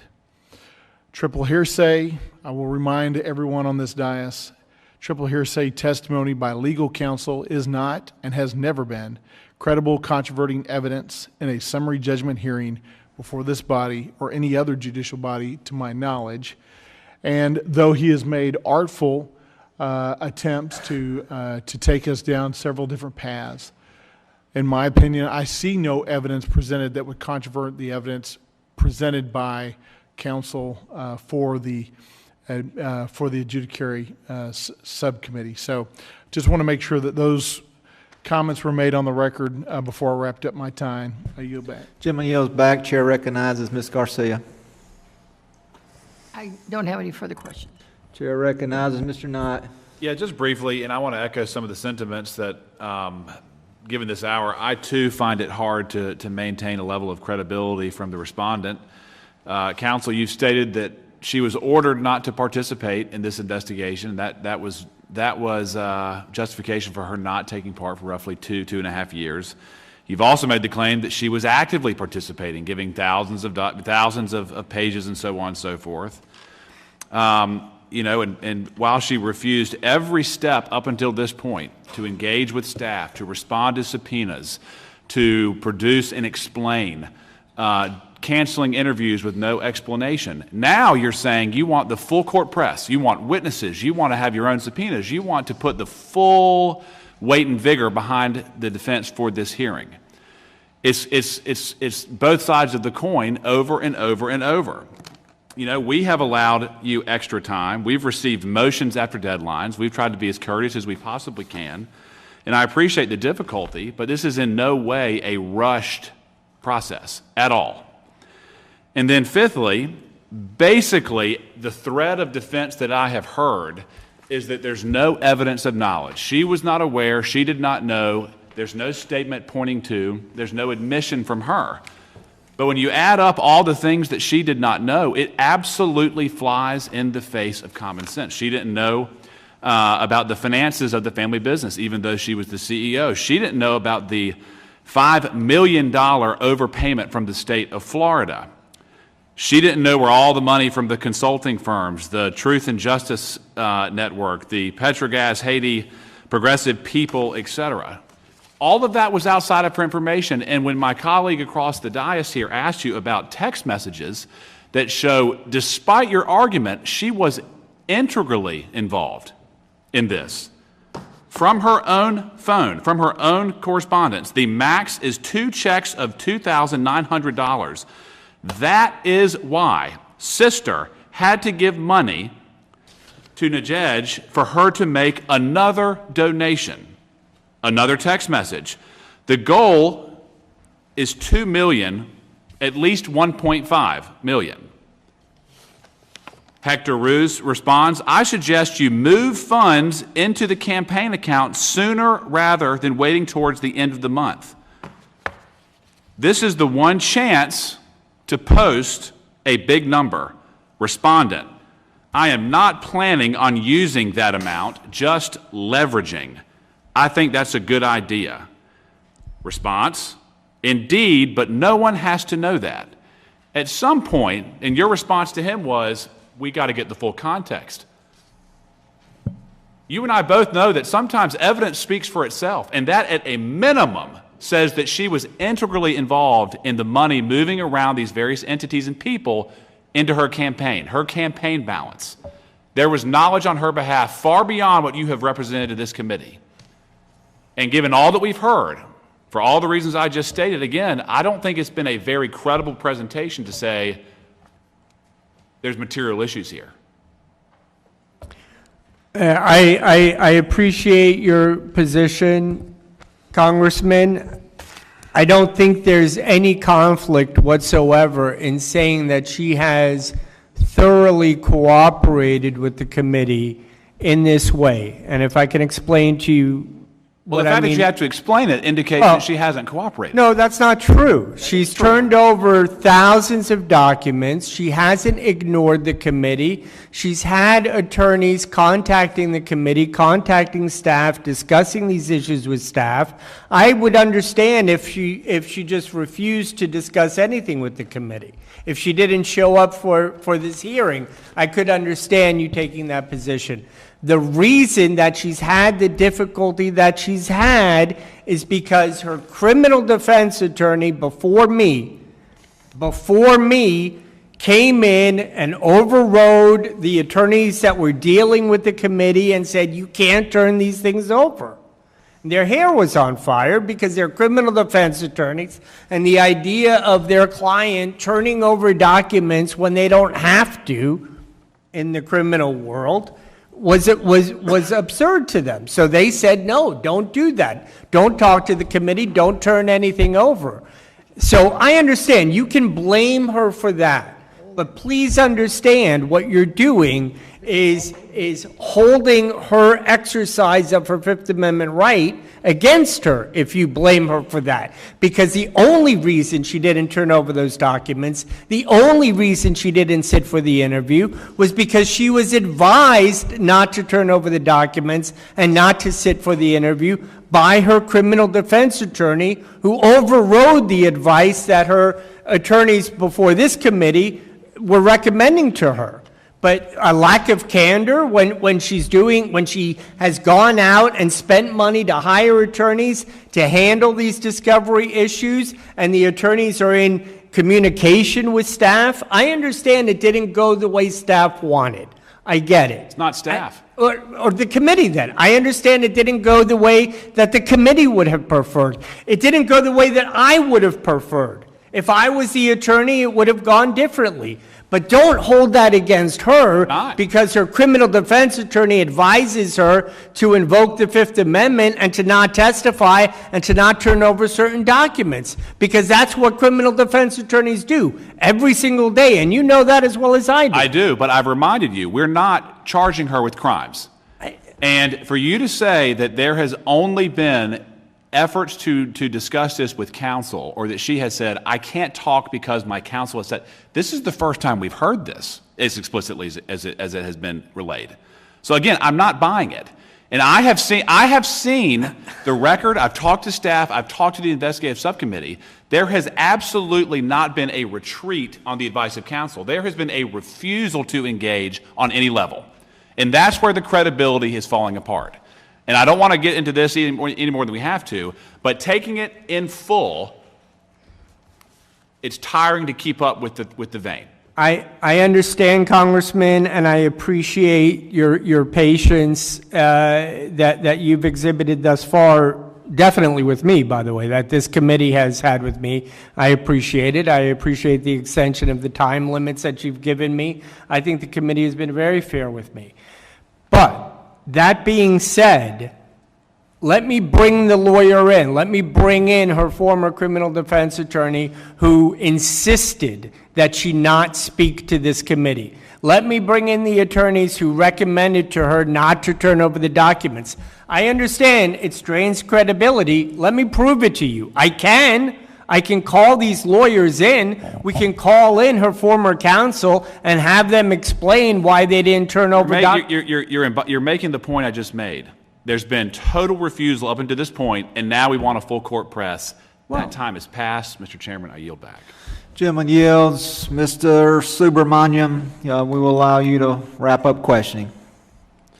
Thank you, Mr. Chair. Counsel for the committee, could you explain to us sort of the burden of proof that needs to be met for, I guess, to meet the counts that we're looking at? Yeah, so under the rules that the committee has set for itself, it has to determine whether there is clear and convincing evidence of the violations that have been charged by the investigative subcommittee. That essentially means, is it highly probable? It is something less than reasonable doubt, but more than less than beyond a reasonable doubt, but more than substantial reason to believe. And so, under that instance, circumstantial evidence would point to that, or evidence that would maybe not be directly speaking to it, but would be sort of speaking around it. That would be enough? If it's convincing, then absolutely. And the counsel for the defendant, do you understand that to be the burden of proof we need to meet here?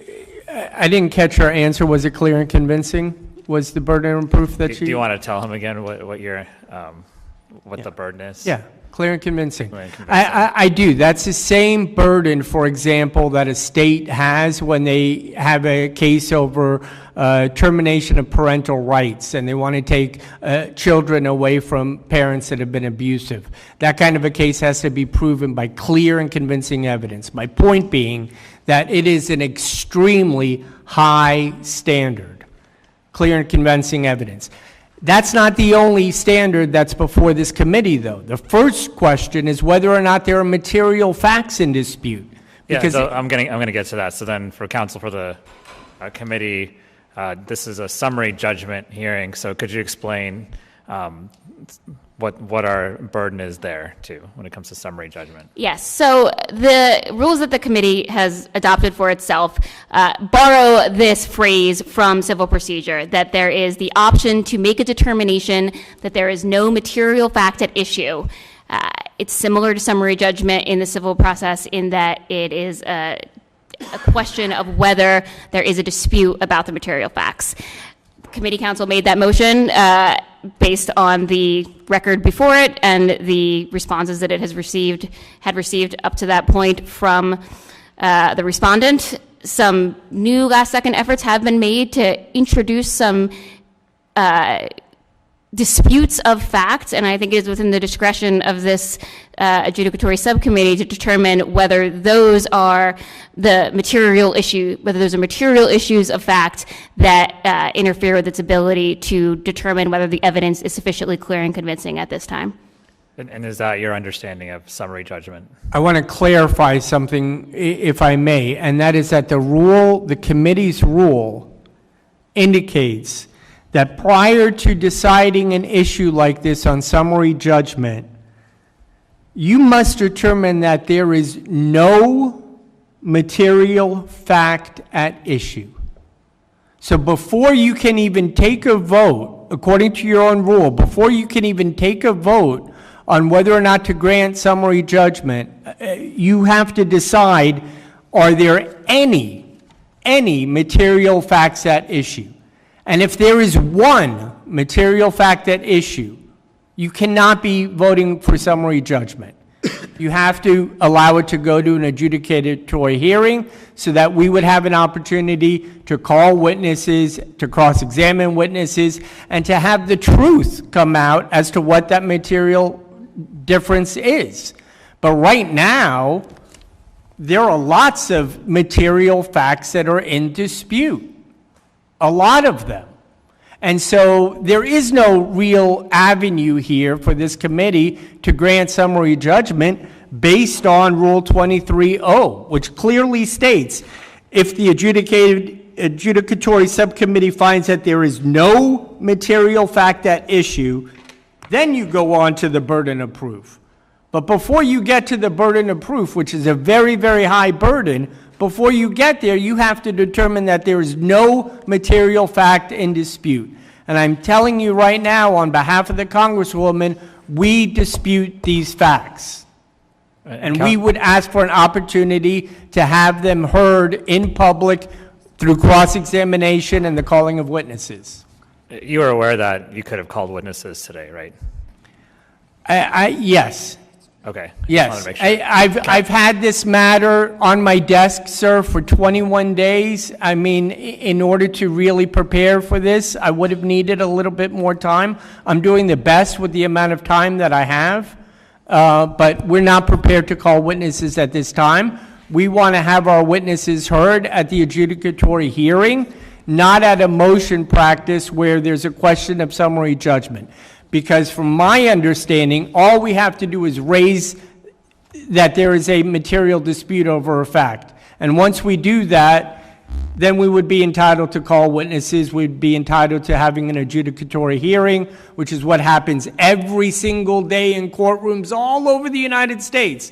That's all I'm asking for, is an opportunity to cross-examine these witnesses, to put on our own witnesses, and to have a full hearing so everyone knows what all these facts are, rather than guessing. I understand. Thank you. And counsel for the committee, you've learned some new facts here today, or learned some new disputes to facts today. Did you consider any of the facts you learned or the disputes you learned material to the findings that you made coming into today's hearing? I don't think any of them are sufficiently material to make any of the counts charged not proved by clear and convincing evidence. I think that we discussed what underlies each of the charges. This is a set of conservative charges where, in many cases, multiple violations are sort of consolidated among individual charges. And I don't think anything I've heard today changes any of the conclusions that the investigative subcommittee arrived at. I'll yield back. I'll also just add that very little actual evidence has been introduced today. There were a few documents attached and some chart, but there's also just been a lot of representations from counsel. We still don't have any testimony under oath from the Congresswoman. Gentleman yields back. Time for member questioning has concluded. Each side will now be given 5 minutes to make a closing statement or a closing argument.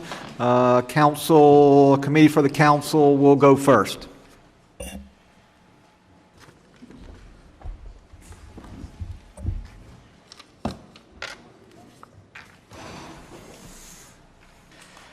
Members of the Adjudicatory Subcommittee, under rules of the House and committee, you procedurally have the discretion to decide whether you have sufficient evidence to rule today on whether the statement of alleged violation charges are proved by clear and convincing evidence. I submit to you that you do. The material facts alleged in the statement of alleged violations are amply supported by the record. As discussed in committee counsel's papers and during this hearing today, the material facts supporting the charges rely in large part on bank records, which are incontrovertible documents that speak for themselves. These facts are further supported by contemporaneous communications and records, as well as by testimony obtained by the investigative subcommittee. Respondent has argued today that the profit-sharing agreement predated the special election and overpayment that Trinity received. This is true. What is also true, as demonstrated by Exhibit 2 to the committee's motion for summary judgment, is that respondent had decided to run for Congress in January of 2021, before the COVID-19 contract with Trinity was signed. Respondent has also, or rather Respondent's counsel, has also referred to the $5 million being the windfall, but the windfall was the COVID contract in its entirety. The record establishes that there was a scheme to impermissibly funnel Trinity's money to Respondent's special election campaign via both direct transactions and using various conduits. In doing so, Respondent violated numerous campaign finance laws, including the prohibitions on accepting corporate contributions, limits on the amount of contributions, and requirements that contributions be accurately reported. The sheer amount of pass-through bank accounts and entities involved demonstrates that she knew that this was wrong and wanted to obfuscate the true source of the funds. Notably, unlike the indictment, the charges in the statement of alleged violations do not require this subcommittee to make a finding regarding whether Trinity had a legal right to all of the funds that it received from the state of Florida in relation to the COVID-19 contract. Rather, the most pertinent question with respect to Trinity's funds is whether millions of dollars of those funds could lawfully be transferred to Respondent's campaign, either directly from Trinity, from her family members, or from LLCs and bank accounts she owned or co-owned with her brother. The answer to that question is that they could not. Part of that inquiry is a related question of whether Respondent had a right to all the Trinity funds she received. The record makes clear she did not. Moreover, in order to cover up this scheme and support her independently wealthy campaign persona, Respondent and her campaign filed inaccurate reports with both the FEC and the House. In one of the more egregious instances involving her 2021 candidate financial disclosure report, the record indicates that Respondent weighed the risks and then purposefully delayed filing her report until after she won the highly competitive primary, denying her constituents the ability to evaluate her public representations about the source of her wealth. Respondent's 2022 re-election campaign likewise relied on a clandestine and improper funding scheme. This time, hundreds of thousands of dollars from Petrogas Haiti were channeled through a newly formed company run in part by Respondent's husband, which in turn passed most of its money on to another company, described by its director as effectively a fund created to facilitate Respondent's campaign, and which was run in part by her campaign consultant, which then, predictably, spent the money in support of Respondent's campaign. The campaign finance-related counts of the statement of alleged violations range from systemic reporting violations to very serious charges of campaign finance misconduct. The investigative subcommittee did not charge every last campaign finance misstep in a freshman congressional campaign, but instead focused on the clearest violations of unambiguous laws and standards of conduct. Respondent's misconduct was not limited to her campaigns, however. After becoming a member, Respondent accepted voluntary services for official work from a campaign advisor, including for French communications. She also provided special favors and privileges in connection with community project funding requests. Finally, Respondent repeatedly displayed a lack of candor and diligence throughout the investigative subcommittee's investigation, insisting she wanted to cooperate, but consistently failing to do so after November 2024. Respondent has put forth insufficient arguments today as to why the facts alleged in the statement of alleged violations, which are supported by the record, are at issue, or do not sufficiently make out the charged violations. This is unsurprising given that the violations charged in the statement of alleged violations are supported by hard evidence gathered over the course of a thorough 2-year investigation. Because the counts in the statement of alleged violations have been proved by clear and convincing evidence, the adjudicatory subcommittee should grant committee counsel's motion for summary judgment as to all counts. Thank you. Thank you. Closing on behalf of the respondent.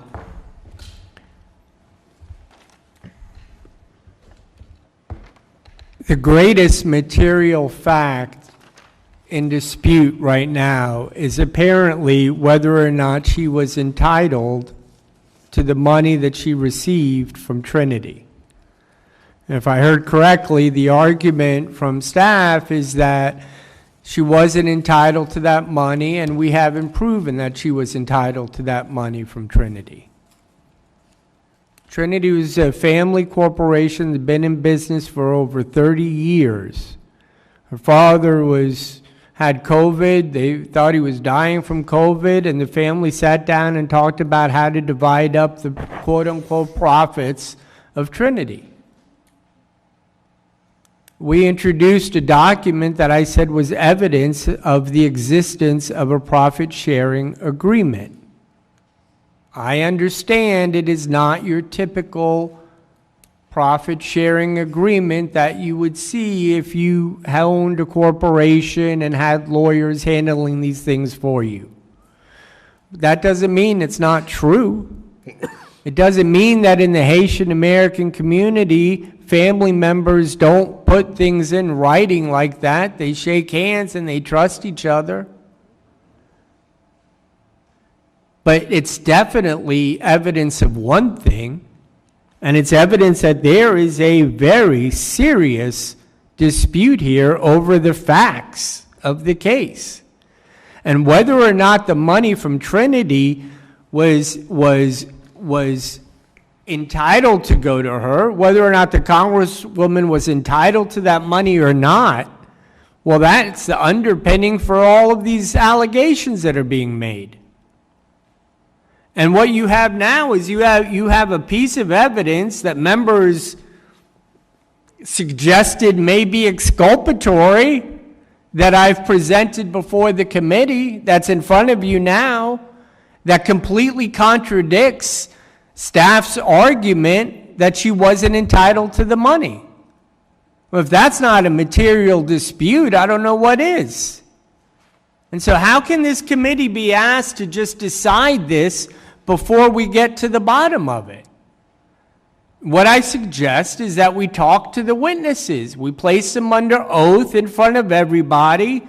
We put a TV camera on them and we ask them questions. And then we'll know what happened with the money from Trinity. And we'll know why the money from Trinity went into these different corporations. Because the evidence will show, if we have a hearing, that the work was done. That Trinity went out and helped tens of thousands of people get vaccinated who wouldn't otherwise be vaccinated. And yeah, the Congresswoman made a lot of mistakes on a lot of financial disclosure forms. There's no question about that.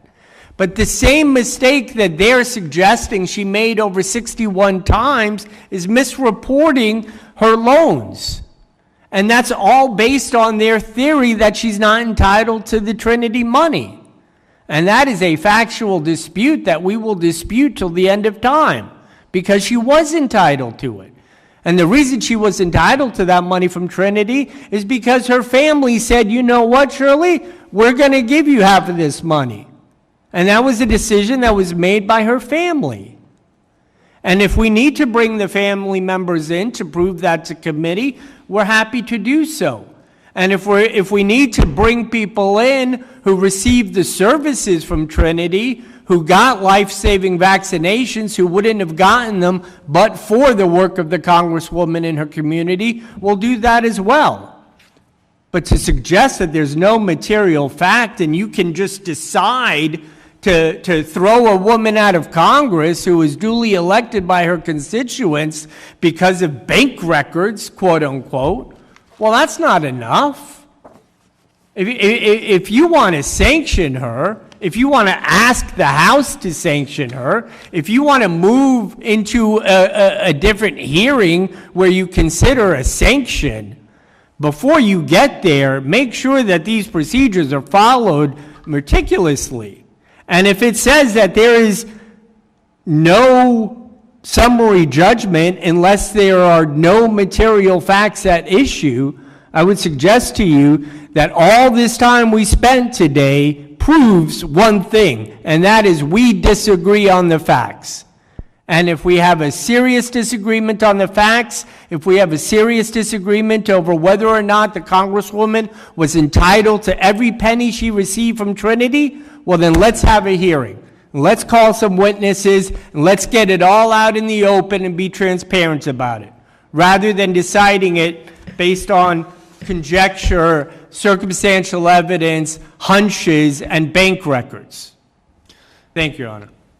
I want to thank counsel for both sides for their participation in the hearing this evening. I want to thank you for your argument, for your responses to questions on behalf of members of the adjudicatory subcommittee. At this time, the subcommittee will adjourn. We will move into executive session.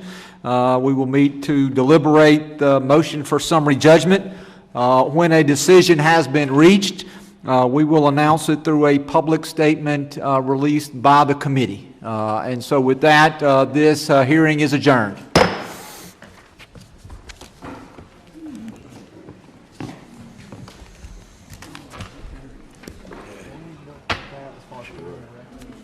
I just want to make sure since